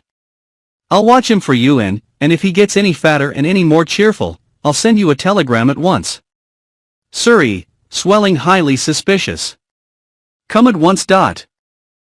Really, Suzanne, I cried, you seem to think all this is a game. I know I do, said Suzanne unabashed. It seems like that. It's your fault, Anne. I've got imbued with your let's have an adventure spirit. It doesn't seem a bit real. Dear me, if Clarence knew that I was running about Africa tracking dangerous criminals, he'd have a fit. Why don't you cable him about it? I asked sarcastically. Suzanne's sense of humor always fails her when it comes to sending cables. She considered my suggestion in perfectly good faith. I might. It would have to be a very long one. Her eyes brightened at the thought. But I think it's better not. Husbands always want to interfere with perfectly harmless amusements. Well, I said, summing up the situation, you will keep an eye on Sir Eustace and Colonel Race Dash. I know why I've got to watch Sir Eustace, interrupted Suzanne, because of his figure and his humorous conversation. But I think it's carrying it rather far to suspect Colonel Race, I do indeed. Why, he's something to do with the Secret Service. Do you know, and I believe the best thing we could do would be to confide in him, and tell him the whole story. I objected vigorously to this unsporting proposal. I recognized in it the disastrous effects of matrimony. How often have I not heard a perfectly intelligent female say, in the tone of one clinching an argument, Edgar says dash, and all the time you are perfectly aware that Edgar is a perfect fool. Suzanne, by reason of her married state, was yearning to lean upon some man or other. However, she promised faithfully that she would not breathe a word to Colonel Race, and we went on with our plan-making. It's quite clear that I must stay here and watch Paget, and this is the best way to do it. I must pretend to leave for Durban this evening, take my luggage down and so on, but really I shall go to some small hotel in the town. I can alter my appearance a little, wear a fair toupee, and one of those thick white lace veils, and I shall have a much better chance of seeing what he's really at if he thinks I'm safely out of the way. Suzanne approved this plan heartily. We made due and ostentatious preparations, inquiring once more about the departure of the train at the office and packing my luggage. We dined together in the restaurant. Colonel Race did not appear, but Sir Eustace and Paget were at their table in the window. Paget left the table halfway through the meal, which annoyed me, as I had planned to say goodbye to him. However, doubtless Sir Eustace would do as well. I went over to him when I had finished. "Goodbye, Sir Eustace," I said. "I'm off tonight to Durban." Sir Eustace sighed heavily. "So I heard. You wouldn't like me to come with you, would you?" "I should love it." "Nice girl. Sure you won't change your mind and come and look for lions in Rhodesia?" "Quite sure." "He must be a very handsome fellow," said Sir Eustace plaintively. "Some young whippersnapper in Durban, I suppose, who puts my mature charms completely in the shade. By the way, Paget's going down in the car in a minute or two. He could take you to the station." "Oh, no, thank you," I said hastily. "Mrs. Blair and I have got our own taxi ordered." To go down with Guy Paget was the last thing I wanted. Sir Eustace looked at me attentively. "I don't believe you like Paget." "I don't blame you. Of all the officious, interfering asses going about with the air of a martyr, and doing everything he can to annoy and upset me." "What has he done now?" I inquired with some curiosity. "He's got hold of a secretary for me. You never saw such a woman. 40, if she's a day, wears pince-nez and sensible boots, and an air of brisk efficiency that will be the death of me. A regular slab-faced woman. Won't she hold your hand?" "I devoutly hope not," exclaimed Sir Eustace. "That would be the last straw. Well, goodbye, liquid eyes. If I shoot a lion, I shan't give you the skin after the base way you've deserted me." He squeezed my hand warmly and we parted. Suzanne was waiting for me in the hall. She was to come down to see me off. "Let's start at once," I said hastily and motioned to the man to get a taxi. Then a voice behind me made a start. "Excuse me, Miss Beddingfield, but I'm just going down in a car. I can drop you and Mrs. Blair at the station." "Oh, thank you," I said hastily. "But there's no need to trouble you." "I dash no trouble at all, I assure you. Put the luggage in, porter." I was helpless. I might have protested further, but a slight warning nudge from Suzanne urged me to be on my guard. "Thank you, Mr. Paget," I said coldly. We all got into the car. As we raced down the road into the town, I racked my brains for something to say. In the end Paget himself broke the silence. "I have secured a very capable secretary for Sir Eustace," he observed. "Miss Pettigrew." "He wasn't exactly raving about her just now," I remarked. Paget looked at me coldly. "She is a proficient shorthand typist," he said repressively. We pulled up in front of the station. Here surely he would leave us. I turned with outstretched hand, but no. I'll come and see you off. It's just 8 o'clock, your train goes in a quarter of an hour. He gave efficient directions to porters. I stood helpless, not daring to look at Suzanne. The man suspected. He was determined to make sure that I did go by the train. And what could I do? Nothing. I saw myself, in a quarter of an hour's time, steaming out of the station with Paget planted on the platform waving me adieu. He had turned the tables on me adroitly. His manner towards me had changed, moreover. It was full of an uneasy geniality which sat ill upon him, and which nauseated me. The man was an oily hypocrite. First he tried to murder me, and now he paid me compliments. Did he imagine for 1 minute that I hadn't recognized him that night on the boat? No, it was a pose, which he forced me to acquiesce in, his tongue in his cheek all the while. Helpless as a sheep, I moved along under his expert directions. My luggage was piled in my sleeping compartment -1 had a 2-berth one to myself. It was 12 minutes past 8. In 3 minutes the train would start. But Paget had reckoned without Suzanne. It will be a terribly hot journey, and, she said suddenly. Especially going through the Karoo tomorrow. You've got some eau de cologne or lavender water with you, haven't you? My cue was plain. Oh dear, I cried. I left my eau de cologne on the dressing table at the hotel. Suzanne's habit of command served her well. She turned imperiously to Paget. Mr. Paget. Quick. You've just time. There's a chemist almost opposite the station. And must have some eau de cologne. He hesitated, but Suzanne's imperative manner was too much for him. She is a born autocrat. He went. Suzanne followed him with her eyes till he disappeared. Quick, and get out the other side in case he hasn't really gone, but is watching us from the end of the platform. Never mind your luggage. You can telegraph about that tomorrow. Oh, if only the train starts on time. I opened the gate on the opposite side to the platform and climbed down. Nobody was observing me. I could just see Suzanne standing where I had left her, looking up at the train and apparently chatting to me at the window. A whistle blew, the train began to draw out. Then I heard feet racing furiously up the platform. I withdrew to the shadow of a friendly bookstall and watched. Suzanne turned from waving her handkerchief to the retreating train. Too late, Mr. Paget, she said cheerfully. She's gone. Is that the eau de cologne? What a pity we didn't think of it sooner. They passed not far from me on their way out of the station. Guy Paget was extremely hot. He had evidently run all the way to the chemist and back. Shall I get you a taxi, Mrs. Blair? Suzanne did not fail in her role. Yes, please. Can't I give you a lift back? Have you much to do for Sir Eustace? Dear me, I wish Anne Beddingfield was coming with us tomorrow.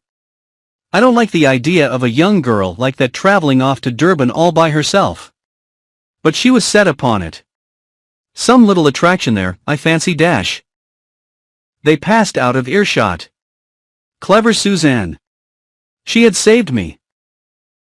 I allowed a minute or two to elapse, and then I too made my way out of the station, almost colliding as I did so with a man, an unpleasant-looking man with a nose disproportionately big for his face. Chapter 21. I had no further difficulty in carrying out my plans. I found a small hotel in a back street, got a room there, paid a deposit as I had no luggage with me, and went placidly to bed. On the following morning I was up early, and went out into the town to purchase a modest wardrobe. My idea was to do nothing until after the departure of the 11 o'clock train to Rhodesia with most of the party on board. Paget was not likely to indulge in any nefarious activities until he had got rid of them. Accordingly I took a train out of the town and proceeded to enjoy a country walk. It was comparatively cool, and I was glad to stretch my legs after the long voyage and my close confinement at Musenberg. A lot hinges on small things. My shoelace came untied, and I stopped to do it up. The road had just turned a corner, and as I was bending over the offending shoe a man came right round and almost walked into me. He lifted his hat, murmuring an apology, and went on. It struck me at the time that his face was vaguely familiar, but at the moment I thought no more of it. I looked at my wristwatch. The time was getting on.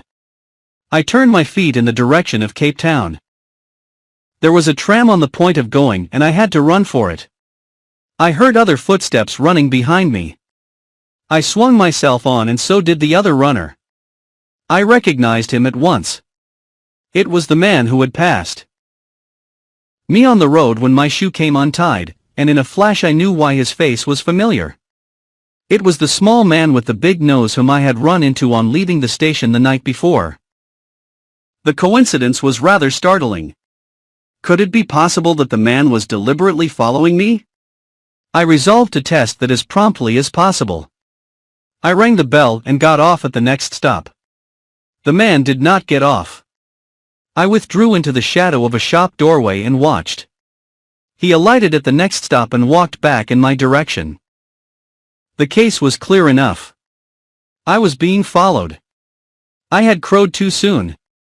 My victory over Guy Paget took on another aspect. I hailed the next tram, and, as I expected, my shadower also got on. I gave myself up to some very serious thinking. It was perfectly apparent that I had stumbled on a bigger thing than I knew. The murder in the house at Marlow was not an isolated incident committed by a solitary individual. I was up against a gang, and thanks to Colonel Race's revelations to Suzanne, and what I had overheard at the house at Musenberg, I was beginning to understand some of its manifold activities. Systematized crime, organized by the man known to his followers as the Colonel. I remembered some of the talk I had heard on board ship, of the strike on the Rand and the causes underlying it, and the belief that some secret organization was at work fomenting the agitation. That was the Colonel's work. His emissaries were acting according to plan. He took no part in these things himself, I had always heard, as he limited himself to directing and organizing. The brain work, not the dangerous labor for him. But still it well might be that he himself was on the spot, directing affairs from an apparently impeccable position. That, then, was the meaning of Colonel Race's presence on the Kilmorden Castle. He was out after the arch-criminal. Everything filled in with that assumption. He was someone high up in the Secret Service whose business it was to lay the Colonel by the heels. I nodded to myself. Things were becoming very clear to me. What of my part in the affair? Where did I come in? Was it only diamonds they were after? I shook my head. Great as the value of the diamonds might be, they hardly accounted for the desperate attempts which had been made to get me out of the way. No, I stood for more than that. In some way, unknown to myself, I was a menace, a danger. Some knowledge that I had, or that they thought I had, made them anxious to remove me at all costs, and that knowledge was bound up somehow with the diamonds. There was one person, I felt sure, who could enlighten me if he would. The man in the brown suit, Harry Rayburn. He knew the other half of the story. But he had vanished into the darkness. He was a hunted creature flying from pursuit. In all probability he and I would never meet again. I brought myself back with a jerk to the actualities of the moment. It was no good thinking sentimentally of Harry Rayburn. He had displayed the greatest antipathy to me from the first. Or at least there I was again dreaming. The real problem was what to do now. I, priding myself upon my role of watcher, had become the watched. And I was afraid. For the first time, I began to lose my nerve. I was a little bit of grit that was impeding the smooth working of the great machine, and I fancied that the machine would have a short way with little bits of grit. Once Harry Rayburn had saved me, once I had saved myself, but I felt suddenly that the odds were heavily against me. My enemies were all around me in every direction, and they were closing in. If I continued to play a lone hand I was doomed. I rallied myself with an effort. After all, what could they do? I was in a civilized city with policemen every few yards.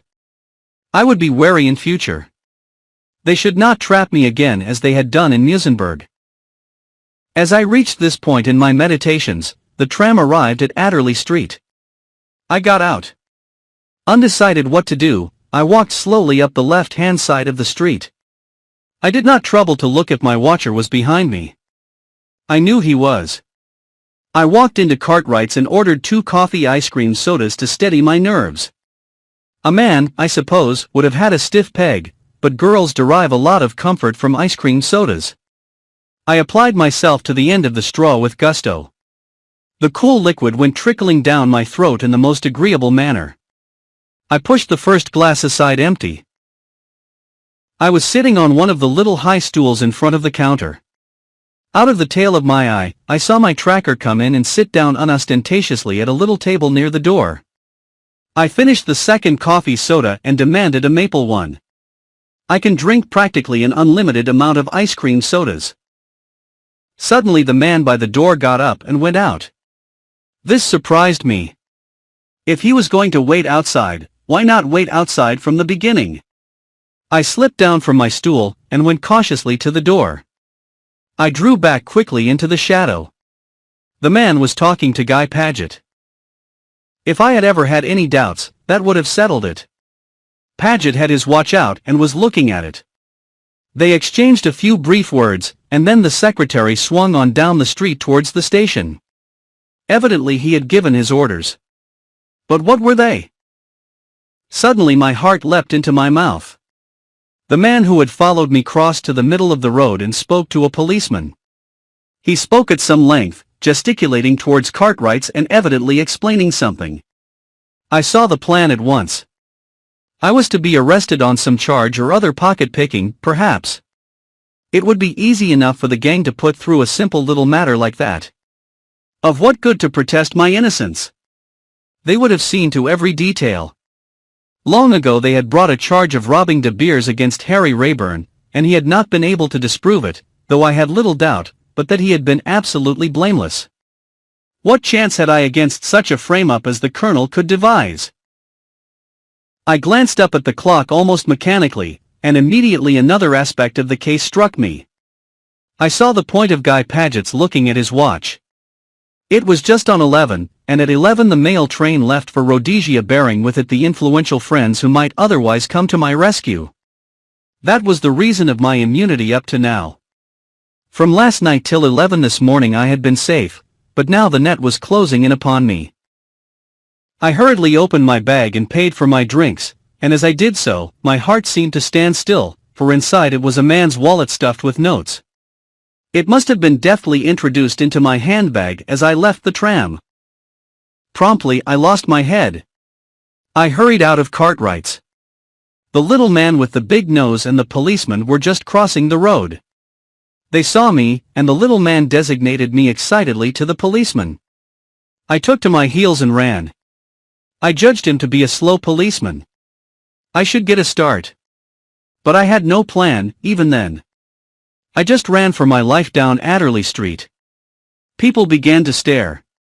I felt that in another minute someone would stop me. An idea flashed into my head. The station?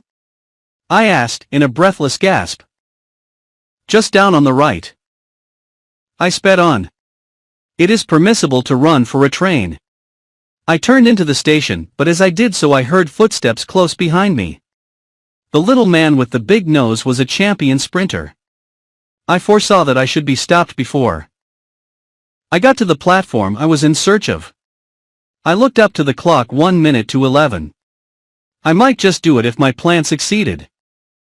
I had entered the station by the main entrance in Adderley Street. I now darted out again through the side exit. Directly opposite me was the side entrance to the post office, the main entrance to which is in Adderley Street. As I expected, my pursuer, instead of following me in, ran down the street to cut me off when I emerged by the main entrance, or to warn the policeman to do so. In an instant I slipped across the street again, and back into the station. I ran like a lunatic. It was just 11. The long train was moving as I appeared on the platform. A porter tried to stop me, but I wriggled myself out of his grasp and sprang upon the footboard. I mounted the 2 steps and opened the gate. I was safe. The train was gathering way. We passed a man standing by himself at the end of the platform. I waved to him. Goodbye, Mr. Paget, I shouted. Never have I seen a man more taken aback. He looked as though he had seen a ghost. In a minute or two I was having trouble with the conductor. But I took a lofty tone. I am Sir Eustace Pedlar's secretary, I said haughtily. Please take me to his private car. Suzanne and Colonel Race were standing on the rear observation platform. They both uttered an exclamation of utter surprise at seeing me. Hello, Miss Anne, cried Colonel Race, where have you turned up from? I thought you'd gone to Durban. What an unexpected person you are. Suzanne said nothing, but her eyes asked 100 questions. I must report myself to my chief, I said demurely. Where is he? He's in the office middle compartment dictating at an incredible rate to the unfortunate Miss Pettigrew. This enthusiasm for work is something new, I commented. Said Colonel Race. His idea is, I think, to give her sufficient work to chain her to her typewriter in her own compartment for the rest of the day. I laughed. Then, followed by the other two, I sought out Sir Eustace. He was striding up and down the circumscribed space, hurling a flood of words at the unfortunate secretary whom I now saw for the first time. A tall, square woman in drab clothing, with pince-nez and an efficient air. I judged that she was finding it difficult to keep pace with Sir Eustace, for her pencil was flying along and she was frowning horribly. I stepped into the compartment. Come aboard, sir, I said saucily. Sir Eustace paused dead in the middle of a complicated sentence on the labor situation and stared at me. Miss Pettigrew must be a nervous creature in spite of her efficient air, for she jumped as though she had been shot. God bless my soul, ejaculated Sir Eustace. What about the young man in Durban? I prefer you, I said softly. Darling, said Sir Eustace. You can start holding my hand at once. Miss Pettigrew coughed, and Sir Eustace hastily withdrew his hand. Ah, yes, he said. Let me see, where were we? Yes. Timon Roos, in his speech at What's the Matter? Why aren't you taking it down? I think, said Colonel Race gently, that Miss Pettigrew has broken her pencil. He took it from her and sharpened it. Sir Eustace stared, and so did I. There was something in Colonel Race's tone that I did not quite understand. Chapter 22. Extract from the Diary of Sir Eustace Pedlar. I am inclined to abandon my reminiscences. Instead, I shall write a short article entitled Secretaries I Have Had. As regards secretaries, I seem to have fallen under a blight. At one minute I have no secretaries, at another I have too many. At the present minute I am journeying to Rhodesia with a pack of women. Race goes off with the two best looking, of course, and leaves me with the dud. That is what always happens to me, and, after all, this is my private car, not Race's. Also Anne Beddingfield is accompanying me to Rhodesia on the pretext of being my temporary secretary. But all this afternoon she has been out on the observation platform with Race exclaiming at the beauty of the Hex River Pass. It is true that I told her her principal duty would be to hold my hand. But she isn't even doing that. Perhaps she is afraid of Miss Pettigrew. I don't blame her if so. There is nothing attractive about Miss Pettigrew. She is a repellent female with large feet, more like a man than a woman. There is something very mysterious about Anne Beddingfield. She jumped on board the train at the last minute, puffing like a steam engine, for all the world as though she'd been running a race, and yet Paget told me that he'd seen her off to Durban last night. Either Paget has been drinking again or else the girl must have an astral body. And she never explains. Nobody ever explains. Yes, secretaries I have had. Number 1, a murderer fleeing from justice. Number 2, a secret drinker who carries on disreputable intrigues in Italy. Number 3, a beautiful girl who possesses the useful faculty of being in two places at once. Number 4, Miss Pettigrew, who, I have no doubt, is really a particularly dangerous crook in disguise. Probably one of Paget's Italian friends that he has palmed off on me. I shouldn't wonder if the world found some day that it had been grossly deceived by Paget. On the whole, I think Rayburn was the best of the bunch. He never worried me or got in my way. Guy Paget has had the impertinence to have the stationary trunk put in here. None of us can move without falling over it. I went out on the observation platform just now, expecting my appearance to be greeted with hails of delight. Both the women were listening spellbound to one of Race's traveller's tales. I shall label this car not Sir Eustace Pedlar and party, but Colonel Race and harem. Then Mrs. Blair must needs begin taking silly photographs. Every time we went round a particularly appalling curve, as we climbed higher and higher, she snapped at the engine. You see the point, she cried delightedly. It must be some curve if you can photograph the front part of the train from the back, and with the mountain background it will look awfully dangerous. I pointed out to her that no one could possibly tell it had been taken from the back of the train. She looked at me pityingly. I shall write underneath it. Taken from the train. Engine going round a curve. You could write that under any snapshot of a train, I said. Women never think of these simple things. I'm glad we've come up here in daylight, cried Anne Beddingfield. I shouldn't have seen this if I'd gone last night to Durban, should I? No, said Colonel Race, smiling. You'd have woken up tomorrow morning to find yourself in the Karoo, a hot, dusty desert of stones and rocks. I'm glad I changed my mind, said Anne, sighing contentedly and looking round. It was rather a wonderful sight. The great mountains all around, through which we turned and twisted and labored ever steadily upwards. Is this the best train in the day to Rhodesia? Asked Anne Beddingfield. In the day, laughed Race. Why, my dear Miss Anne, there are only 3 trains a week. Mondays, Wednesdays, and Saturdays. Do you realize that you don't arrive at the falls until Saturday next? How well we shall know each other by that time, said Mrs. Blair maliciously. How long are you going to stay at the falls, Sir Eustace?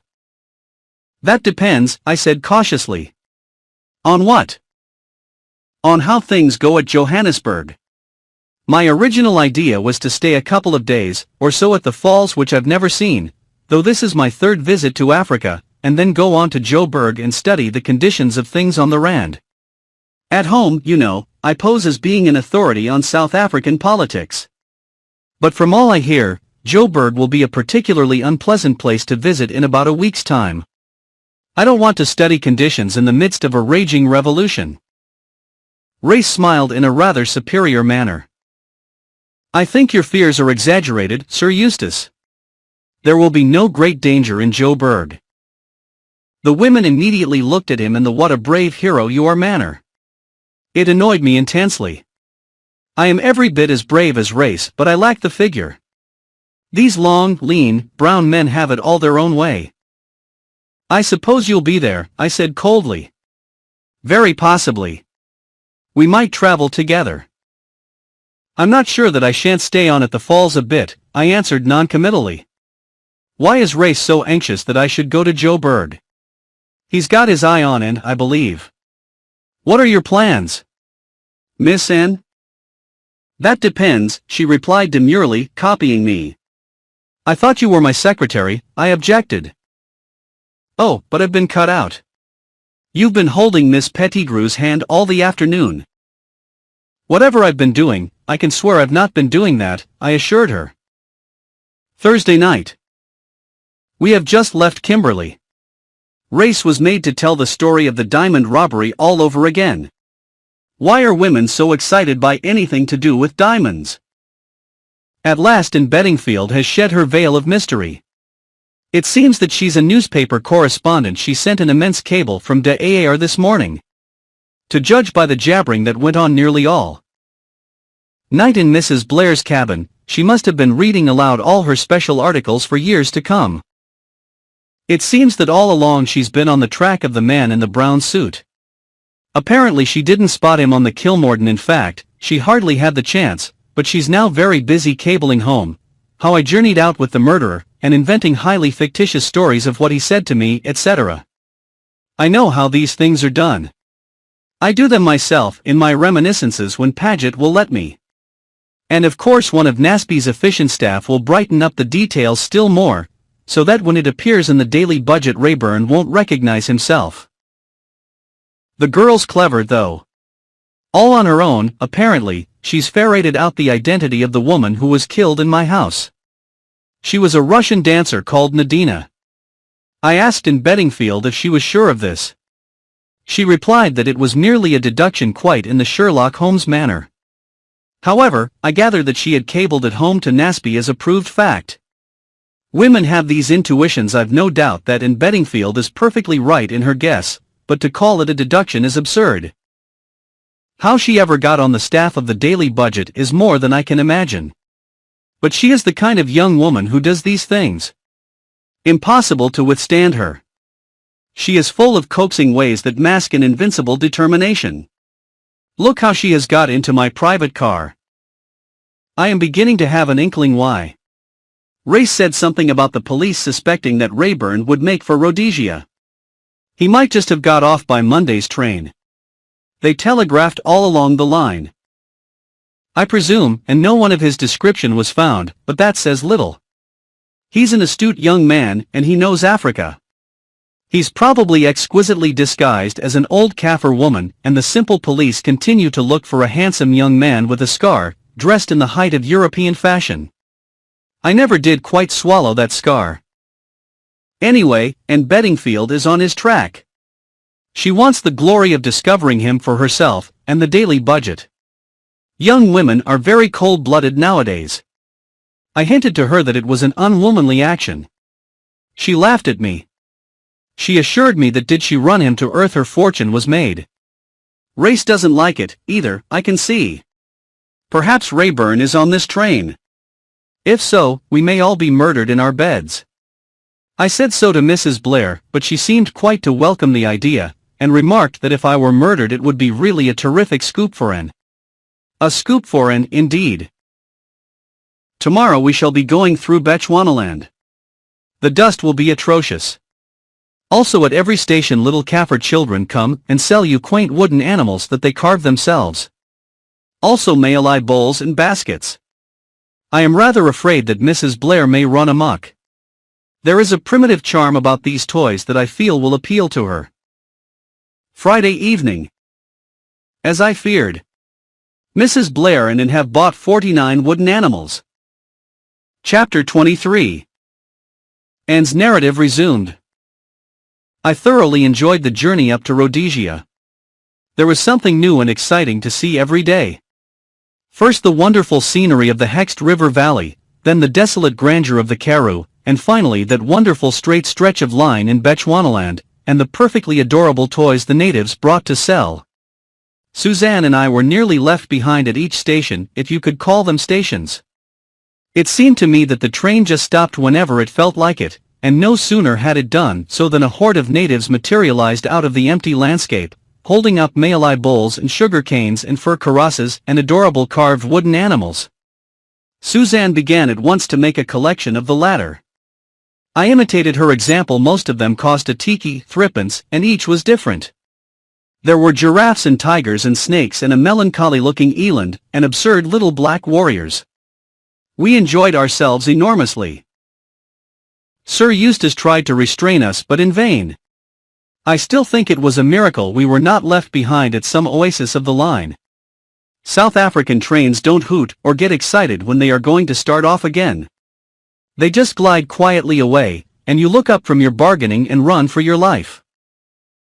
Suzanne's amazement at seeing me climb upon the train at Cape Town can be imagined. We held an exhaustive survey of the situation on the first evening out. We talked half the night. It had become clear to me that defensive tactics must be adopted as well as aggressive ones. Traveling with Sir Eustace Pedlar and his party, I was fairly safe. Both he and Colonel Race were powerful protectors, and I judged that my enemies would not wish to stir up a hornet's nest about my ears. Also, as long as I was near Sir Eustace, I was more or less in touch with Guy Paget, and Guy Paget was the heart of the mystery. I asked Suzanne whether, in her opinion, it was possible that Paget himself was the mysterious colonel. His subordinate position was, of course, against the assumption, but it had struck me once or twice that, for all his autocratic ways, Sir Eustace was really very much influenced by his secretary. He was an easy-going man, and one whom an adroit secretary might be able to twist round his little finger. The comparative obscurity of his position might in reality be useful to him, since he would be anxious to be well out of the limelight. Suzanne, however, negatived these ideas very strongly. She refused to believe that Guy Paget was the ruling spirit. The real head, the colonel, was somewhere in the background and had probably been already in Africa at the time of our arrival. I agreed that there was much to be said for her view, but I was not entirely satisfied. For in each suspicious instance Paget had been shown as the directing genius. It was true that his personality seemed to lack the assurance and decision that one would expect from a master criminal, but after all, according to Colonel Race, it was brain work only that this mysterious leader supplied, and creative genius is often allied to a weak and timorous physical constitution. "There speaks the professor's daughter," interrupted Suzanne, when I had got to this point in my argument. "It's true, all the same. On the other hand, Paget may be the Grand Vizier, so to speak, of the All-Highest." I was silent for a minute or two, and then went on musingly, "I wish I knew how Sir Eustace made his money." "Suspecting him again?" "Suzanne, I've got into that state that I can't help suspecting somebody. I don't really suspect him, but, after all, he is Paget's employer, and he did own the mill house. I've always heard that he made his money in some way he isn't anxious to talk about," said Suzanne thoughtfully. "But that doesn't necessarily mean crime. It might be tin tax or hair restorer." I agreed ruefully. "I suppose," said Suzanne doubtfully, "that we're not barking up the wrong tree? Being led completely astray, I mean, by assuming Paget's complicity? Supposing that, after all, he is a perfectly honest man?" I considered that for a minute or two, then I shook my head.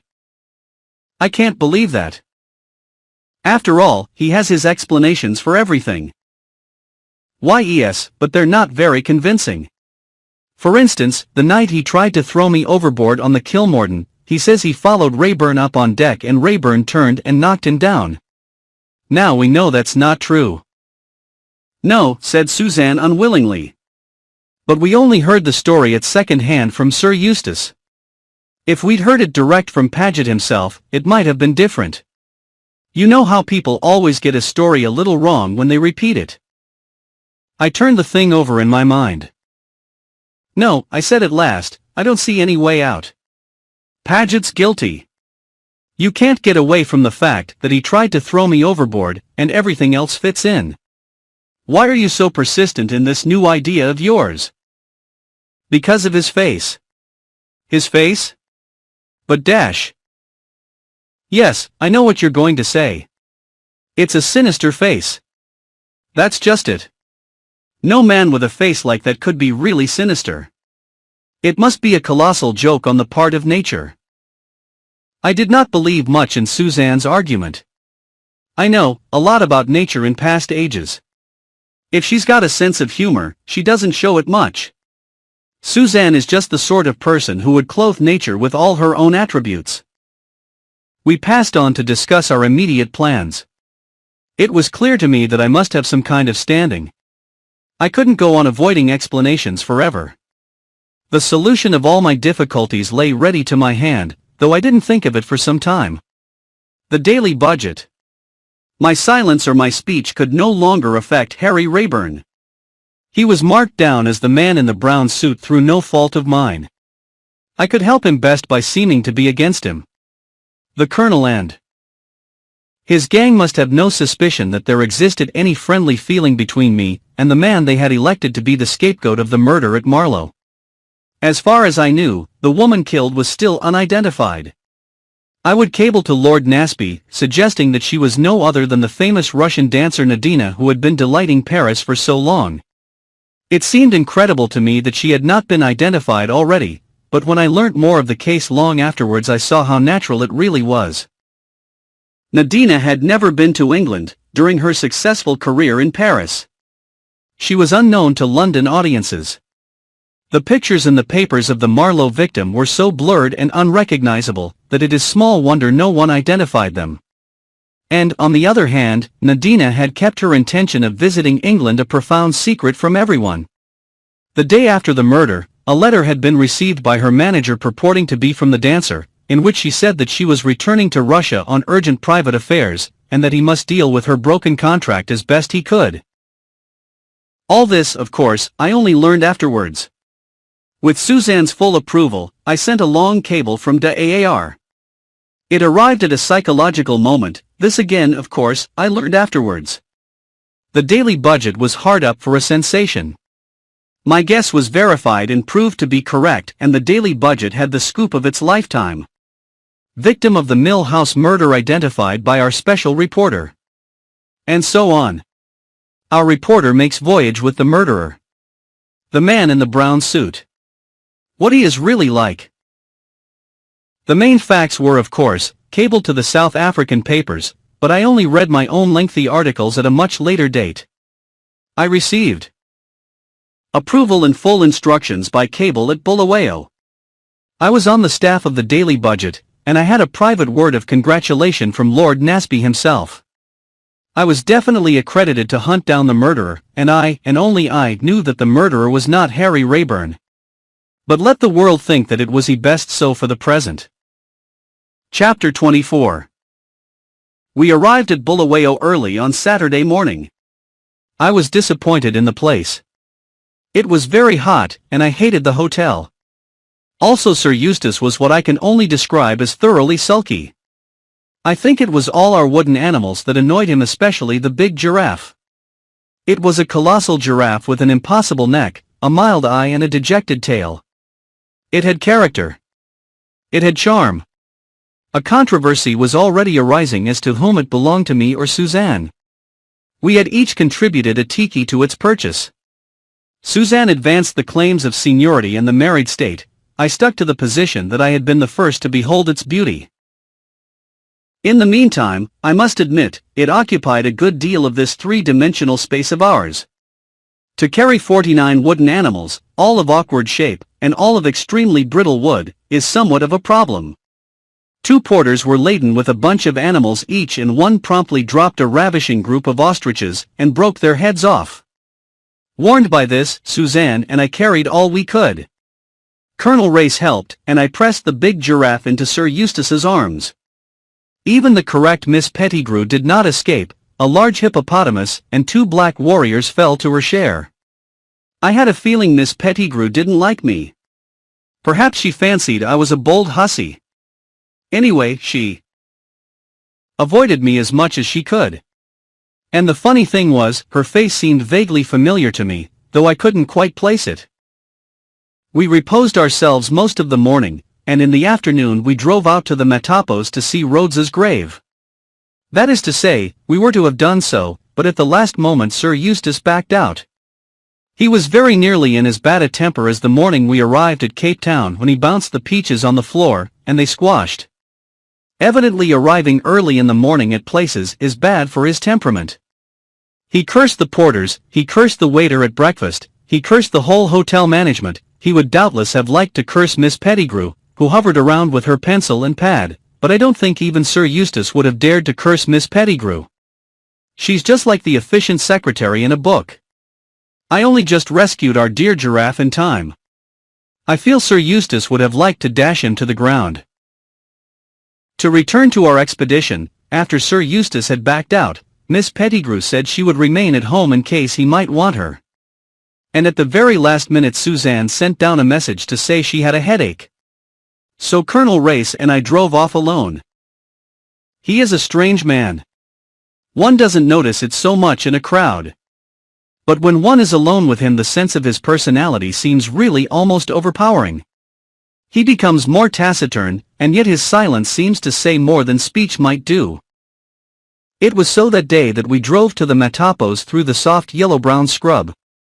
Everything seemed strangely silent except our car, which I should think was the first Ford ever made by man. The upholstery of it was torn to ribbons, and, though I know nothing about engines, even I could guess that all was not as it should be in its interior. By and by the character of the country changed. Great boulders appeared, piled up into fantastic shapes. I felt suddenly that I had got into a primitive era. Just for a moment Neanderthal men seemed quite as real to me as they had to Papa. I turned to Colonel Race. There must have been giants once, I said dreamily. And their children were just like children are today. They played with handfuls of pebbles, piling them up and knocking them down, and the more cleverly they balanced them, the better pleased they were. If I were to give a name to this place I should call it the country of giant children. Perhaps you're nearer the mark than you know, said Colonel Race gravely. Simple, primitive, big, that is Africa. I nodded appreciatively. You love it, don't you? I asked. Yes. But to live in it long, well, it makes one what you would call cruel. One comes to hold life and death very lightly. Yes, I said, thinking of Harry Rayburn. He had been like that too. But not cruel to weak things? Opinions differ as to what are and are not weak things, Miss Anne. There was a note of seriousness in his voice which almost startled me. I felt that I knew very little really of this man at my side. I meant children and dogs, I think. I can truthfully say I've never been cruel to children or dogs. So you don't class women as weak things? I considered. No, I don't think I do, though they are, I suppose. That is, they are nowadays. But Papa always said that in the beginning men and women roamed the world together, equal in strength like lions and tigers. And giraffes, interpolated Colonel Race slyly. I laughed.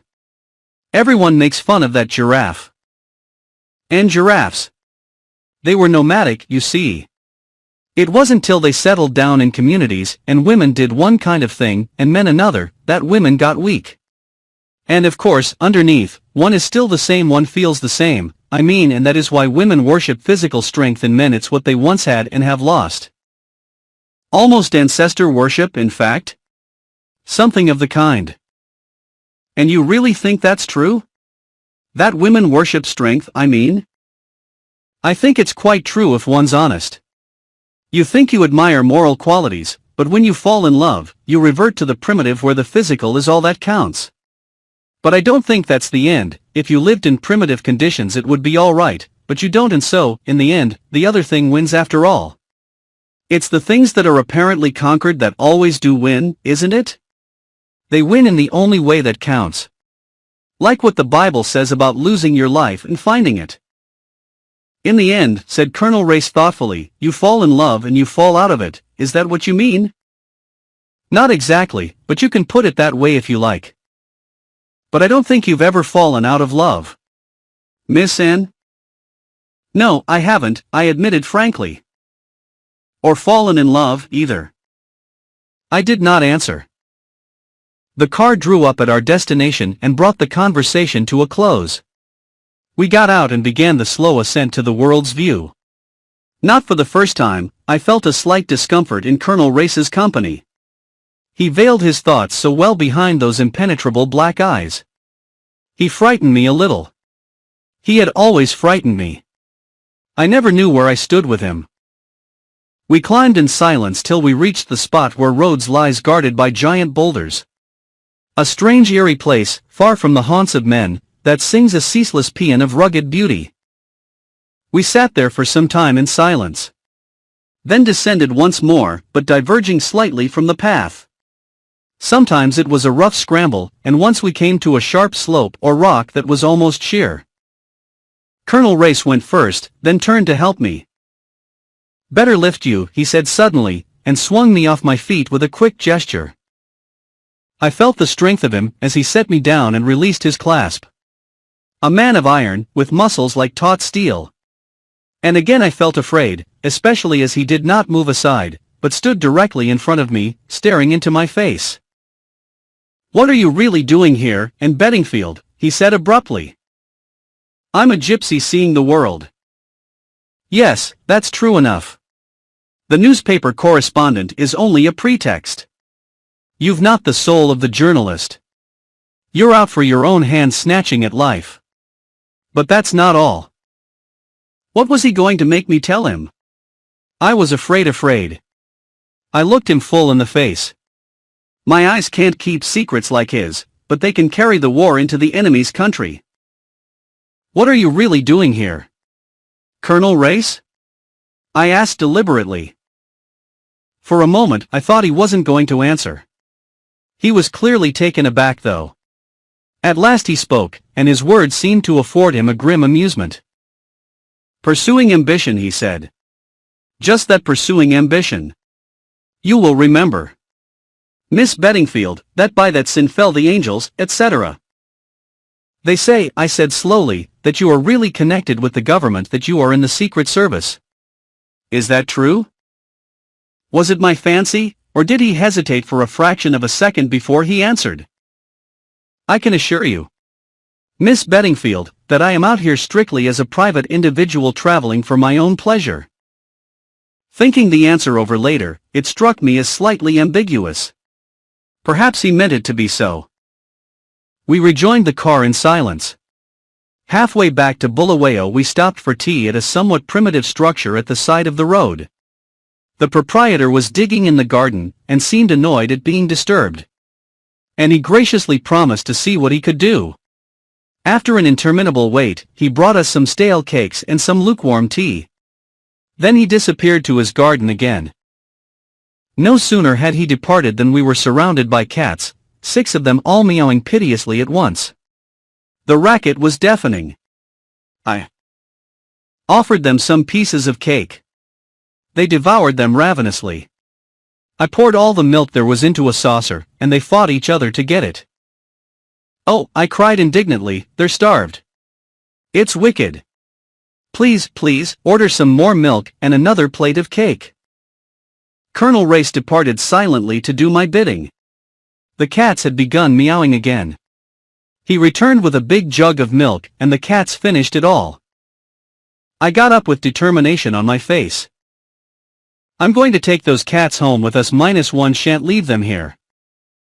My dear child, don't be absurd. You can't carry 6 cats as well as 50 wooden animals round with you. Never mind the wooden animals. These cats are alive. I shall take them back with me. You will do nothing of the kind. I looked at him resentfully, but he went on, you think me cruel, but one can't go through life sentimentalizing over these things. It's no good standing out, -1 shan't allow you to take them. It's a primitive country, you know, and I'm stronger than you. I always know when I am beaten. I went down to the car with tears in my eyes. They're probably short of food just today, he explained consolingly. That man's wife has gone into Bulawayo for stores. So it will be all right. And anyway, you know, the world's full of starving cats. Don't, I said fiercely. I'm teaching you to realize life as it is. I'm teaching you to be hard and ruthless like I am. That's the secret of strength and the secret of success. I'd sooner be dead than hard, I said passionately. We got into the car and started off. I pulled myself together again slowly. Suddenly, to my intense astonishment, he took my hand in his. And he said gently, I want you. Will you marry me? I was utterly taken aback. Oh, no, I stammered. I can't. Why not? I don't care for you in that way. I've never thought of you like that. I see. Is that the only reason? I had to be honest. I owed it him. No, I said, it is not.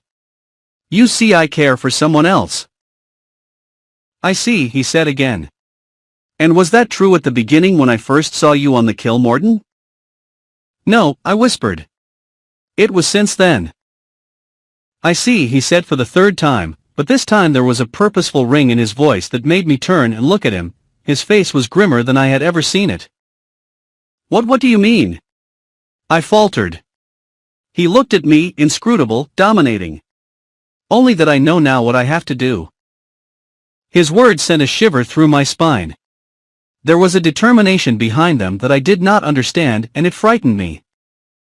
We neither of us said any more until we got back to the hotel. I went straight up to Suzanne. She was lying on her bed reading, and did not look in the least as though she had a headache. Here reposes the perfect gooseberry, she remarked. Alias the tactful chaperone. Why, and dear, what's the matter? For I had burst into a floor of tears. I told her about the cats -1 felt it wasn't fair to tell her about Colonel Race. But Suzanne is very sharp. I think she saw that there was something more behind. You haven't caught a chill, have you, Anne? Sounds absurd even to suggest such things in this heat, but you keep on shivering. It's nothing, I said. Nerves or someone walking over my grave. I keep feeling something dreadful's going to happen. Don't be silly, said Suzanne, with decision. Let's talk of something interesting. And, about those diamonds. What about them? I'm not sure they're safe with me. It was all right before, no one could think they'd be amongst my things. But now that everyone knows we're such friends, you and I'll be under suspicion too. Nobody knows they're in a roll of films though, I argued. It's a splendid hiding place and I really don't think we could better it. She agreed doubtfully, but said we would discuss it again when we got to the falls. Our train went at 9 o'clock. Sir Eustace's temper was still far from good and Miss Pettigrew looked subdued. Colonel Race was completely himself. I felt that I had dreamed the whole conversation on the way back. I slept heavily that night on my hard bunk, struggling with ill-defined, menacing dreams. I awoke with a headache and went out on the observation platform of the car. It was fresh and lovely, and everywhere, as far as one could see, were the undulating wooded hills. I loved it more than any place I had ever seen.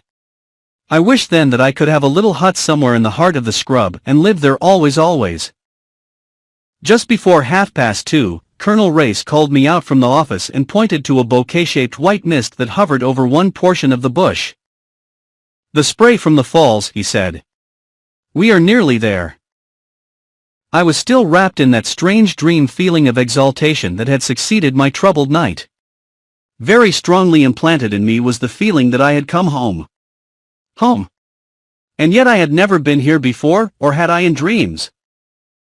We walked from the train to the hotel, a big white building closely wired against mosquitoes. There were no roads, no houses. We went out on the stoop and I uttered a gasp. There, half a mile away, facing us, were the falls. I've never seen anything so grand and beautiful -1 never shall. And, you're fey, said Suzanne, as we sat down to lunch. I've never seen you like this before. She stared at me curiously. Am I? I laughed, but I felt that my laugh was unnatural. It's just that I love it all. It's more than that. A little frown crossed her brow, one of apprehension. Yes, I was happy, but beyond that I had the curious feeling that I was waiting for something that would happen soon. I was excited, restless. After tea we strolled out, got on the trolley, and were pushed by smiling blacks down the little tracks of rails to the bridge. It was a marvelous sight, the great chasm and the rushing waters below, and the veil of mist and spray in front of us that parted every now and then for one brief minute to show the cataract of water, and then closed up again in its impenetrable mystery. That, to my mind, has always been the fascination of the falls, their elusive quality.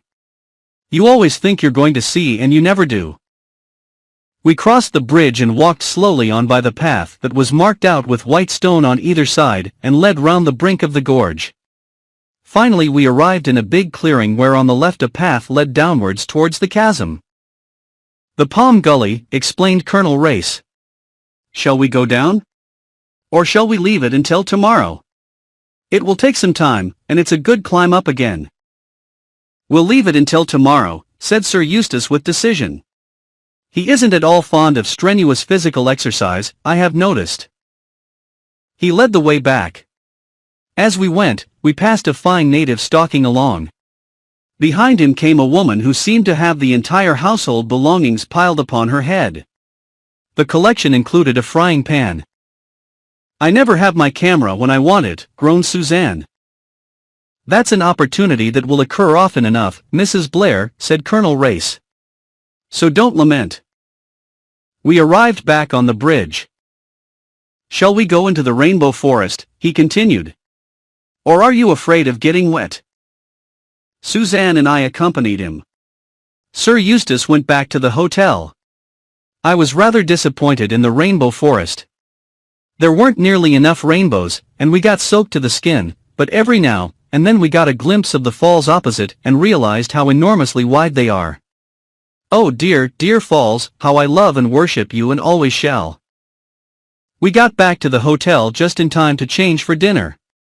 Sir Eustace seems to have taken a positive antipathy to Colonel Race. Suzanne and I rallied him gently, but didn't get much satisfaction. After dinner he retired to his sitting room, dragging Miss Pettigrew with him.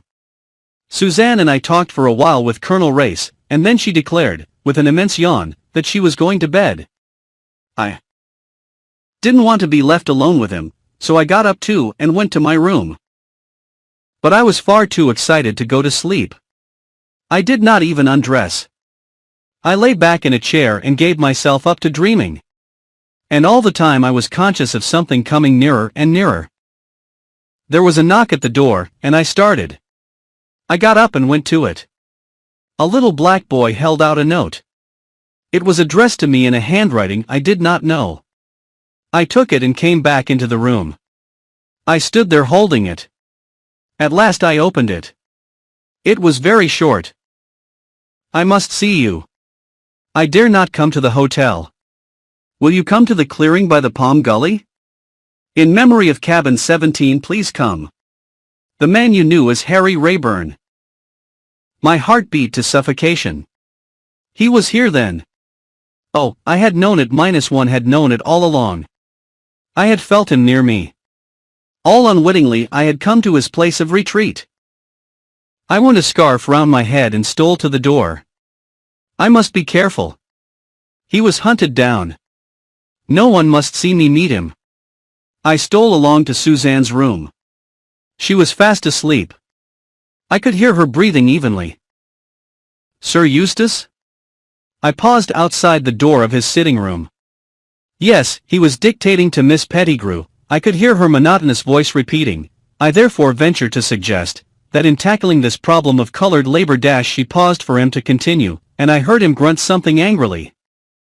I stole on again. Colonel Race's room was empty. I did not see him in the lounge. And he was the man I feared most.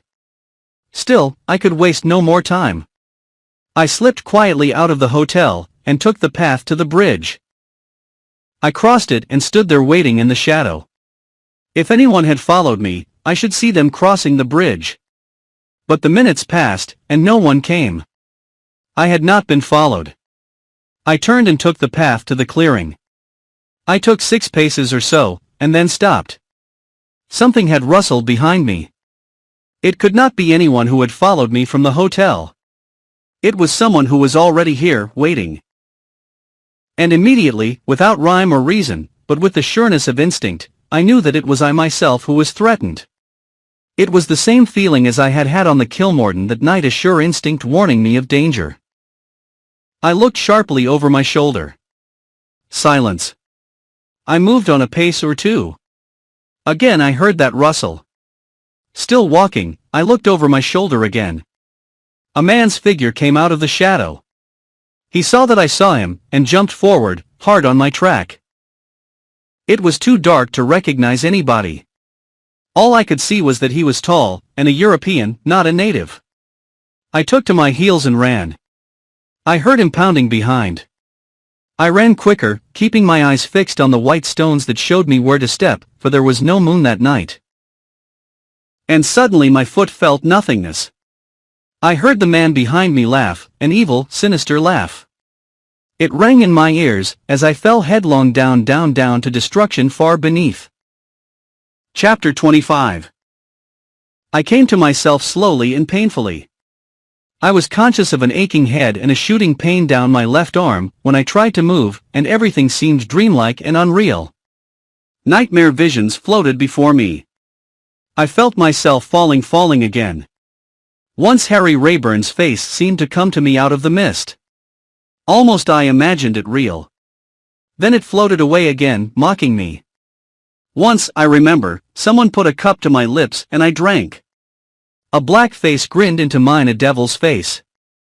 I thought it, and screamed out. Then dreams again, long troubled dreams in which I vainly sought Harry Rayburn to warn him what of? I did not know myself. But there was some great danger, and I alone could save him. Then darkness again, merciful darkness, and real sleep. I woke at last myself again. The long nightmare was over. I remembered perfectly everything that had happened, my hurried flight from the hotel to meet Harry, the man in the shadows, and that last terrible moment of falling. By some miracle or other I had not been killed. I was bruised and aching and very weak, but I was alive. But where was I? Moving my head with difficulty, I looked round me. I was in a small room with rough wooden walls. On them were hung skins of animals and various tusks of ivory. I was lying on a kind of rough couch, also covered with skins, and my left arm was bandaged up and felt stiff and uncomfortable. At first I thought I was alone, and then I saw a man's figure sitting between me and the light, his head turned towards the window. He was so still that he might have been carved out of wood. Something in the close-cropped black head was familiar to me, but I did not dare to let my imagination run astray. Suddenly he turned, and I caught my breath. It was Harry Rayburn. Harry Rayburn in the flesh. He rose and came over to me. Feeling better, he said a trifle awkwardly. I could not answer. The tears were running down my face. I was weak still, but I held his hand in both of mine. If only I could die like this, whilst he stood there looking down on me with that new look in his eyes. Don't cry, Anne. Please don't cry. You're safe now.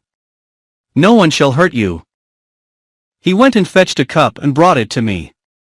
Drink some of this milk. I drank obediently.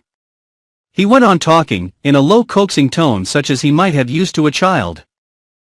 Don't ask any more questions now. Go to sleep again. You'll be stronger by and by. I'll go away if you like. No, I said urgently. No. Then I'll stay. He brought a small stool over beside me and sat there. He laid his hand over mine, and, soothed and comforted, I dropped off to sleep once more. It must have been evening then, but when I woke again the sun was high in the heavens. I was alone in the hut, but as I stirred an old native woman came running in.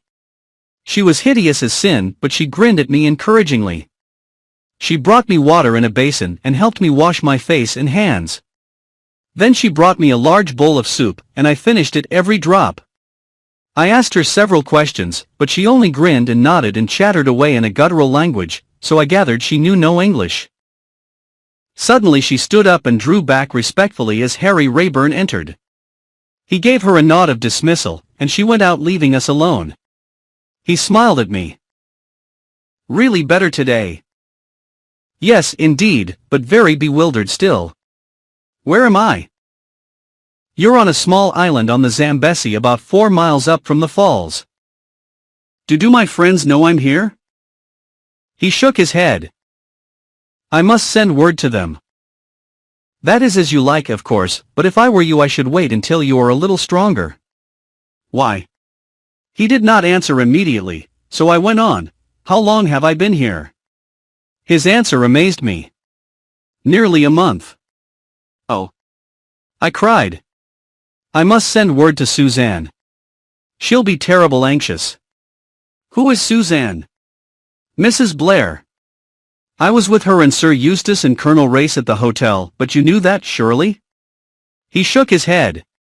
I know nothing, except that I found you, caught in the fork of a tree, unconscious, and with a badly wrenched arm. Where was the tree? Overhanging the ravine. But for your clothes catching on the branches, you would certainly have been dashed to pieces. I shuddered. Then a thought struck me. You say you didn't know I was there. What about the note then? What note? The note you sent me, asking me to meet you in the clearing. He stared at me. I sent no note. I felt myself flushing up to the roots of my hair. Fortunately he did not seem to notice. How did you come to be on the spot in such a marvelous manner? I asked, in as nonchalant a manner as I could assume. And what are you doing in this part of the world anyway? I live here, he said simply. On this island? Yes, I came here after the war. Sometimes I take parties from the hotel out in my boat, but it costs me very little to live, and mostly I do as I please. You live here all alone? I am not pining for society, I assure you, he replied coldly. I am sorry to have inflicted mine upon you, I retorted, but I seem to have had very little to say in the matter. To my surprise, his eyes twinkled a little. None whatever. I slung you across my shoulders like a sack of coal and carried you to my boat. Quite like a primitive man of the Stone Age. But for a different reason, I put in. He flushed this time, a deep burning blush. The tan of his face was suffused. But you haven't told me how you came to be wondering about so conveniently for me? I said hastily, to cover his confusion. I couldn't sleep. I was restless, disturbed, had the feeling something was going to happen. In the end I took the boat and came ashore and tramped down towards the falls. I was just at the head of the Palm Gully when I heard you scream. Why didn't you get help from the hotel instead of carting me all the way here? I asked. He flushed again. I suppose it seems an unpardonable liberty to you, but I don't think that even now you realize your danger. You think I should have informed your friends. Pretty friends, who allowed you to be decoyed out to death. No, I swore to myself that I'd take better care of you than anyone else could. Not a soul comes to this island. I got old Badani, whom I cured of a fever once, to come and look after you. She's loyal. She'll never say a word. I could keep you here for months and no one would ever know. I could keep you here for months and no one would ever know. How some words please one. You did quite right, I said quietly. And I shall not send word to anyone. A day or so more anxiety doesn't make much difference. It's not as though they were my own people. They're only acquaintances, really, even Suzanne. And whoever wrote that note must have known a great deal. It was not the work of an outsider. I managed to mention the note this time without blushing at all. If you would be guided by me, he said, hesitating. I don't expect I shall be, I answered candidly. But there's no harm in hearing. Do you always do what you like, Miss Beddingfield? Usually, I replied cautiously. To anyone else I would have said always. I pity your husband, he said unexpectedly. You needn't, I retorted. I shouldn't dream of marrying anyone unless I was madly in love with him. And of course there is really nothing a woman enjoys so much as doing all the things she doesn't like for the sake of someone she does like. And the more self-willed she is, the more she likes it. I'm afraid I disagree with you. The boot is on the other leg as a rule. He spoke with a slight sneer. Exactly, I cried eagerly. And that's why there are so many unhappy marriages. It's all the fault of the men. Either they give way to their women, and then the women despise them, or else they are utterly selfish, insist on their own way, and never say thank you. Successful husbands make their wives do just what they want, and then make a frightful fuss of them for doing it. Women like to be mastered, but they hate not to have their sacrifices appreciated. On the other hand, men don't really appreciate women who are nice to them all the time. When I am married, I shall be a devil most of the time, but every now and then, when my husband least expects it, I shall show him what a perfect angel I can be. Harry laughed outright. What a cat and dog life you will lead. Lovers always fight, I assured him. Because they don't understand each other. And by the time they do understand each other, they aren't in love anymore. Does the reverse hold true? Are people who fight each other always lovers? I-1 don't know, I said, momentarily confused. He turned away to the fireplace. Like some more soup? He asked in a casual tone. Yes, please. I'm so hungry that I would eat a hippopotamus. That's good. He busied himself with the fire, I watched. When I can get off the couch, I'll cook for you, I promised. I don't suppose you know anything about cooking. I can warm up things out of tins as well as you can, I retorted, pointing to a row of tins on the mantelpiece. Touché, he said and laughed. His whole face changed when he laughed. It became boyish, happy, a different personality. I enjoyed my soup. As I ate it I reminded him that he had not, after all, tendered me his advice. Ah, yes, what I was going to say was this. If I were you I would stay quietly perdu here until you are quite strong again. Your enemies will believe you dead. They will hardly be surprised at not finding the body. It would have been dashed to pieces on the rocks and carried down with the torrent. I shivered. Once you are completely restored to health, you can journey quietly on to Beira, and get a boat to take you back to England. That would be very tame, I objected scornfully. There speaks a foolish schoolgirl. I'm not a foolish schoolgirl, I cried indignantly. I'm a woman. He looked at me with an expression I could not fathom, as I sat up flushed and excited. God help me, so you are, he muttered and went abruptly out. My recovery was rapid. The two injuries I had sustained were a knock on the head and a badly wrenched arm. The latter was the most serious and, to begin with, my rescuer had believed it to be actually broken.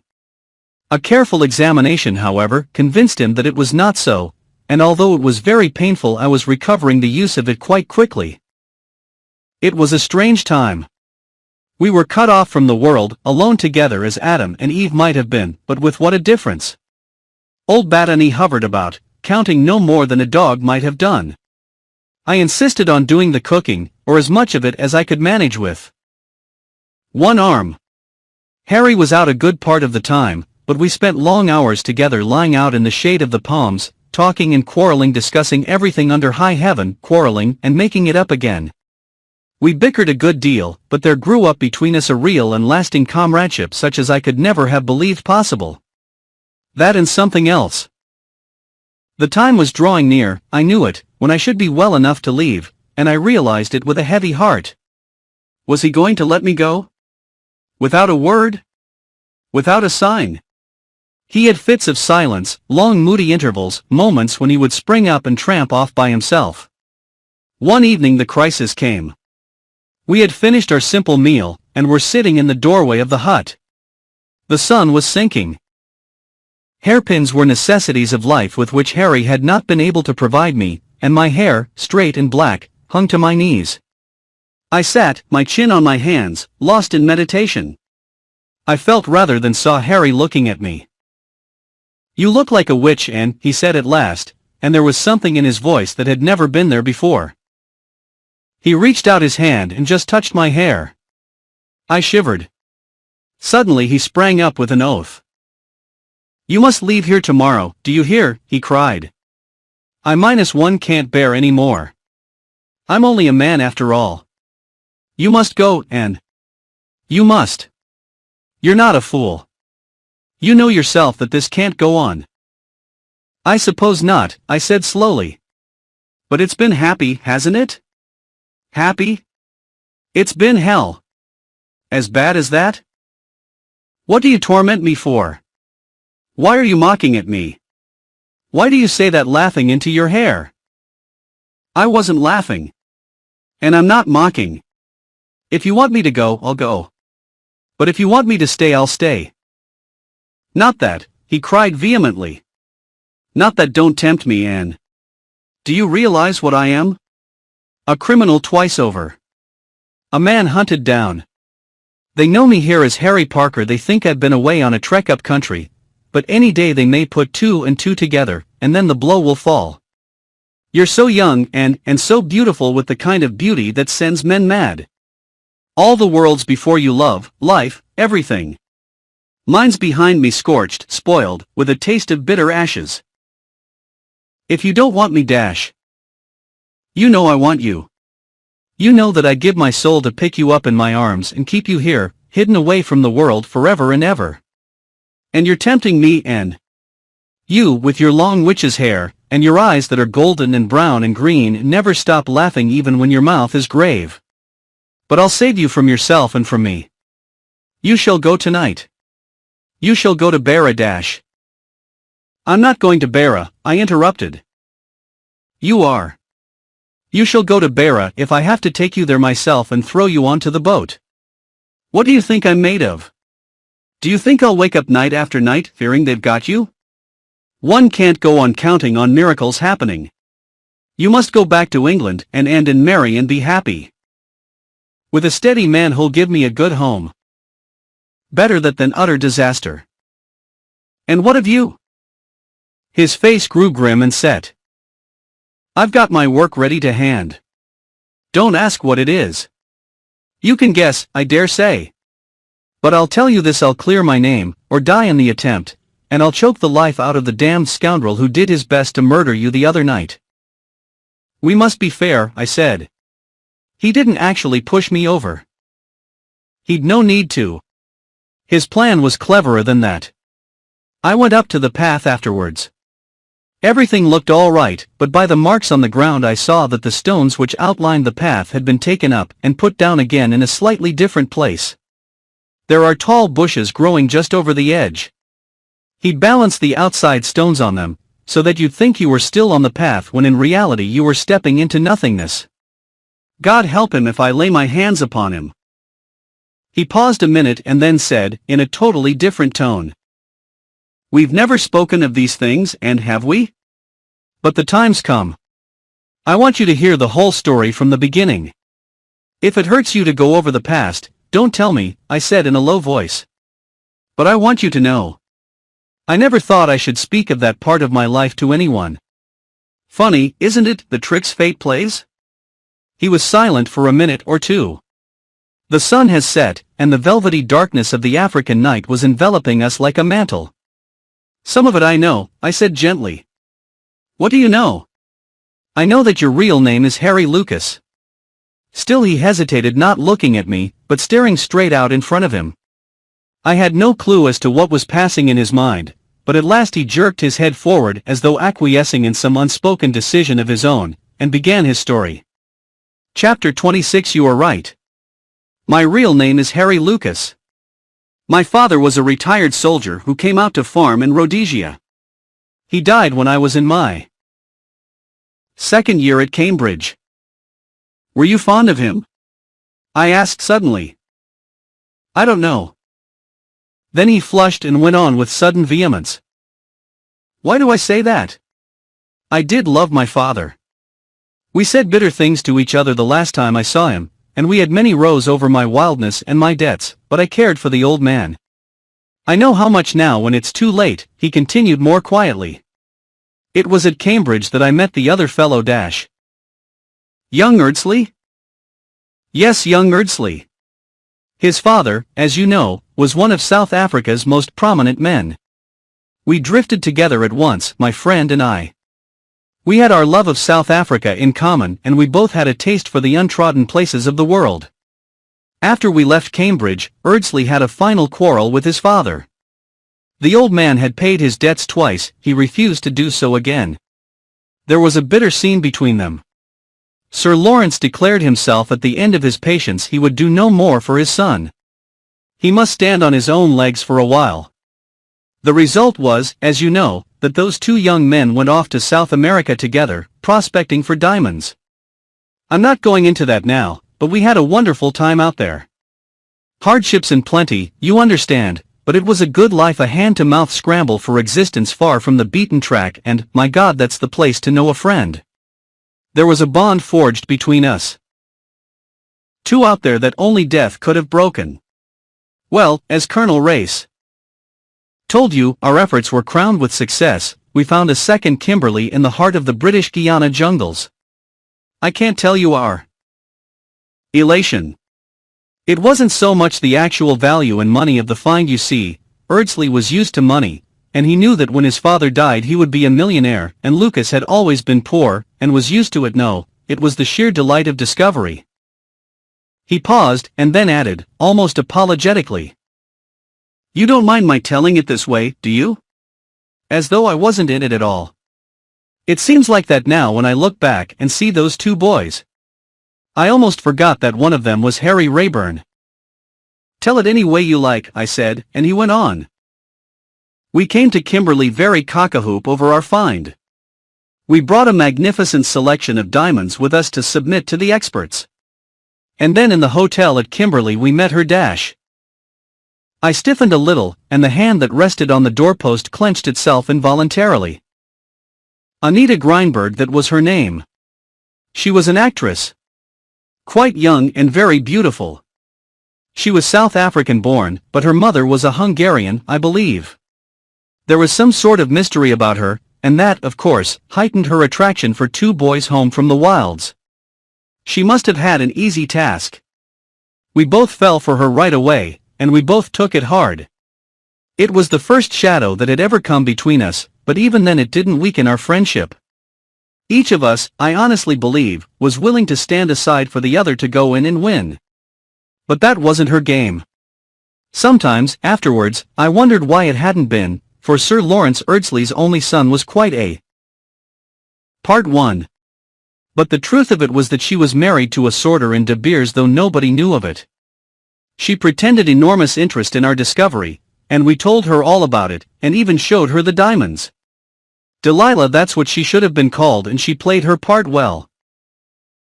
The De Beers robbery was discovered, and like a thunderclap the police came down upon us. They seized our diamonds. We only laughed at first, the whole thing was so absurd. And then the diamonds were produced in court, and without question they were the stones stolen from De Beers. Anita Grindberg had disappeared. She had effected the substitution neatly enough, and our story, that these were not the stones originally in our possession, was laughed to scorn.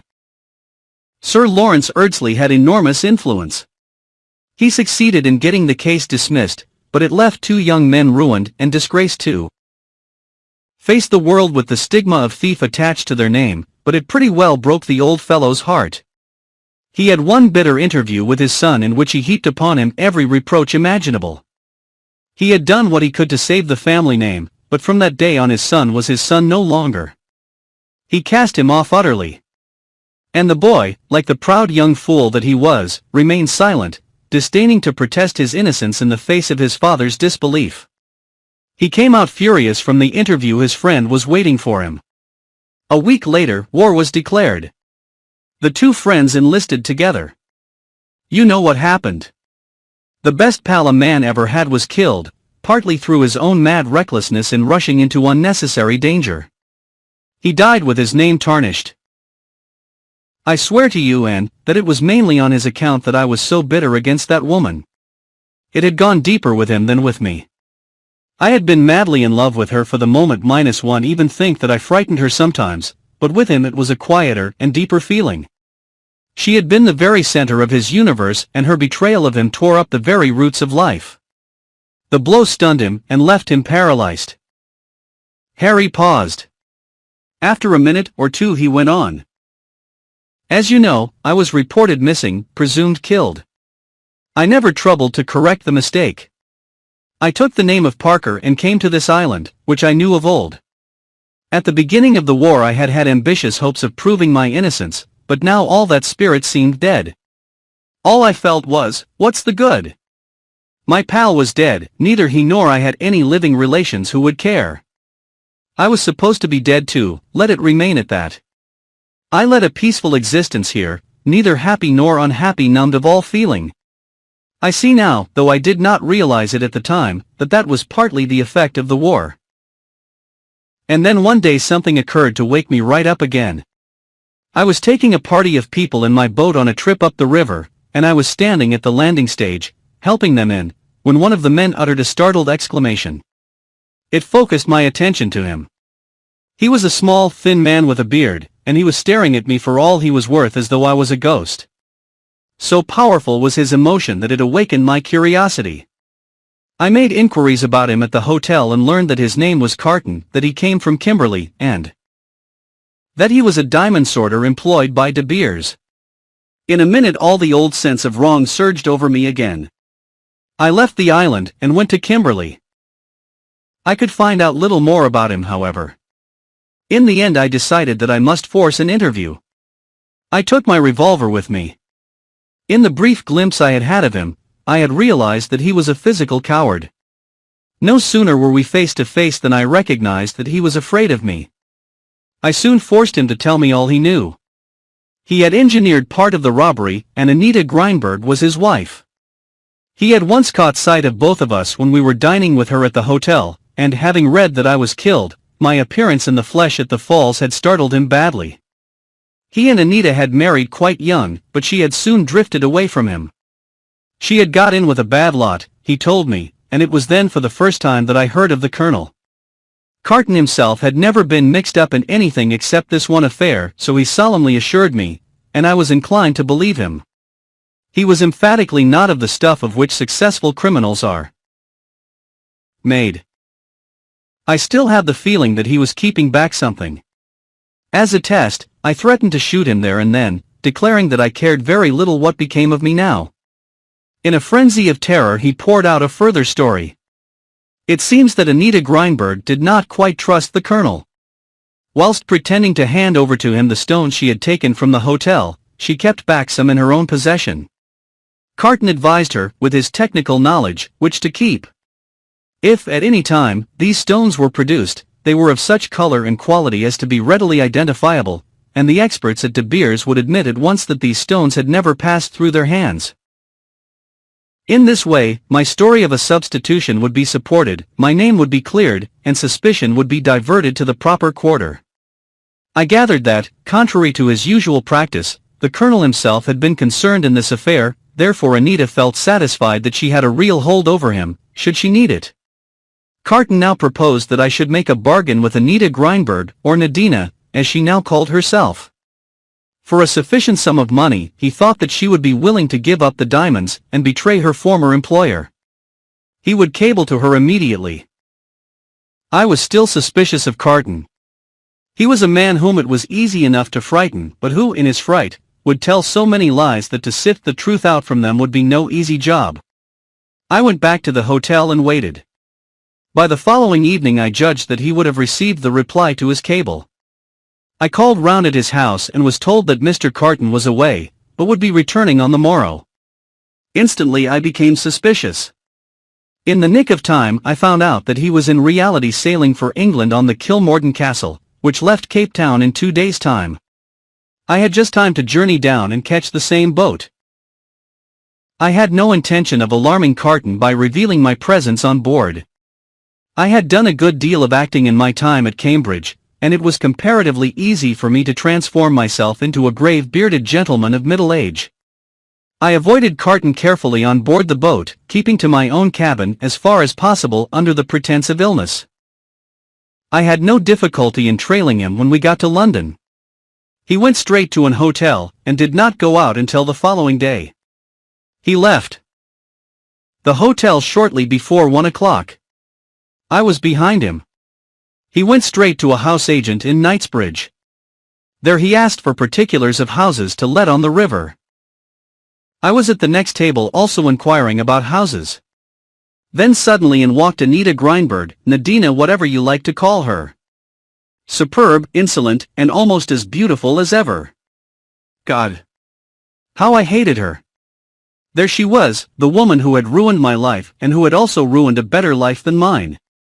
At that minute I could have put my hands round her neck and squeezed the life out other inch by inch. Just for a minute or two I saw red.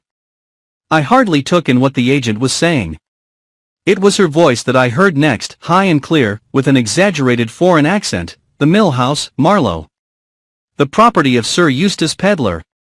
That sounds as though it might suit me. At any rate, I will go and see it. The man wrote her an order, and she walked out again in her regal insolent manner. Not by word or a sign had she recognized Carton, yet I was sure that their meeting there was a preconceived plan. Then I started to jump to conclusions. Not knowing that Sir Eustace was at Cannes, I thought that this house-hunting business was a mere pretext for meeting him in the Mill House. I knew that he had been in South Africa at the time of the robbery, and never having seen him I immediately leaped to the conclusion that he himself was the mysterious colonel of whom I had heard so much. I followed my two suspects along Knightsbridge. Nadina went into the Hyde Park Hotel. I quickened my pace and went in also. She walked straight into the restaurant, and I decided that I would not risk her recognizing me at the moment, but would continue to follow Carton. I was in great hopes that he was going to get the diamonds, and that by suddenly appearing and making myself known to him when he least expected it I might startle the truth out of him. I followed him down into the tube station at Hyde Park Corner. He was standing by himself at the end of the platform. There was some girl standing near, but no one else. I decided that I would accost him then and there. You know what happened. In the sudden shock of seeing a man whom he imagined far away in South Africa, he lost his head and stepped back upon the line. He was always a coward. Under the pretext of being a doctor, I managed to search his pockets. There was a wallet with some notes in it and one or two unimportant letters. There was a roll of films which I must have dropped somewhere later, and there was a piece of paper with an appointment made on it for the 22nd on the Kilmorden Castle. In my haste to get away before anyone detained me, I dropped that also, but fortunately I remembered the figures. I hurried to the nearest cloakroom and hastily removed my makeup. I did not want to be laid by the heels for picking a dead man's pocket. Then I retraced my steps to the Hyde Park Hotel. Nadina was still having lunch. I needn't describe in detail how I followed her down to Marlow. She went into the house, and I spoke to the woman at the lodge, pretending that I was with her. Then I too went in. He stopped. There was a tense silence. You will believe me and won't you? I swear before God that what I am going to say is true. I went into the house after her with something very like murder in my heart, and she was dead. I found her in the first-floor room. God! It was horrible. Dead, and I was not more than 3 minutes behind her. And there was no sign of anyone else in the house. Of course I realized at once the terrible position I was in. By one masterstroke the blackmailed had rid himself of the blackmailer, and at the same time had provided a victim to whom the crime would be ascribed. The hand of the colonel was very plain. For the second time I was to be his victim. Fool that I had been to walk into the trap so easily. I hardly know what I did next. I managed to go out of the place looking fairly normal, but I knew that it would not be long before the crime was discovered and a description of my appearance telegraphed all over the country. I lay low for some days, not daring to make a move. In the end, chance came to my aid. I overheard a conversation between two middle-aged gentlemen in the street, one of whom proved to be Sir Eustace Pedlar. I at once conceived the idea of attaching myself to him as his secretary. The fragment of conversation I had overheard gave me my clue. I was now no longer so sure that Sir Eustace Pedlar was the colonel. His house might have been appointed as a rendezvous by accident, or for some obscure motive that I had not fathomed. Do you know, I interrupted, that Guy Paget was in Marlow at the date of the murder? That settles it then. I thought he was at kin with Sir Eustace. He was supposed to be in Florence, but he certainly never went there. I'm pretty certain he was really in Marlow, but of course I can't prove it. And to think I never suspected Paget for a minute until the night he tried to throw you overboard. The man's a marvelous actor. Yes, isn't he? That explains why the Mill House was chosen. Paget could probably get in and out of it unobserved. Of course he made no objection to my accompanying Sir Eustace across in the boat. He didn't want me laid by the heels immediately. You see, evidently Nadina didn't bring the jewels with her to the rendezvous, as they had counted on her doing. I fancy that Carton really had them and concealed them somewhere on the Kilmorden Castle. That's where he came in. They hoped that I might have some clue as to where they were hidden. As long as the colonel did not recover the diamonds, he was still in danger, hence his anxiety to get them at all costs. Where the devil Carton hid them, if he did hide them, -1 don't know. That's another story, I quoted. My story. And I'm going to tell it to you now. Chapter 27. Harry listened attentively whilst I recounted all the events that I have narrated in these pages. The thing that bewildered and astonished him most was to find that all along the diamonds had been in my possession, or rather in Suzanne's. That was a fact he had never suspected. Of course, after hearing his story, I realized the point of Carton's little arrangement, or rather Nadina's, since I had no doubt that it was her brain which had conceived the plan. No surprise tactics executed against her or her husband could result in the seizure of the Diamonds. The secret was locked in her own brain, and the colonel was not likely to guess that they had been entrusted to the keeping of an ocean steward. Harry's vindication from the old charge of theft seemed assured. It was the other graver charge that paralyzed all our activities. For as things stood, he could not come out in the open to prove his case. The one thing we came back to again and again was the identity of the colonel. Was he, or was he not, Guy Paget? I should say he was, but for one thing, said Harry. It seems pretty much of a certainty that it was Paget who murdered Anita Greinberg at Marlow, and that certainly lends color to the supposition that he is actually the colonel, since Anita's business was not of the nature to be discussed with a subordinate. No, the only thing that militates against that theory is the attempt to put you out of the way on the night of your arrival here. You saw Paget left behind at Cape Town. By no possible means could he have arrived here before the following Wednesday. He is unlikely to have any emissaries in this part of the world, and all his plans were laid to deal with you in Cape Town.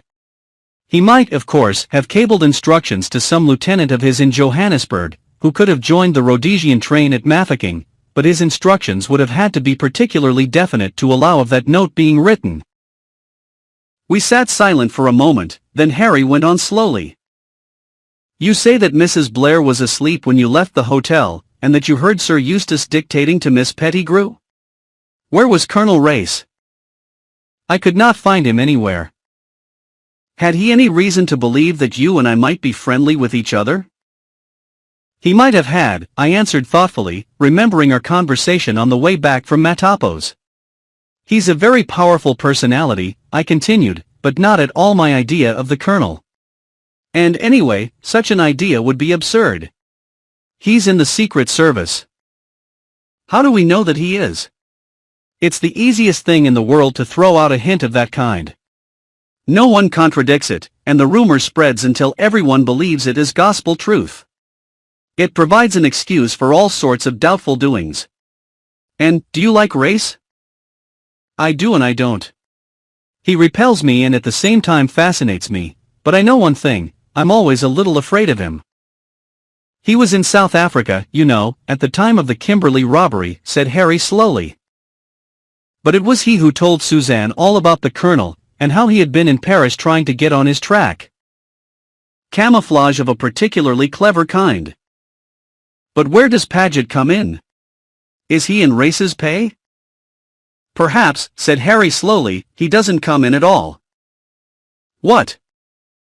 Think back, and did you ever hear Paget's own account of that night on the Kilmorden? Yes, through Sir Eustace. I repeated it. Harry listened closely. He saw a man coming from the direction of Sir Eustace's cabin, and followed him up on deck. Is that what he says? Now, who had the cabin opposite to Sir Eustace? Colonel Race. Supposing Colonel Race crept up on deck, and, foiled in his attack on you, fled round the deck, and met Paget just coming through the saloon door. He knocks him down and springs inside, closing the door. We dash round and find Paget lying there. How's that? You forget that he declares positively it was you who knocked him down. Well, suppose that just as he regains consciousness he sees me disappearing in the distance?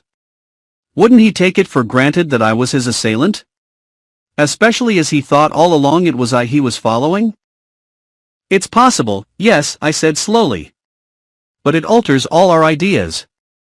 And there are other things. Most of them are open to explanation. The man who followed you in Cape Town spoke to Paget, and Paget looked at his watch. The man might have merely asked him the time. It was just a coincidence, you mean? Not exactly. There's a method in all this, connecting Paget with the affair. Why was the Mill House chosen for the murder? Was it because Paget had been in Kimberley when the diamonds were stolen? Would he have been made the scapegoat if I had not appeared so providentially upon the scene? Then you think he may be entirely innocent? It looks like it, but, if so, we've got to find out what he was doing in Marlow. If he's got a reasonable explanation of that, we're on the right track. He got up. It's past midnight. Turn in, and get some sleep. Just before dawn I'll take you over in the boat. You must catch the train at Livingstone. I've got a friend there who will keep you hidden away until the train starts.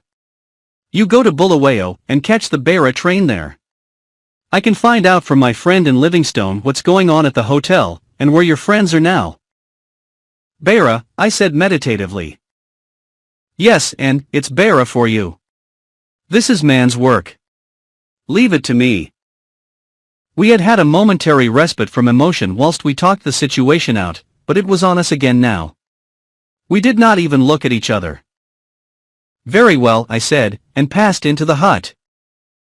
I lay down on the skin-covered couch, but I didn't sleep, and outside I could hear Harry Rayburn pacing up and down through the long dark hours. At last he called me. Come, Anne, it's time to go. I got up and came out obediently. It was still quite dark, but I knew that dawn was not far off. We'll take the canoe, not the motorboat. Harry began, when suddenly he stopped dead and held up his hand. Hush! What's that? I listened, but could hear nothing. His ears were sharper than mine, however, the ears of a man who has lived long in the wilderness. Presently I heard it too, the faint splash of paddles in the water coming from the direction of the right bank of the river and rapidly approaching our little landing stage. We strained our eyes in the darkness, and could make out a dark blur on the surface of the water. It was a boat. Then there was a momentary spurt of flame. Someone had struck a match. By its light I recognized one figure, the red-bearded Dutchman of the villa at Muizenberg. The others were natives. Quick, back to the hut. Harry swept me back with him. He took down a couple of rifles and a revolver from the wall. Can you load a rifle? I never have. Show me how. I grasped his instructions well enough. We closed the door and Harry stood by the window which overlooked the landing stage. The boat was just about to run alongside it. Who's that? Called out Harry in a ringing voice. Any doubt we might have had as to our visitor's intentions was swiftly resolved. A hail of bullets splattered round us. Fortunately neither of us was hit. Harry raised the rifle. It spat murderously, and again and again. I heard 2 groans and a splash. That's given him something to think about, he muttered grimly, as he reached for the second rifle. Stand well back and, for God's sake. And load quickly. More bullets. One just grazed Harry's cheek. His answering fire was more deadly than theirs. I had the rifle reloaded when he turned for it. He caught me close with his left arm and kissed me once savagely before he turned to the window again. Suddenly he uttered a shout. They're going, had enough of it. They're a good mark out there on the water, and they can't see how many of us there are. They're routed for the moment, but they'll come back. We'll have to get ready for them. He flung down the rifle and turned to me. And you beauty. You wonder. You little queen. As brave as a lion. Black-haired witch. He caught me in his arms. He kissed my hair, my eyes, my mouth. And now to business, he said, suddenly releasing me. Get out those tins of paraffin. I did as I was told. He was busy inside the hut. Presently I saw him on the roof of the hut, crawling along with something in his arms. He rejoined me in a minute or two. Go down to the boat. We'll have to carry it across the island to the other side. He picked up the paraffin as I disappeared. They're coming back, I called softly. I had seen the blur moving out from the opposite shore. He ran down to me. Just in time. Why were the hell's the boat? Both had been cut adrift. Harry whistled softly. We're in a tight place, honey. Mind? Not with you. Ah, but dying together's not much fun. We'll do better than that. See, they've got 2 boatloads this time. Going to land at 2 different points. Now for my little scenic effect. Almost as he spoke, a long flame shot up from the hut. Its light illuminated 2 crouching figures huddled together on the roof. My old clothes stuffed with rugs, but they won't tumble to it for some time. Come, Anne, we've got to try desperate means. Hand in hand, we raced across the island. Only a narrow channel of water divided it from the shore on that side. We've got to swim for it. Can you swim at all, Anne? Not that it matters. I can get you across. It's the wrong side for a boat, too many rocks, but the right side for swimming, and the right side for Livingstone. I can swim a little further than that. What's the danger, Harry? For I had seen the grim look on his face. Sharks? No, you little goose. Sharks live in the sea. But you're sharp, and crocs, that's the trouble. Crocodiles? Yes, don't think of them or say your prayers, whichever you feel inclined. We plunged in. My prayers must have been efficacious, for we reached the shore without adventure, and drew ourselves up wet and dripping on the bank. Now for Livingstone. It's rough going, I'm afraid, and wet clothes won't make it any better. But it's got to be done. That walk was a nightmare. My wet skirts flapped round my legs, and my stockings were soon torn off by the thorns. Finally, I stopped, utterly exhausted. Harry came back to me. Hold up, honey. I'll carry you for a bit. That was the way I came into Livingstone, slung across his shoulder like a sack of coals. How he did it for all that way, I don't know. The first faint light of dawn was just breaking. Harry's friend was a young man of 20 years old who kept a store of native curios. His name was Ned, perhaps he had another, but I never heard it. He didn't seem in the least surprised to see Harry walk in, dripping wet, holding an equally dripping female by the hand. Men are very wonderful. He gave us food to eat, and hot coffee, and got our clothes dried for us whilst we rolled ourselves in Manchester blankets of gaudy hue. In the tiny back room of the hut we were safe from observation whilst he departed to make judicious inquiries as to what had become of Sir Eustace's party, and whether any of them were still at the hotel. It was then that I informed Harry that nothing would induce me to go to Beira. I never meant to anyway, but now all reason for such proceedings had vanished. The point of the plan had been that my enemies believed me dead. Now that they knew I wasn't dead, my going to Beira would do no good whatever. They could easily follow me there and murder me quietly. I should have no one to protect me. It was finally arranged that I should join Suzanne, wherever she was, and devote all my energies to taking care of myself. On no account was I to seek adventures or endeavor to checkmate the colonel. I was to remain quietly with her and await instructions from Harry. The diamonds were to be deposited in the bank at Kimberley under the name of Parker. There's one thing, I said thoughtfully, we ought to have a code of some kind. We don't want to be hoodwinked again by messages purporting to come from one to the other. That's easy enough. Any message that comes genuinely from me will have the word "and" crossed out in it. Without trademark, none genuine, I murmured. What about wires? Any wires from me will be signed Andy. Train will be in before long. Harry, said Ned, putting his head in, and withdrawing it immediately. I stood up. And shall I marry a nice steady man if I find one? I asked demurely.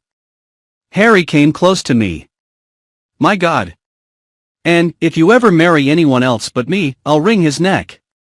And as for you, yes, I said, pleasurably excited. I shall carry you away and beat you black and blue. What a delightful husband I have chosen, I said satirically. And doesn't he change his mind overnight? Chapter 28, Extract from the Diary of Sir Eustace Pedlar. As I remarked once before, I am essentially a man of peace. I yearn for a quiet life, and that's just the one thing I don't seem able to have. I am always in the middle of storms and alarms. The relief of getting away from Paget with his incessant nosing out of intrigues was enormous, and Miss Pettigrew is certainly a useful creature. Although there is nothing of the hurry about her, one or two of her accomplishments are invaluable. It is true that I had a touch of liver at Bulawayo and behaved like a bear in consequence, but I had had a disturbed night in the train. At 3 a.m. an exquisitely dressed young man looking like a musical comedy hero of the Wild West entered my compartment and asked where I was going. Disregarding my first murmur of tea and for God's sake don't put sugar in it, he repeated his question, laying stress on the fact that he was not a waiter, but an immigration officer. I finally succeeded in satisfying him that I was suffering from no infectious disease, that I was visiting Rhodesia from the purest of motives, and further gratified him with my full Christian names and my place of birth. I then endeavored to snatch a little sleep, but some officious aroused me at 5:30 with a cup of liquid sugar which he called tea. I don't think I threw it at him, but I know that was what I wanted to do. He brought me unsugared tea stone cold at 6, and I then fell asleep utterly exhausted, to awaken just outside Bulawayo. And be landed with a beastly wooden giraffe, all legs and neck. But for these small contretemps, all had been going smoothly. And then fresh calamity befell. It was the night of our arrival at the falls. I was dictating to Miss Pettigrew in my sitting room, when suddenly Mrs. Blair burst in without a word of excuse, and wearing most compromising attire. "Where's Anne?" she cried. A nice question to ask. As though I were responsible for the girl. What did she expect Miss Pettigrew to think? That I was in the habit of producing Anne Beddingfield from my pocket at midnight or thereabouts. Very compromising for a man in my position. "I presume," I said coldly, "that she is in her bed." I cleared my throat and glanced at Miss Pettigrew, to show that I was ready to resume dictating. I hoped Mrs. Blair would take the hint. She did nothing of the kind. Instead she sank into a chair, and waved a slippered foot in an agitated manner. "She's not in her room. I've been there. I had a terrible dream that she was in some awful danger, and I got up and went to her room, just to reassure myself, you know. She wasn't there and her bed hadn't been slept in." She looked at me appealingly. "What shall I do, Sir Eustace?" Repressing the desire to reply, "Go to bed, and don't worry over nothing. An able-bodied young woman like Anne Beddingfield is perfectly well able to take care of herself." I frowned judicially. What does race say about it? Why should race have it all his own way? Let him have some of the disadvantages as well as the advantages of female society. I can't find him anywhere. She was evidently making a night of it. I sighed and sat down in a chair. "I don't quite see the reason for your agitation," I said patiently. "My dream dash. That curry we had for dinner." "Oh, Sir Eustace." The woman was quite indignant, and yet everybody knows that nightmares are a direct result of injudicious eating. "After all," I continued persuasively, "why shouldn't Anne Beddingfield and Race go out for a little stroll without having the hotel aroused about it?" "You think they've just gone out for a stroll together? But it's after midnight?" "One does these foolish things when one is young," I murmured, "though Race is certainly old enough to know better." "Do you really think so?" "I dare say they've run away to make a match of it," I continued soothingly, though fully aware that I was making an idiotic suggestion. For, after all, at a place like this, where is there to run away to? I don't know how much longer I should have gone on making feeble remarks, but at that moment Race himself walked in upon us. At any rate, I had been partly right. He had been out for a stroll, but he hadn't taken Anne with him. However, I had been quite wrong in my way of dealing with the situation. I was soon shown that Race had the whole hotel turned upside down in 3 minutes. I've never seen a man more upset. The thing is very extraordinary. Where did the girl go? She walked out of the hotel, fully dressed, about 10 minutes past 11, and she was never seen again. The idea of suicide seems impossible. She was one of those energetic young women who are in love with life, and have not the faintest intention of quitting it. There was no train either way until midday on the morrow, so she can't have left the place. Then where the devil is she? Race is almost beside himself, poor fellow. He has left no stone unturned. All the DCs, or whatever they call themselves, 400 of miles round have been pressed into the service. The native trackers have run about on all fours. Everything that can be done is being done, but no sign of Anne Beddingfield. The accepted theory is that she walked in her sleep. There are signs on the path near the bridge which seem to show that the girl walked deliberately off the edge. If so, of course, she must have been dashed to pieces on the rocks below. Unfortunately, most of the footprints were obliterated by a party of tourists who chose to walk that way early on the Monday morning. I don't know that it's a very satisfactory theory. In my young days, I was always told that sleepwalkers couldn't hurt themselves, that their own sixth sense took care of them. I don't think the theory satisfies Mrs. Blair either. I can't make that woman out. Her whole attitude towards race has changed. She watches him now like a cat and mouse, and she makes obvious efforts to bring herself to be civil to him. And they used to be such friends. Altogether she is unlike herself, nervous, hysterical, starting and jumping at the least sound. I am beginning to think that it is high time I went to Joburg. A rumor came along yesterday of a mysterious island somewhere up the river, with a man and a girl on it. Race got very excited. It turned out to be all a mare's nest, however. The man had been there for years, and is well known to the manager of the hotel. He takes parties up and down the river in the season and points out crocodiles, and a stray hippopotamus or so to them. I believe that he keeps a tame one which is trained to bite pieces out of the boat on occasions. Then he fends it off with a boat hook, and the party feel they have really got to the back of beyond at last.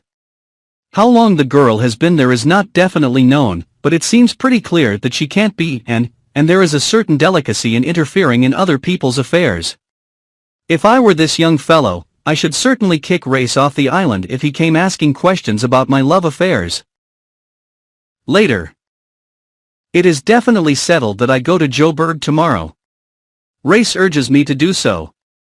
Things are getting unpleasant there, by all I hear, but I might as well go before they get worse. I dare say I shall be shot by a striker anyway. Mrs. Blair was to have accompanied me, but at the last minute she changed her mind and decided to stay on at the falls. It seems as though she couldn't bear to take her eyes off Race. She came to me tonight and said, with some hesitation, that she had a favor to ask. Would I take charge of her souvenirs for her? Not the animals? I asked, in lively alarm. I always felt that I should get stuck with those beastly animals sooner or later. In the end, we effected a compromise. I took charge of 2 small wooden boxes for her which contained fragile articles. The animals are to be packed by the local store in vast crates and sent to Cape Town by rail, where Paget will see to their being stored. The people who are packing them say that they are of a particularly awkward shape, and that special cases will have to be made. I pointed out to Mrs. Blair that by the time she has got them home those animals will have cost her easily £1 apiece. Paget is straining at the leash to rejoin me in Joburg. I shall make an excuse of Mrs. Blair's cases to keep him in Cape Town. I have written him that he must receive the cases and see to their safe disposal, as they contain rare curios of immense value. So all is settled, and I and Miss Pettigrew go off into the blue together. And anyone who has seen Miss Pettigrew will admit that it is perfectly respectable. Chapter 29. Johannesburg, March 6th. There is something about the state of things here that is not at all healthy. To use the well-known phrase that I have so often read, we are all living on the edge of a volcano.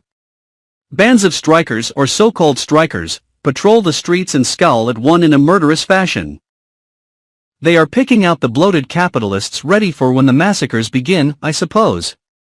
You can't ride in a taxi if you do, strikers pull you out again. And the hotels hint pleasantly that when the food gives out they will fling you out on the mat. I met Reeves, my labor friend of the Kilmorden, last night. He has cold feet worse than any man I ever saw. He's like all the rest of these people, they make inflammatory speeches of enormous length, solely for political purposes, and then wish they hadn't. He's busy now going about and saying he didn't really do it. When I met him, he was just off to Cape Town, where he meditates making a 3-day speech in Dutch, vindicating himself, and pointing out that the things he said really meant something entirely different. I am thankful that I do not have to sit in the Legislative Assembly of South Africa. The House of Commons is bad enough, but at least we have only one language, and some slight restriction as to length of speeches. When I went to the assembly before leaving Cape Town, I listened to a grey-haired gentleman with a drooping mustache who looked exactly like the mock turtle in Alice in Wonderland. He dropped out his words one by one in a particularly melancholy fashion.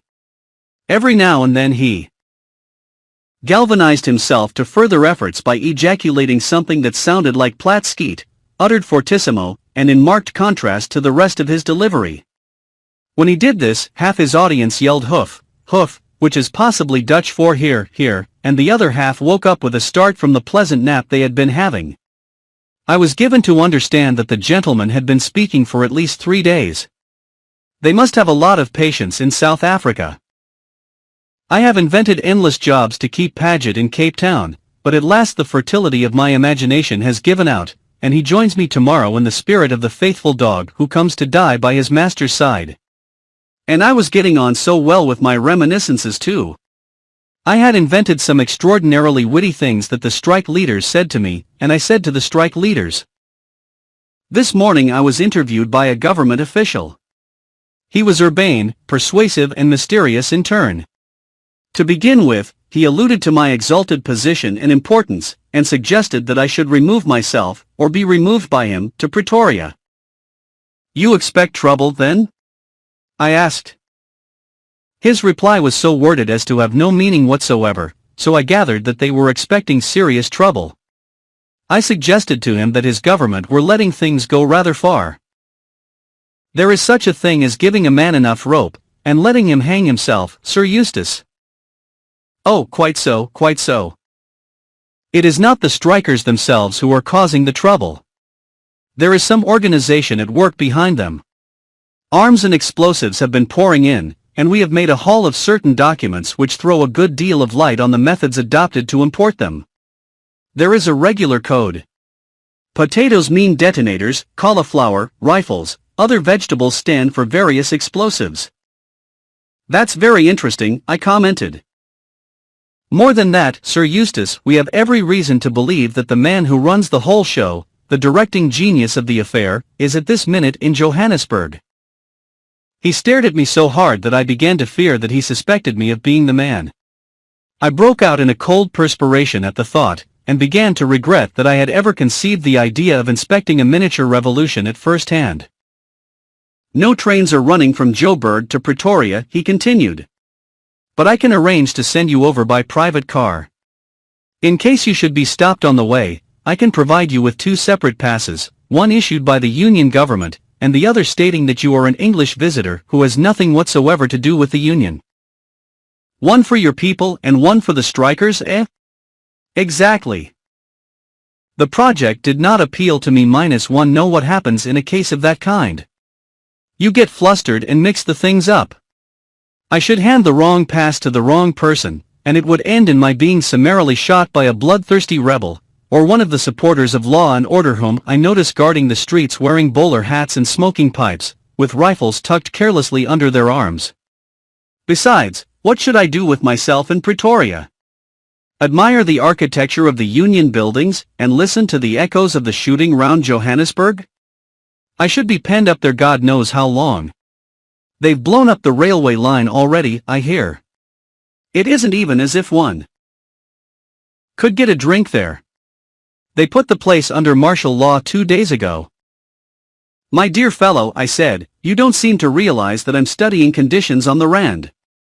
How the devil am I going to study them from Pretoria? I appreciate your care for my safety, but don't you worry about me. I shall be all right. I warn you, Sir Eustace, that the food question is already serious." "A little fasting will improve my figure," I said, with a sigh. We were interrupted by a telegram being handed to me. I read it with amazement.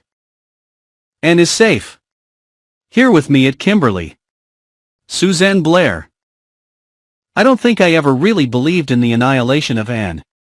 There is something peculiarly indestructible about that young woman. She is like the patent balls that one gives to terriers. She has an extraordinary knack of turning up smiling. I still don't see why it was necessary for her to walk out of the hotel in the middle of the night in order to get to Kimberley. There was no train, anyway. She must have put on a pair of angel's wings and flown there. And I don't suppose she will ever explain. Nobody does to me. I always have to guess. It becomes monotonous after a while. The exigencies of journalism are at the bottom of it, I suppose. How I Shot the Rapids, by our special correspondent. I refold the telegram and got rid of my government friend. I don't like the prospect of being hungry, but I'm not alarmed for my personal safety. Smuts is perfectly capable of dealing with the revolution. But I would give a considerable sum of money for a drink. I wonder if Paget will have the sense to bring a bottle of whiskey with him when he arrives tomorrow. I put on my hat and went out, intending to buy a few souvenirs. The curio shops in Joburg are rather pleasant. I was just studying a window full of imposing karosses, when a man coming out of the shop cannonied into me. To my surprise it turned out to be Race. I can't flatter myself that he looked pleased to see me. As a matter of fact, he looked distinctly annoyed, but I insisted on his accompanying me back to the hotel. I get tired of having no one but Miss Pettigrew to talk to. I had no idea you were in Joburg, I said chattily. When did you arrive? Last night. Where are you staying? With friends. He was disposed to be extraordinarily taciturn, and seemed to be embarrassed by my questions. I hope they keep poultry, I remarked. A diet of new-laid eggs, and the occasional slaughtering of an old cock, will be decidedly agreeable soon, from all I hear. By the way, I said, when we were back in the hotel, have you heard that Miss Beddingfield is alive and kicking? He nodded. She gave us quite a fright, I said airily. Where the devil did she go to that night, that's what I'd like to know. She was on the island all the time. Which island? Not the one with the young man on it. Yes. How very improper, I said. Paget will be quite shocked. He always did disapprove of Anne Beddingfield. I suppose that was the young man she originally intended to meet in Durban? I don't think so. Don't tell me anything you don't want to, I said, by way of encouraging him. I fancy that this is a young man we should all be very glad to lay our hands on. Not Dash? I cried in rising excitement. He nodded. Harry Rayburn, alias Harry Lucas, that's his real name, you know. He's given us all the slip once more, but we're bound to rope him in soon. Dear me, I murmured. We don't suspect the girl of complicity in any case. On her side it's just a love affair. I always did think Race was in love with Anne. The way he said those last few words made me feel sure of it. She's gone to Beira, he continued rather hastily. Indeed, I said, staring. How do you know? She wrote to me from Bulawayo, telling me she was going home that way. The best thing she can do, poor child. Somehow, I don't fancy she is in Beira, I said meditatively. She was just starting when she wrote. I was puzzled. Somebody was clearly lying. Without stopping to reflect that Anne might have excellent reasons for her misleading statements, I gave myself up to the pleasure of scoring off Race. He is always so cocksure. I took the telegram from my pocket and handed it to him. Then how do you explain this? I asked nonchalantly. He seemed dumbfounded. She said she was just starting for Beira, he said, in a dazed voice. I know that Race is supposed to be clever. He is, in my opinion, a rather stupid man. It never seemed to occur to him that girls do not always tell the truth. Kimberly too. What are they doing there, he muttered. Yes, that surprised me. I should have thought Miss and would have been in the thick of it here, gathering copy for the daily budget. Kimberly, he said again. The place seemed to upset him. There's nothing to see there, the pits aren't being worked. You know what women are, I said vaguely. He shook his head and went off. I have evidently given him something to think about. No sooner had he departed than my government official reappeared. I hope you will forgive me for troubling you again, Sir Eustace, he apologized. But there are one or two questions I should like to ask you. Certainly, my dear fellow, I said cheerfully. Ask away. It concerns your secretary dash. I know nothing about him, I said hastily. He foisted himself upon me. In London, robbed me of valuable papers for which I shall be hauled over the coals and disappeared like a conjuring trick at Cape Town. It's true that I was at the falls at the same time as he was, but I was at the hotel, and he was on an island. I can assure you that I never set eyes upon him the whole time I was there. I paused for breath. You misunderstand me, it was of your other secretary that I spoke. What? Paget? I cried, in lively astonishment. He's been with me 8 years, a most trustworthy fellow. My interlocutor smiled. We are still at cross purposes. I refer to the lady. Miss Pettigrew? I exclaimed. Yes. She has been seen coming out of Agressado's native curio shop. God bless my soul. I interrupted. I was going into that place myself this afternoon. You might have caught me coming out. There doesn't seem to be any innocent thing that one can do in Joburg without being suspected for it. Ah. But she has been there more than once and in rather doubtful circumstances. I may as well tell you in confidence, Sir Eustace, that the place is suspected of being a well-known rendezvous used by the secret organization behind this revolution. That is why I should be glad to hear all that you can tell me about this lady. Where and how did you come to engage her? She was lent to me, I replied coldly, by your own government. He collapsed utterly. Chapter 30. Anne's narrative resumed. As soon as I got to Kimberley I wired to Suzanne. She joined me there with the utmost dispatch, heralding her arrival with telegrams sent off en route. I was awfully surprised to find that she really was fond of me. One thought I had been just a new sensation, but she positively fell on my neck and wept when we met. When we had recovered from our emotion a little, I sat down on the bed and told her the whole story from A to Z. You always did suspect Colonel Race, she said thoughtfully, when I had finished. I didn't until the night you disappeared. I liked him so much all along and thought he would make such a nice husband for you. Oh, and dear, don't be cross, but how do you know that this young man of yours is telling the truth? You believe every word he says. Of course I do, I cried indignantly. But what is there in him that attracts you so? I don't see that there's anything in him at all except his rather reckless good looks and his modern chic-come-Stone Age love-making. I poured out the vials of my wrath upon Suzanne for some minutes.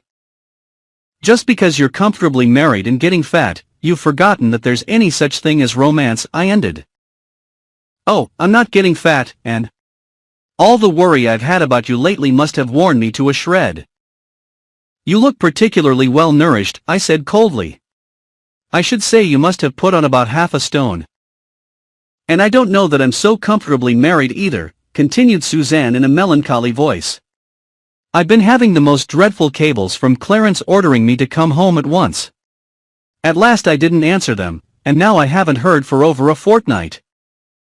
I'm afraid I didn't take Suzanne's matrimonial troubles very seriously. She will be able to get round Clarence all right when the time comes. I turned the conversation to the subject of the diamonds. Suzanne looked at me with a dropped jaw. I must explain, Anne. You see, as soon as I began to suspect Colonel Race, I was terribly upset about the diamonds. I wanted to stay on at the falls in case he might have kidnapped you somewhere close by, but didn't know what to do about the diamonds. I was afraid to keep them in my possession dash. Suzanne looked round her uneasily, as though she feared the walls might have ears, and then whispered vehemently in my ear. A distinctly good idea, I approved. At the time, that is. It's a bit awkward now. What did Sir Eustace do with the cases? The big ones were sent down to Cape Town. I heard from Paget before I left the falls, and he enclosed the receipt for their storage. He's leaving Cape Town today, by the by, to join Sir Eustace in Johannesburg. I see, I said thoughtfully. And the small ones, where are they? I suppose Sir Eustace has got them with him. I turned the matter over in my mind. Well, I said at last, it's awkward but it's safe enough. We'd better do nothing for the present. Suzanne looked at me with a little smile. You don't like doing nothing, do you, Anne? Not very much, I replied honestly.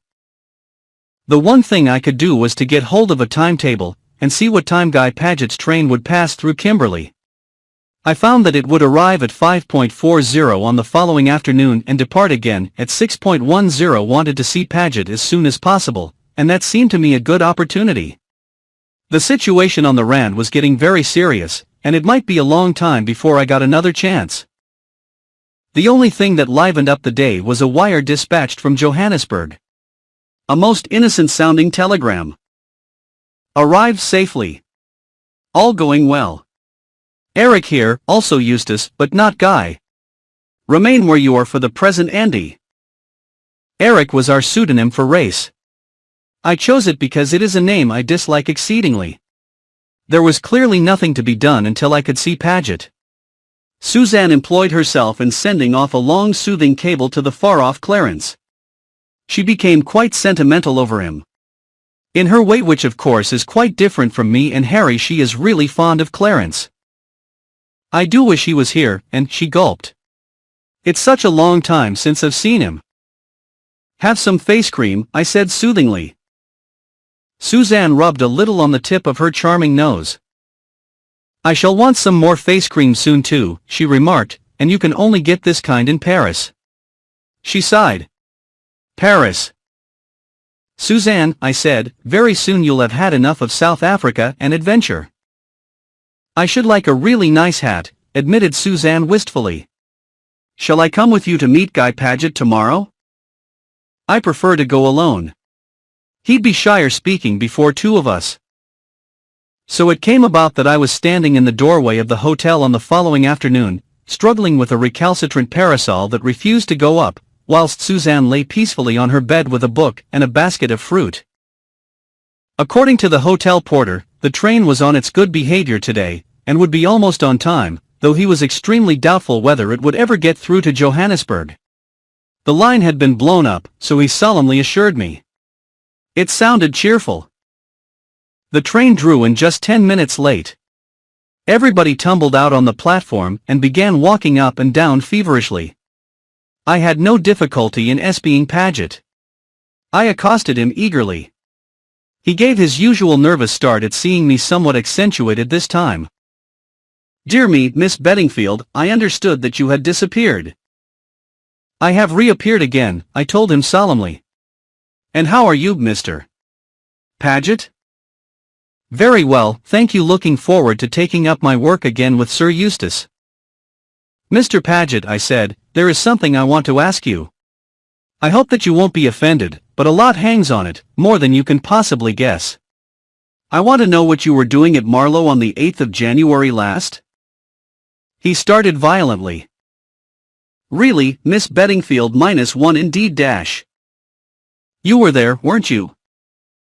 For reasons of my own I was in the neighborhood, yes. Won't you tell me what those reasons were? Sir Eustace has not already told you? Sir Eustace? Does he know? I am almost sure that he does. I hoped he had not recognized me, but from the hints he has let drop, and his remarks, I fear it is only too certain. In any case, I meant to make a clean breast of the matter and offer him my resignation. He is a peculiar man. Miss Beddingfield, with an abnormal sense of humor. It seems to amuse him to keep me on tenterhooks. All the time, I dare say, he was perfectly well aware of the true facts. Possibly he has known them for years. I hope that sooner or later I should be able to understand what Paget was talking about. He went on fluently. It is difficult for a man of Sir Eustace's standing to put himself in my position. I know that I was in the wrong, but it seemed a harmless deception. I would have thought it better taste on his part to have tackled me outright instead of indulging in covert jokes at my expense. A whistle blew, and the people began to surge back into the train. Yes, Mr. Paget, I broke in, I'm sure I quite agree with all you're saying about Sir Eustace. But why did you go to Marlow? It was wrong of me, but natural under the circumstances. Yes, I still feel natural under the circumstances. What circumstances? I cried desperately. For the first time, Paget seemed to recognize that I was asking him a question. His mind detached itself from the peculiarities of Sir Eustace, and his own justification, and came to rest on me. "I beg your pardon, Miss Beddingfield," he said stiffly, "but I fail to see your concern in the matter." He was back in the train now, leaning down to speak to me. I felt desperate. What could one do with a man like that? "Of course, if it's so dreadful that you'd be ashamed to speak of it to me," I began spitefully. At last I had found the right stop. Paget stiffened and flushed. "Dreadful? Ashamed? I don't understand you." "Then tell me." In 3 short sentences he told me. At last I knew Paget's secret. It was not in the least what I expected. I walked slowly back to the hotel. There a wire was handed to me. I tore it open. It contained full and definite instructions for me to proceed forthwith to Johannesburg, or rather to a station this side of Johannesburg, where I should be met by a car. It was signed, not Andy, but Harry. I sat down in a chair to do some very serious thinking. Chapter 31. From the Diary of Sir Eustace Pedlar, Johannesburg, March 7th. Paget has arrived. He is in a blue funk, of course. Suggested at once that we should go off to Pretoria. Then, when I had told him kindly but firmly that we were going to remain here, he went to the other extreme, wished he had his rifle here, and began bucking about some bridge he guarded during the Great War. A railway bridge at Little Puddlecombe Junction, or something of that sort. I soon cut that short by telling him to unpack the big typewriter. I thought that would keep him employed for some time, because the typewriter was sure to have gone wrong, it always does, and he would have to take it somewhere to be mended. But I had forgotten Paget's powers of being in the right. "I've already unpacked all the cases, Sir Eustace. The typewriter is in perfect condition." "What do you mean, all the cases?" "The 2 small cases as well." "I wish you wouldn't be so officious, Paget. Those small cases were no business of yours. They belong to Mrs. Blair." Paget looked crestfallen. "He hates to make a mistake." "So you can just pack them up again neatly," I continued. "After that you can go out and look around you. Joburg will probably be a heap of smoking ruins by tomorrow, so it may be your last chance." I thought that would get rid of him successfully for the morning at any rate. "There is something I want to say to you when you have the leisure, Sir Eustace." "I haven't got it now," I said hastily. "At this minute I have absolutely no leisure whatsoever." Paget retired. "By the way," I called after him, "what was there in those cases of Mrs. Blair's?" "Some fur rugs, and a couple of fur hats, I think." "That's right," I assented. "She bought them on the train. They are hats of a kind, though I hardly wonder at your not recognizing them. I dare say she's going to wear one of them at Ascot." "What else was there?" "Some rolls of films, and some baskets, a lot of baskets." "There would be," I assured him. "Mrs. Blair is the kind of woman who never buys less than a dozen or so of anything." "I think that's all, Sir Eustace, except some miscellaneous odds and ends, a motor veil, and some odd gloves, that sort of thing." "If you hadn't been a born idiot, Paget, you would have seen from the start that those couldn't possibly be my belongings. I thought some of them might belong to Miss Pettigrew." "Ah, that reminds me, what do you mean by picking me out such a doubtful character as a secretary?" And I told him about the searching cross-examination I had been put through. Immediately I was sorry. I saw a glint in his eye that I knew only too well. I changed the conversation hurriedly. But it was too late. Paget was on the warpath. He next proceeded to bore me with a long pointless story about the Kilmorden. It was about a roll of films and a wager. The roll of films being thrown through a porthole in the middle of the night by some steward who ought to have known better. I hate horseplay. I told Paget so, and he began to tell me the story all over again. He tells a story extremely badly, anyway. It was a long time before I could make head or tail of this one. I did not see him again until lunchtime. Then he came in brimming over with excitement, like a bloodhound on the scent. I never have cared for bloodhounds. The upshot of it all was that he had seen Rayburn. What? I cried, startled. Yes, he had caught sight of someone whom he was sure was Rayburn crossing the street. Paget had followed him. And who do you think I saw him stop and speak to? Miss Pettigrew. What? Yes, Sir Eustace. And that's not all. I've been making inquiries about her wait a bit. What happened to Rayburn? He and Miss Pettigrew went into that corner curio shop. I uttered an involuntary exclamation. Paget stopped inquiringly. Nothing, I said. Go on. I waited outside for ages, but they didn't come out. At last I went in, Sir Eustace. There was no one in the shop. There must be another way out. I stared at him. As I was saying, I came back to the hotel, and made some inquiries about Miss Pettigrew. Paget lowered his voice and breathed hard, as he always does when he wants to be confidential. Sir Eustace, a man was seen coming out of her room last night. I raised my eyebrows. And I always regarded her as a lady of such eminent respectability, I murmured. Paget went on without heeding. I went straight up and searched her room. What do you think I found? I shook my head. This. Paget held up a safety razor and a stick of shaving soap. What would a woman want with these? I don't suppose Paget ever reads the advertisements in the high-class ladies' papers. I do. Whilst not proposing to argue with him on the subject, I refused to accept the presence of the razor as proof positive of Miss Pettigrew's sex. Paget is so hopelessly behind the times. I should not have been at all surprised if he had produced a cigarette case to support his theory. However, even Paget has his limits. You're not convinced, Sir Eustace. What do you say to this? I inspected the article which he dangled aloft triumphantly. It looks like hair, I remarked distastefully. It is hair. I think it's what they call a toupee. Indeed, I commented.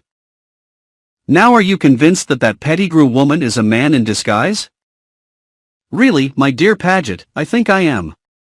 I might have known it by her feet. Then that's that. And now, Sir Eustace, I want to speak to you about my private affairs. I cannot doubt, from your hints and your continual allusions to the time I was in Florence, that you have found me out. At last the mystery of what Paget did in Florence is going to be revealed. Make a clean breast of it, my dear fellow, I said kindly. Much the best way. Thank you, Sir Eustace.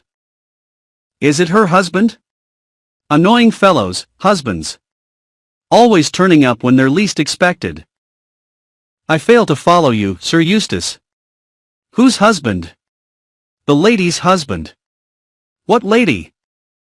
God bless my soul, Paget, the lady you met in Florence. There must have been a lady. Don't tell me that you merely robbed a church or stabbed an Italian in the back, because you didn't like his face. I am quite at a loss to understand you, Sir Eustace. I suppose you are joking. I am an amusing fellow sometimes, when I take the trouble, but I can assure you that I am not trying to be funny this minute. I hope that as I was a good way off you had not recognized me, Sir Eustace. Recognized you where? At Marlow, Sir Eustace? At Marlow? What the devil were you doing at Marlow? I thought you understood that. I'm beginning to understand less and less. Go back to the beginning of the story and start again. You went to Florence. Then you don't know after all, and you didn't recognize me. As far as I can judge, you seem to have given yourself away needlessly, made a coward of by your conscience. But I shall be able to tell better when I've heard the whole story. Now then, take a deep breath and start again. You went to Florence. But I didn't go to Florence. That is just it. Well, where did you go then? I went home to Marlow. What the devil did you want to go to Marlow for? I wanted to see my wife. She was in delicate health and expecting. Your wife? But I didn't know you were married. No, Sir Eustace, that is just what I am telling you. I deceived you in this matter. How long have you been married? Just over 8 years. I had been married just 6 months when I became your secretary. I did not want to lose the post. A resident secretary is not supposed to have a wife, so I suppressed the fact. You take my breath away, I remarked. Where has she been all these years? We have had a small bungalow on the river at Marlow, quite close to the mill house, for over 5 years. God bless my soul, I muttered. Any children? For children, Sir Eustace. I gazed at him in a kind of stupor. I might have known, all along, that a man like Paget couldn't have a guilty secret. The respectability of Paget has always been my bane.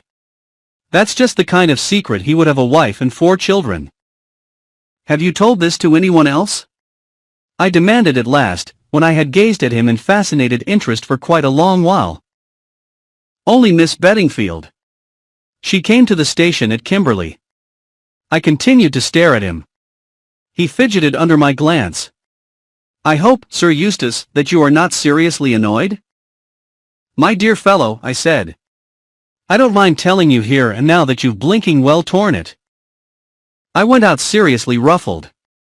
As I passed the corner curio shop, I was assailed by a sudden irresistible temptation, and went in. The proprietor came forward obsequiously, rubbing his hands. Can I show you something? Furs, curios? I want something quite out of the ordinary, I said. It's for a special occasion. Will you show me what you've got? Perhaps you will come into my back room? We have many specialties there.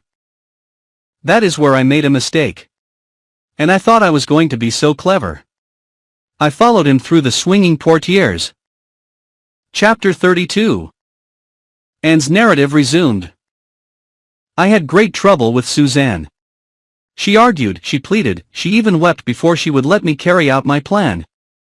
But in the end I got my own way. She promised to carry out my instructions to the letter and came down to the station to bid me a tearful farewell.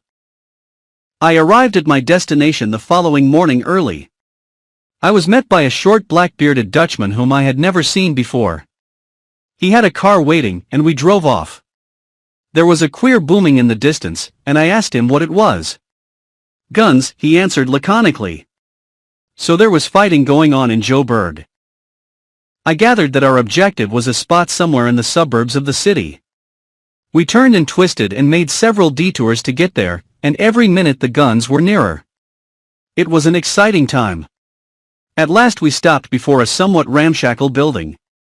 The door was opened by a Kaffir boy. My guide signed to me to enter. I stood irresolute in the dingy square hall. The man passed me and threw open a door. The young lady to see Mr. Harry Rayburn, he said, and laughed. Thus announced, I passed in. The room was sparsely furnished and smelt of cheap tobacco smoke. Behind a desk a man sat writing. He looked up and raised his eyebrows. Dear me, he said, if it isn't Miss Beddingfield. I must be seeing double, I apologized. Is it Mr. Chichester, or is it Miss Pettigrew? There is an extraordinary resemblance to both of them. Both characters are in abeyance for the moment. I have doffed my petticoats and my cloth likewise. Won't you sit down? I accepted a seat composedly. It would seem, I remarked, that I have come to the wrong address. From your point of view, I am afraid you have. Really, Miss Beddingfield, to fall into the trap a second time. It was not very bright of me, I admitted meekly. Something about my manner seemed to puzzle him. You hardly seem upset by the occurrence, he remarked dryly. Would my going into heroics have any effect upon you? I asked. It certainly would not. My great-aunt Jane always used to say that a true lady was neither shocked nor surprised at anything that might happen, I murmured dreamily. I endeavored to live up to her precepts. I read Mr. Chichester Pettigrew's opinion so plainly written on his face that I hastened into speech once more. You really are positively marvelous at makeup, I said generously. All the time you were Miss Pettigrew, I never recognized you even when you broke your pencil in the shock of seeing me climb upon the train at Cape Town. He tapped upon the desk with the pencil he was holding in his hand at the minute. All this is very well in its way, but we must get to business. Perhaps, Miss Beddingfield, you can guess why we required your presence here? You will excuse me, I said, but I never do business with anyone but principals. I had read the phrase or something like it in a money-lender's circular, and I was rather pleased with it. It certainly had a devastating effect upon Mr. Chichester Pettigrew. He opened his mouth and then shut it again. I beamed upon him. My great-uncle George's maxim, I added, as an afterthought. Great-aunt Jane's husband, you know. He made knobs for brass beds. I doubt if Chichester Pettigrew had ever been ragged before. He didn't like it at all. I think it would be wise to alter your tone, young lady. I did not reply, but yawned a delicate little yawn that hinted at intense boredom. What the devil dash, he began forcibly. I interrupted him. I can assure you it's no good shouting at me. We are only wasting time here. I have no intention of talking with underlings. You will save a lot of time and annoyance by taking me straight to Sir Eustace Pedlar. To dash he looked dumbfounded. Yes, I said. Sir Eustace Pedlar. I -1 excuse me dash he bolted from the room like a rabbit. I took advantage of the respite to open my bag and powder my nose thoroughly. Also I settled my hat at a more becoming angle. Then I settled myself to wait with patience for my enemy's return. He reappeared in a subtly changed mood. Will you come this way, Miss Beddingfield? I followed him up the stairs. He knocked at the door of a room, a brisk come-in sounded from inside, and he opened the door and motioned to me to pass inside. Sir Eustace Pedlar sprang up to greet me, genial and smiling. Well, well, Miss Anne. He shook me warmly by the hand. I'm delighted to see you. Come and sit down. Not tired after your journey? That's good. He sat down facing me, still beaming. It left me rather at a loss. His manner was so completely natural. Quite right to insist on being brought straight to me, he went on. Minx is a fool. A clever actor but a fool. That was Minx you saw downstairs. Oh really, I said feebly. And now, said Sir Eustace cheerfully, let's get down to facts. How long have you known that I was the Colonel? Ever since Mr. Paget told me that he had seen you in Marlow when you were supposed to be in Cannes. Sir Eustace nodded ruefully. Yes, I told the fool he'd blinking well torn it. He didn't understand, of course. His whole mind was set on whether I'd recognized him. It never occurred to him to wonder what I was doing down there. A piece of sheer bad luck that was. I arranged it all so carefully too, sending him off to Florence, telling the hotel I was going over to Nice for one night or possibly two. Then by the time the murder was discovered, I was back again in Cannes, with nobody dreaming that I'd ever left the Riviera. He still spoke quite naturally and unaffectedly. I had to pinch myself to understand that this was all real, that the man in front of me was really that deep-dyed criminal, the Colonel. I followed things out in my mind.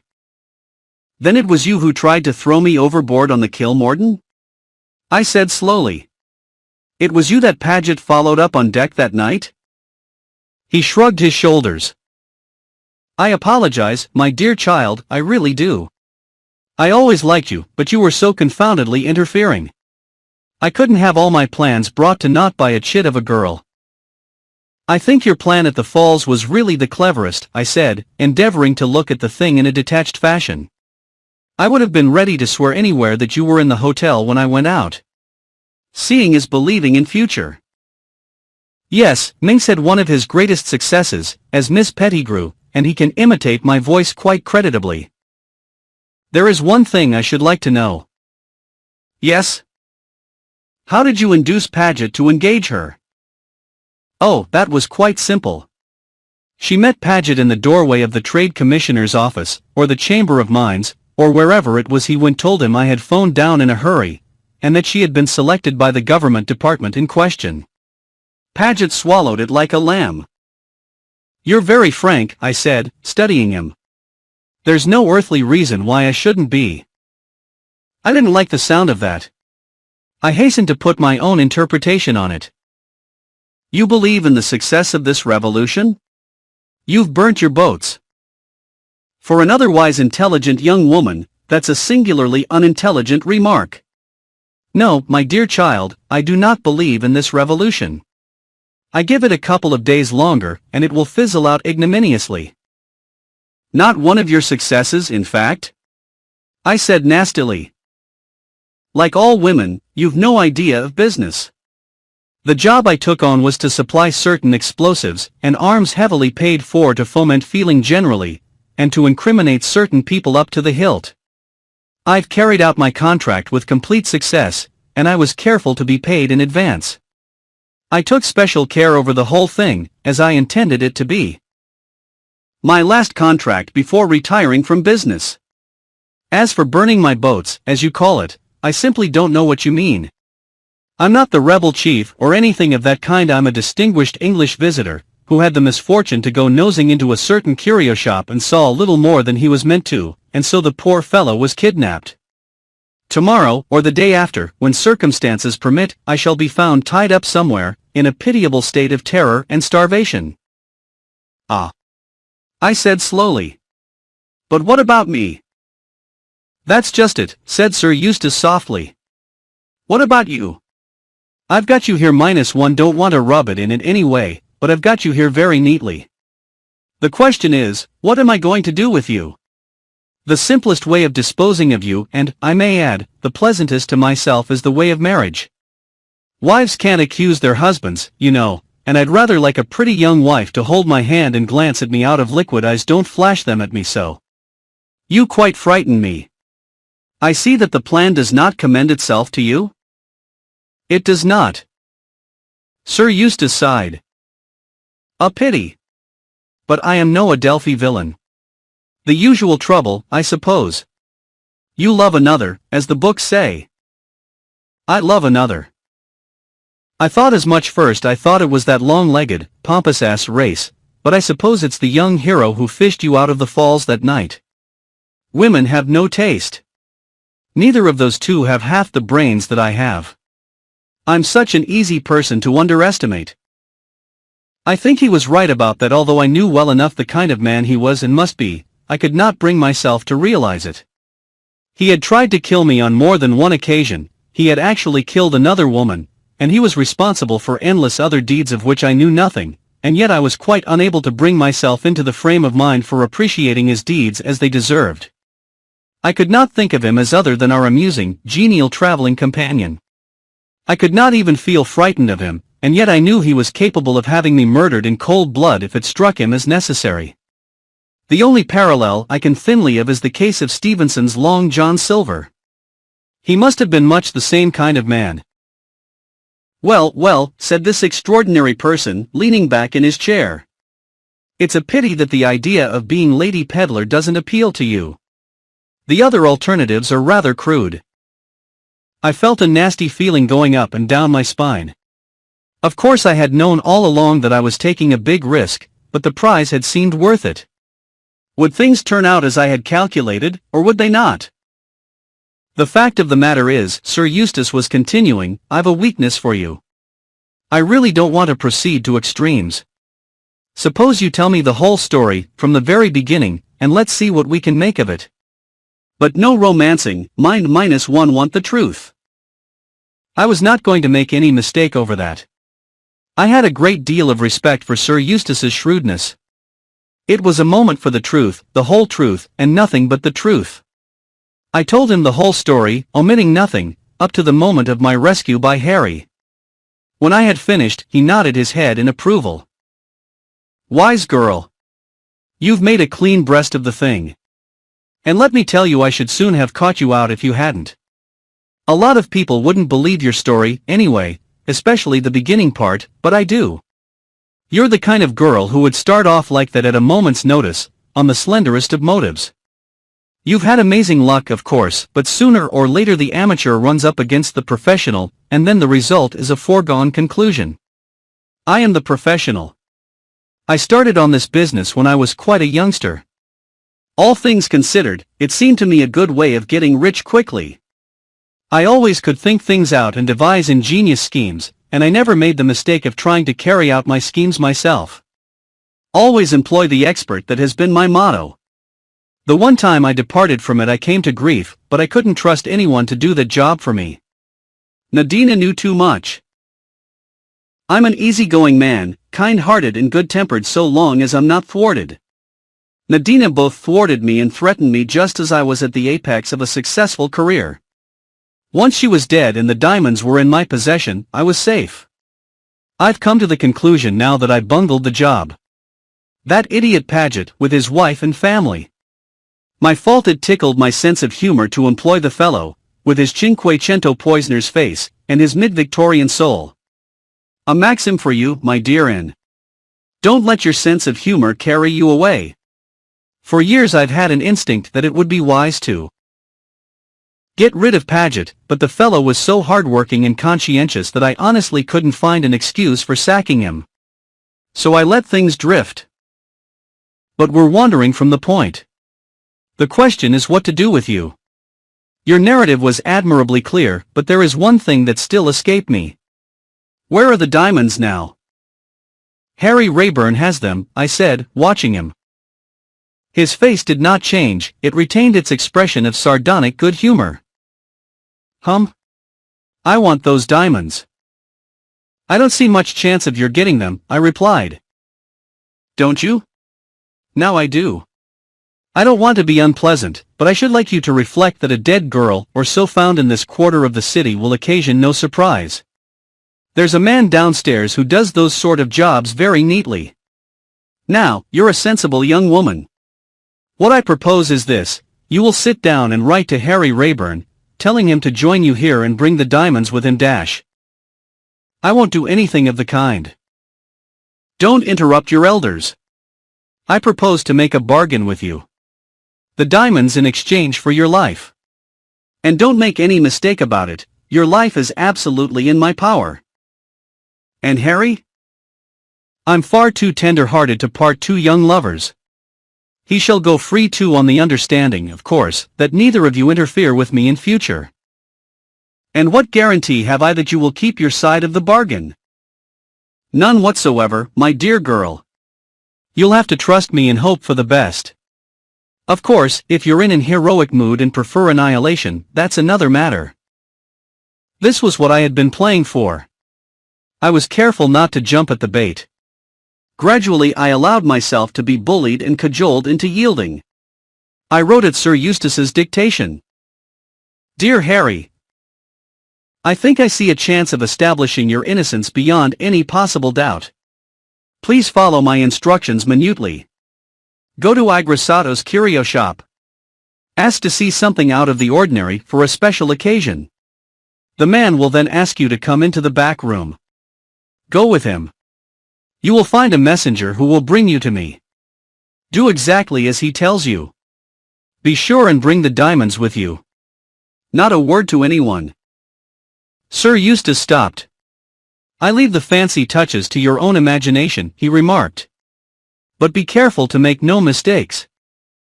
Yours forever and ever, and will be sufficient, I remarked. I wrote in the words. Sir Eustace stretched out his hand for the letter and read it through. That seems all right.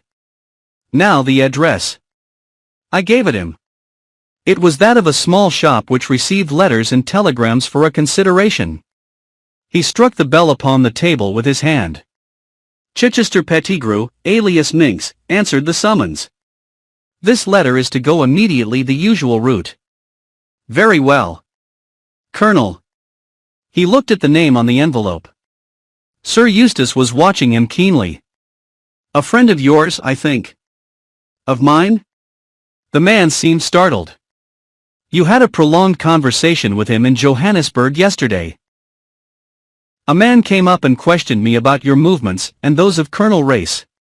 I gave him misleading information. Excellent, my dear fellow, excellent, said Sir Eustace genially. My mistake. I chanced to look at Chichester Pettigrew as he left the room. He was white to the lips, as though in deadly terror. No sooner was he outside, than Sir Eustace picked up a speaking tube that rested by his elbow, and spoke down it. That you, Schwart? Watch Minx. He's not to leave the house without orders. He put the speaking tube down again and frowned, slightly tapping the table with his hand. "May I ask you a few questions, Sir Eustace?" I said, after a minute or two of silence. "Certainly. What excellent nerves you have, Anne. You are capable of taking an intelligent interest in things when most girls would be sniffing and wringing their hands. Why did you take Harry as your secretary instead of giving him up to the police?" "I wanted those cursed diamonds. Nadina, the little devil, was playing off your Harry against me. Unless I gave her the price she wanted, she threatened to sell them back to him. That was another mistake I made. One thought she'd have them with her that day. But she was too clever for that. Carton, her husband, was dead too. I'd no clue whatsoever as to where the diamonds were hidden. Then I managed to get a copy of a wireless message sent to Nadina by someone on board the Kilmorden, either Carton or Rayburn, I don't know which. It was a duplicate of that piece of paper you picked up. 17-122, it ran. I took it to be an appointment with Rayburn, and when he was so desperate to get aboard the Kilmorden I was convinced that I was right. So I pretended to swallow his statements, and let him come. I kept a pretty sharp watch upon him, and hoped that I should learn more.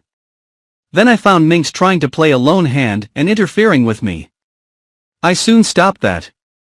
He came to heel all right. It was annoying not getting cabin 17, and it worried me not being able to place you. Were you the innocent young girl you seemed, or were you not? When Rayburn set out to keep the appointment that night, Minx was told off. To intercept him. Minx muffed it, of course. But why did the wireless message say 17 instead of 71? I've thought that out. Carton must have given that wireless operator his own memorandum to copy off onto a form, and he never read the copy through. The operator made the same mistake we all did, and read it as 17.1.22 instead of 1.71.22. The thing I don't know is how Minx got onto cabin 17. It must have been sheer instinct.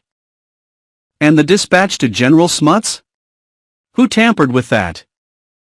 My dear Anne, you don't suppose I was going to have a lot of my plans given away, without making an effort to save them? With an escaped murderer as a secretary, I had no hesitation whatever in substituting blanks. Nobody would think of suspecting poor old Pedlar. What about Colonel Race? Yes, that was a nasty jar. When Paget told me he was a Secret Service fellow, I had an unpleasant feeling down the spine.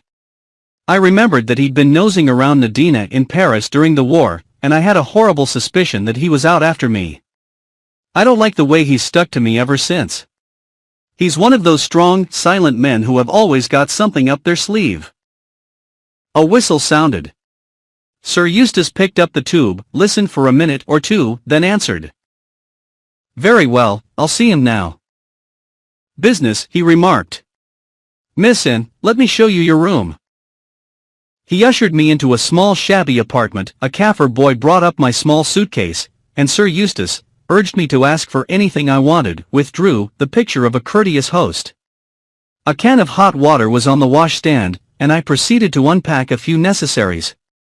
Something hard and unfamiliar in my sponge bag puzzled me greatly. I untied the string and looked inside. To my utter amazement I drew out a small pearl-handled revolver. It hadn't been there when I started from Kimberley. I examined the thing gingerly. It appeared to be loaded. I handled it with a comfortable feeling. It was a useful thing to have in a house such as this. But modern clothes are quite unsuited to the carrying of firearms. In the end I pushed it gingerly into the top of my stocking. It made a terrible bulge, and I expected every minute that it would go off and shoot me in the leg, but it really seemed the only place. Chapter 33.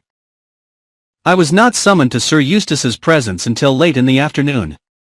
11 o'clock tea and a substantial lunch had been served to me in my own apartment, and I felt fortified for further conflict. Sir Eustace was alone. He was walking up and down the room. There was a gleam in his eye and a restlessness in his manner which did not escape me. He was exultant about something. There was a subtle change in his manner towards me. I have news for you. Your young man is on his way. He will be here in a few minutes. Moderate your transports -1 have something more to say. You attempted to deceive me this morning. I warned you that you would be wise to stick to the truth, and up to a certain point you obeyed me. Then you ran off the rails. You attempted to make me believe that the diamonds were in Harry Rayburn's possession. At the time I accepted your statement because it facilitated my task, the task of inducing you to decoy Harry Rayburn here. But, my dear Anne, the diamonds have been in my possession ever since I left the falls, though I only discovered the fact yesterday. You know. I gasped. It may interest you to hear that it was Paget who gave the show away. He insisted on boring me with a long pointless story about a wager and a tin of films. It didn't take me long to put 2 and 2 together. Miss Blair's distrust of Colonel Race, her agitation, her entreaty that I would take care of her souvenirs for her. The excellent Paget had already unfastened the cases through an excess of zeal. Before leaving the hotel, I simply transferred all the rolls of films to my own pocket. They are in the corner there. I admit that I haven't had time to examine them yet, but I noticed that one is of a totally different weight to the others, rattles in a peculiar fashion, and has evidently been stuck down with seccotine, which will necessitate the use of a tin opener. The case seems clear, does it not? And now, you see, I have you both nicely in the trap. It's a pity that you didn't take kindly to the idea of becoming Lady Pedlar. I did not answer. I stood looking at him. There was the sound of feet on the stairs, the door was flung open, and Harry Rayburn was hustled into the room between 2 men. Sir Eustace flung me a look of triumph. According to plan, he said softly. You amateurs will pit yourselves against professionals. What's the meaning of this? Cried Harry hoarsely. It means that you have walked into my parlour, said the spider to the fly, remarked Sir Eustace facetiously. My dear Rayburn, you are extraordinarily unlucky. You said I could come safely in? Do not reproach her, my dear fellow. That note was written at my dictation, and the lady could not help herself. She would have been wiser not to write it, but I did not tell her so at the time. You followed her instructions, went to the curio shop, were taken through the secret passage from the back room, and found yourself in the hands of your enemies. Harry looked at me. I understood his glance and edged nearer to Sir Eustace. Yes, murmured the latter, decidedly you are not lucky. This is, let me see, the 3rd encounter. You are right, said Harry. This is the 3rd encounter. Twice you have worsted me. Have you ever heard that the 3rd time the luck changes? This is my round. Cover him, and I was all ready. In a flash I had whipped the pistol out of my stocking, and was holding it to his head. The 2 men guarding Harry sprang forward, but his voice stopped them. Another step and he dies. If they come any nearer, and pull the trigger, don't hesitate. I shan't, I replied cheerfully. I'm rather afraid of pulling it, anyway. I think Sir Eustace shared my fears. He was certainly shaking like a jelly. Stay where you are, he commanded, and the men stopped obediently. Tell them to leave the room, said Harry. Sir Eustace gave the order. The men filed out, and Harry shot the bolt across the door behind them. Now we can talk, he observed grimly, and, coming across the room, he took the revolver out of my hand. Sir Eustace uttered a sigh of relief and wiped his forehead with a handkerchief. I'm shockingly out of condition, he observed. I think I must have a weak heart. I am glad that revolver is in competent hands. I didn't trust Miss Anne with it. Well, my young friend, as you say, now we can talk. I'm willing to admit that you stole a march upon me. Where the devil that revolver came from I don't know. I had the girl's luggage searched when she arrived. And where did you produce it from now? You hadn't got it on you a minute ago? Yes, I had, I replied. It was in my stocking. I don't know enough about women. I ought to have studied them more, said Sir Eustace sadly. I wonder if Paget would have known that. Harry rapped sharply on the table. Don't play the fool. If it weren't for your grey hairs, I'd throw you out of the window. You damned scoundrel. Grey hairs, or no grey hairs, I dash. He advanced a step or two, and Sir Eustace skipped nimbly behind the table. "The young are always so violent," he said reproachfully. "Unable to use their brains, they rely solely on their muscles. Let us talk sense. For the moment you have the upper hand. But that state of affairs cannot continue. The house is full of my men. You are hopelessly outnumbered. Your momentary ascendancy has been gained by an accident dash." "Has it?" Something in Harry's voice, a grim raillery, seemed to attract Sir Eustace's attention. He stared at him. "Has it?" said Harry again. "Sit down, Sir Eustace, and listen to what I have to say." Still covering him with the revolver, he went on, "The cards are against you this time. To begin with, listen to that." That was a dull banging at the door below. There were shouts, oaths, and then a sound of firing. Sir Eustace paled. "What's that?" "Race and his people. You didn't know, did you, Sir Eustace, that Anne had an arrangement with me by which we should know whether communications from one to the other were genuine? Telegrams were to be signed Andy, letters were to have the word and crossed out somewhere in them. And knew that your telegram was a fake. She came here of her own free will, walked deliberately into the snare, in the hope that she might catch you in your own trap. Before leaving Kimberley she wired both to me and to Race. Mrs. Blair has been in communication with us ever since. I received the letter written at your dictation, which was just what I expected. I had already discussed the probabilities of a secret passage leading out of the curio shop with Race, and he had discovered the place where the exit was situated. There was a screaming, tearing sound, and a heavy explosion which shook the room. "They're shelling this part of the town. I must get you out of here, Anne." A bright light flared up. The house opposite was on fire. Sir Eustace had risen and was pacing up and down. Harry kept him covered with the revolver. "So you see, Sir Eustace, the game is up. It was you yourself who very kindly provided us with the clue of your whereabouts. Race's men were watching the exit of the secret passage. In spite of the precautions you took, they were successful in following me here." Sir Eustace turned suddenly. "Very clever. Very creditable. But I've still a word to say. If I've lost the trick, so have you. You'll never be able to bring the murder of Nadina home to me. I was in Marlow on that day, that's all you've got against me. No one can prove that I even knew the woman. But you knew her, you had a motive for killing her, and your record's against you. You're a thief, remember, a thief. There's one thing you don't know, perhaps. I've got the diamonds. And here goes dash." With an incredibly swift movement, he stooped, swung up his arm, and threw. There was a tinkle of breaking glass, as the object went through the window and disappeared into the blazing mass opposite.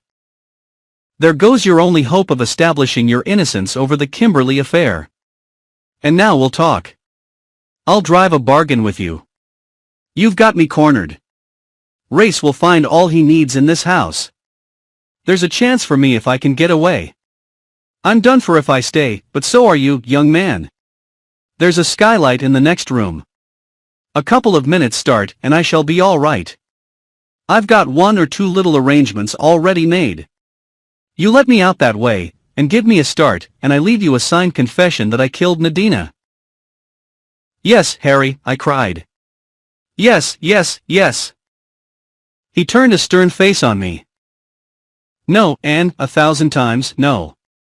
You don't know what you're saying." "I do. It solves everything. I'd never be able to look Race in the face again. I'll take my chance, but I'm damned if I'll let this slippery old fox get away. It's no good, Anne. I won't do it." Sir Eustace chuckled. He accepted defeat without the least emotion. "Well, well," he remarked. "You seem to have met your master, Anne.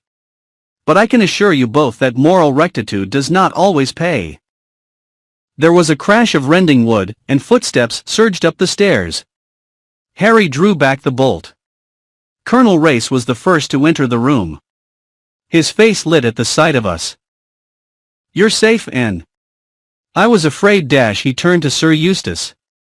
I've been after you for a long time, Pedlar, and at last I've got you. Everybody seems to have gone completely mad, declared Sir Eustace airily. These young people have been threatening me with revolvers and accusing me of the most shocking things. I don't know what it's all about. Don't you? It means that I've found the Colonel. It means that on January 8th last you were not at Cannes, but at Marlow. It means that when your tool, Madame Nadina, turned against you, you planned to do away with her, and at last we shall be able to bring the crime home to you. Indeed? And from whom did you get all this interesting information? From the man who is even now being looked for by the police. His evidence will be very valuable. We have other evidence. There is someone else who knew that Nadina was going to meet you at the mill house. Sir Eustace looked surprised. Colonel Race made a gesture with his hand. Arthur Minks alias the Reverend Edward Chichester alias Miss Pettigrew stepped forward. He was pale and nervous, but he spoke clearly enough. I saw Nadina in Paris the night before she went over to England. I was posing at the time as a Russian count. She told me of her purpose. I warned her, knowing what kind of man she had to deal with, but she did not take my advice. There was a wireless message on the table. I read it. Afterwards I thought I would have a try for the diamonds myself. In Johannesburg Mr. Rayburn accosted me. He persuaded me to come over. To his side. Sir Eustace looked at him. He said nothing, but Minks seemed visibly to wilt. Rats always leave a sinking ship, observed Sir Eustace. I don't care for rats. Sooner or later, I destroy vermin. There's just one thing I'd like to tell you, Sir Eustace, I remarked. That tin you threw out of the window didn't contain the diamonds. It had common pebbles in it. The diamonds are in a perfectly safe place. As a matter of fact, they're in the big giraffe's stomach. Suzanne hollowed it out, put the diamonds in with cotton wool, so that they wouldn't rattle, and plugged it up again. Sir Eustace looked at me for some time. His reply was characteristic. I always did hate that blinking giraffe, he said. It must have been instinct. Chapter 34. We were not able to return to Johannesburg that night. The shells were coming over pretty fast, and I gathered that we were now more or less cut off, owing to the rebels having obtained possession of a new part of the suburbs. Our place of refuge was a farm some 20 miles or so from Johannesburg, right out on the veldt. I was dropping with fatigue. All the excitement and anxiety of the last 2 days had left me a little better than a limp rag. I kept repeating to myself, without being able to believe it, that our troubles were really over. Harry and I were together, and we should never be separated again. Yet all through I was conscious of some barrier between us, a constraint on his part, the reason of which I could not fathom. Sir Eustace had been driven off in an opposite direction accompanied by a strong guard. He waved his hand airily to us on departing. I came out onto the stoop early on the following morning, and looked across the veldt in the direction of Johannesburg. I could see the great dumps glistening in the pale morning sunshine, and I could hear the low rumbling mutter of the guns. The revolution was not over yet. The farmer's wife came out and called me into breakfast. She was a kind, motherly soul, and I was already very fond of her. Harry had gone out at dawn and had not yet returned, so she informed me. Again I felt a stir of uneasiness pass over me. What was the shadow of which I was so conscious between us? After breakfast I sat out on the stoop, a book in my hand which I did not read. I was so lost in my own thoughts that I never saw Colonel Race ride up and dismount from his horse. It was not until he said good morning and that I became aware of his presence. "Oh," I said, with a flush, "it's you." "Yes." "May I sit down?" He drew a chair up beside me. It was the first time we had been alone together since the day at the Matapos. As always, I felt that curious mixture of fascination and fear that he never failed to inspire in me. "What is the news?" I asked. "Smuts will be in Johannesburg tomorrow. I give this outbreak 3 days more before it collapses utterly. In the meantime the fighting goes on." I wish, I said, that one could be sure that the right people were the ones to get killed. I mean the ones who wanted to fight, not just all the poor people who happen to live in the parts where the fighting is going on. He nodded. I know what you mean, Anne. That's the unfairness of war. But I've other news for you. Yes? A confession of incompetency on my part. Pedlar has managed to escape. What? Yes. No one knows how he managed it. He was securely locked up for the night in an upper-story room of one of the farms roundabout which the military have taken over, but this morning the room was empty and the bird had flown. Secretly, I was rather pleased. Never to this day have I been able to rid myself of a sneaking fondness for Sir Eustace. I dare say it's reprehensible, but there it is. I admired him. He was a thoroughgoing villain, I dare say, but he was a pleasant one. I've never met anyone half so amusing since. I concealed my feelings, of course. Naturally, Colonel Race would feel quite differently about it. He wanted Sir Eustace brought to justice. There was nothing very surprising in his escape when one came to think of it. All round Joe Bird, he must have innumerable spies and agents. And, whatever Colonel Race might think, I was exceedingly doubtful that they would ever catch him. He probably had a well-planned line of retreat. Indeed, he had said as much to us. I expressed myself suitably, though in a rather lukewarm manner, and the conversation languished. Then Colonel Race asked suddenly for Harry. I told him that he had gone off at dawn, and that I hadn't seen him this morning. You understand, don't you, Anne, that apart from formalities, he is completely cleared? There are technicalities, of course, but Sir Eustace's guilt is well assured. There is nothing now to keep you apart. He said this without looking at me, in a slow, jerky voice. I understand, I said gratefully. And there is no reason why he should not at once resume his real name. No, of course not. You know his real name? The question surprised me. Of course I do. Harry Lucas.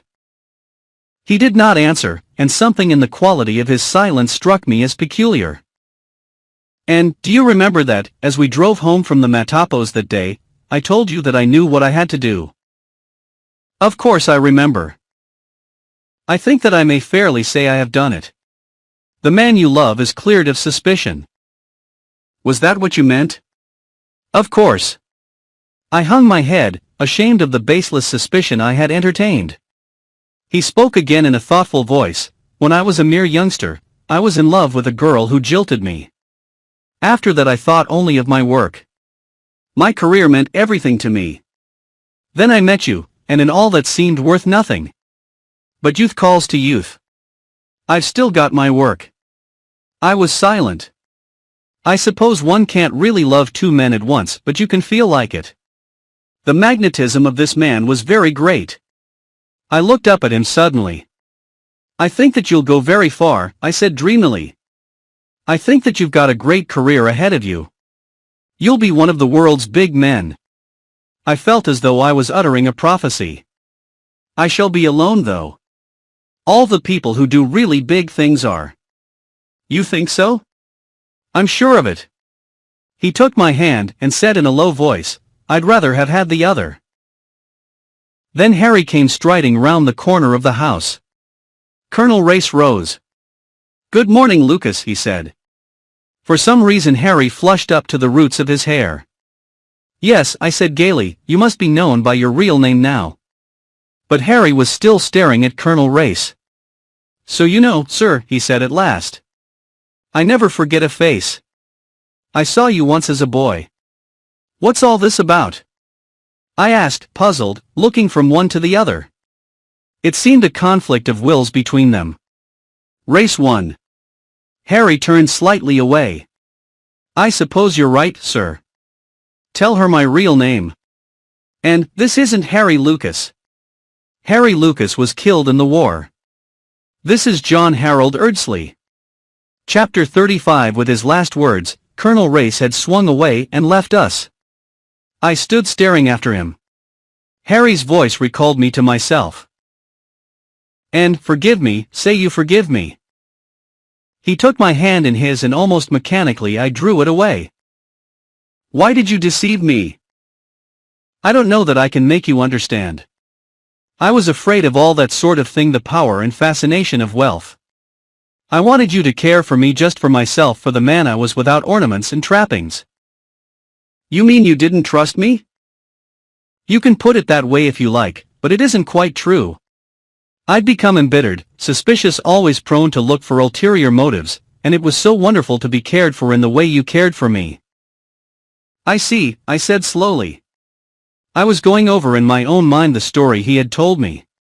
For the first time I noted discrepancies in it which I had disregarded: an assurance of money, the power to buy back the diamonds of Nadina, the way in which he had preferred to speak of both men from the point of view of an outsider. And when he had said my friend, he had meant not Erdsley, but Lucas. It was Lucas, the quiet fellow, who had loved Nadina so deeply. How did it come about? I asked.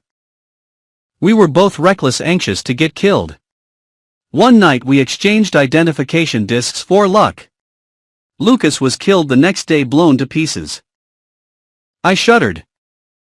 But why didn't you tell me before? This morning? You couldn't have doubted my caring for you by this time? And I didn't want to spoil it all. I wanted to take you back to the island. What's the good of money? It can't buy happiness. We'd have been happy on the island. I tell you, I'm afraid of that other life. It nearly rotted me through once. Did Sir Eustace know who you really were? Oh, yes. And Carton? No. He saw us both with Nadina at Kimberley one night, but he didn't know which was which. He accepted my statement that I was Lucas, and Nadina was deceived by his cable. She was never afraid of Lucas. He was a quiet chap, very deep. But I always had the devil's own temper. She'd have been scared out of her life if she'd known that I'd come to life again. Harry, if Colonel Race hadn't told me, what did you mean to do? Say nothing. Go on as Lucas. And your father's millions? Race was welcome to them. Anyway, he would make a better use of them than I ever shall. And what are you thinking about? You're frowning so. I'm thinking, I said slowly, that I almost wish Colonel Race hadn't made you tell me. No. He was right. I owed you the truth. He paused, then said suddenly. You know, Anne, I'm jealous of Race. He loves you too, and he's a bigger man than I am or ever shall be. I turned to him, laughing. Harry, you idiot. It's you I want, and that's all that matters. As soon as possible we started for Cape Town. There Suzanne was waiting to greet me, and we disemboweled the big giraffe together. When the revolution was finally quelled, Colonel Race came down to Cape Town, and at his suggestion the big villa at Muizenberg that had belonged to Sir Lawrence Erdsley was reopened, and we all took up our abode in it. There we made our plans. I was to return to England with Suzanne and to be married from her house in London. And the trousseau was to be bought in Paris. Suzanne enjoyed planning all these details enormously. So did I. And yet the future seemed curiously unreal. And sometimes, without knowing why, I felt absolutely stifled, as though I couldn't breathe. It was the night before we were to sail. I couldn't sleep. I was miserable, and I didn't know why. I hated leaving Africa. When I came back to it, would it be the same thing? Would it ever be the same thing again? And then I was startled by an authoritative rap on the shutter. I sprang up. Harry was on the stoop outside. Put some clothes on, and come out. I want to speak to you. I huddled on a few garments and stepped out into the cool night air, still and scented, with its velvety feel. Harry beckoned me out of earshot of the house. His face looked pale and determined, and his eyes were blazing. And, do you remember saying to me once that women enjoyed doing the things they disliked for the sake of someone they liked? Yes, I said, wondering what was coming. He caught me in his arms. And, come away with me now tonight. Back to Rhodesia, back to the island. I can't stand all this tomfoolery. I can't wait for you any longer. I disengaged myself a minute. And what about my French frocks? I lamented mockingly. To this day, Harry never knows when I'm in earnest and when I'm only teasing him. Damn your French frocks. Do you think I want to put frocks on you? I'm a damn sight more likely to want to tear them off you. I'm not going to let you go, do you hear? You're my woman. If I let you go away, I may lose you. I'm never sure of you. You're coming with me now tonight and damn everybody. He held me to him, kissing me until I could hardly breathe. I can't do without you any longer, Anne. I can't indeed. I hate all this money. Let Race have it. Come on. Let's go. My toothbrush? I demurred. You can buy one. I know I'm a lunatic, but for God's sake, come. He stalked off at a furious pace. I followed him as meekly as the Barotse woman I had observed at the falls. Only I wasn't carrying a frying pan on my head. He walked so fast that it was very difficult to keep up with him. Harry, I said at last in a meek voice, are we going to walk all the way to Rhodesia? He turned suddenly, and with a great shout of laughter gathered me up in his arms. I'm mad, sweetheart, I know it. But I do love you so. We're a couple of lunatics. And, oh Harry, you never asked me, but I'm not making a sacrifice at all. I wanted to come. Chapter 36. That was 2 years ago. We still live on the island. Before me on the rough wooden table, is the letter that Suzanne wrote me. Dear babes in the wood, dear lunatics in love. I'm not surprised, not at all. All the time we've been talking Paris and frocks I felt that it wasn't a bit real that you'd vanish into the blue someday to be married over the tongs in the good old gypsy fashion. But you are a couple of lunatics. This idea of renouncing a vast fortune is absurd. Colonel Race wanted to argue the matter, but I have persuaded him to leave the argument to time. He can administer the estate for Harry and none better.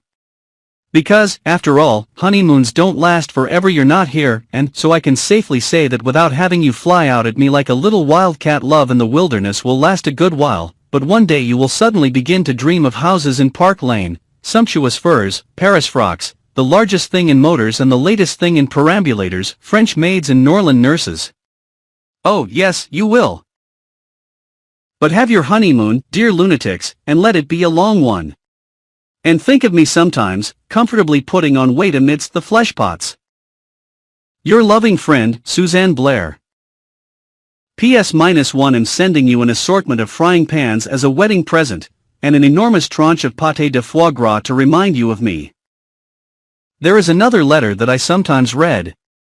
It came a good while after the other, and was accompanied by a bulky parcel. It appeared to be written from somewhere in Bolivia. My dear Anne Beddingfield, I can't resist writing to you, not so much for the pleasure it gives me to write, as for the enormous pleasure I know it will give you to hear from me. Our friend Race wasn't quite as clever as he thought himself, was he?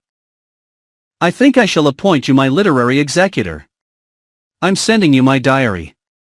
There's nothing in it that would interest Race and his crowd, but I fancy that there are passages in it which may amuse you. Make use of it in any way you like. I suggest an article for the daily budget, Criminals I Have Met. I only stipulate that I shall be the central figure. By this time I have no doubt that you are no longer Anne Beddingfield, but Lady Eardsley, queening it in Park Lane. I should just like to say that I bear you no malice whatever. It is hard, of course, to have to begin all over again at my time of life, but entre nous, I had a little reserve fund carefully put aside for such a contingency. It has come in very usefully, and I am getting together a nice little connection. By the way, if you ever come across the funny friend of yours, Arthur Minks, just tell him that I haven't forgotten him, will you? That will give him a nasty jar. On the whole I think I have displayed a most Christian and forgiving spirit. Even to Paget. I happened to hear that he, or rather Mrs. Paget, had brought a sixth child into the world the other day. England will be entirely populated by Pagets soon. I sent the child a silver mug, and, on a postcard, declared my willingness to act as godfather. I can see Paget taking both mug and postcard straight to Scotland Yard without a smile on his face. Bless you, liquid eyes. Someday you will see what a mistake you have made in not marrying me. Yours ever, Eustace Pedlar. Harry was furious. It is the one point on which he and I do not see eye to eye. To him, Sir Eustace was the man who tried to murder me and whom he regards as responsible for the death of his friend. Sir Eustace's attempts on my life have always puzzled me. They are not in the picture, so to speak. For I am sure that he always had a genuinely kindly feeling towards me. Then why did he twice attempt to take my life? Harry says because he's a damned scoundrel, and seems to think that settles the matter. Suzanne was more discriminating. I talked it over with her, and she put it down to a fear complex. Suzanne goes in rather for psychoanalysis. She pointed out to me that Sir Eustace's whole life was actuated by a desire to be safe and comfortable. He had an acute sense of self-preservation. And the murder of Nadina removed certain inhibitions. His actions did not represent the state of his feeling towards me, but were the result of his acute fears for his own safety. I think Suzanne is right. As for Nadina, she was the kind of woman who deserved to die. Men do all sorts of questionable things in order to get rich, but women shouldn't pretend to be in love when they aren't for ulterior motives. I can forgive Sir Eustace easily enough, but I shall never forgive Nadina. Never, never, never. The other day I was unpacking some tins that were wrapped in bits of an old Daily Budget, and I suddenly came upon the words, "The man in the brown suit." How long ago it seemed. I had, of course, severed my connection with the Daily Budget long ago. -1 had done with it sooner than it had done with me. My romantic wedding was given a halo of publicity. My son is lying in the sun, kicking his legs. There's a man in a brown suit if you like. He's wearing as little as possible, which is the best costume for Africa, and is as brown as a berry. He's always burrowing in the earth. I think he takes after Papa. He'll have that same mania for Pleistocene clay. Suzanne sent me a cable when he was born. Congratulations and love to the latest arrival on Lunatic's Island. Is his head dolichocephalic or brachycephalic? I wasn't going to stand that from Suzanne. I sent her a reply of one word, economical and to the point. Platocephalic.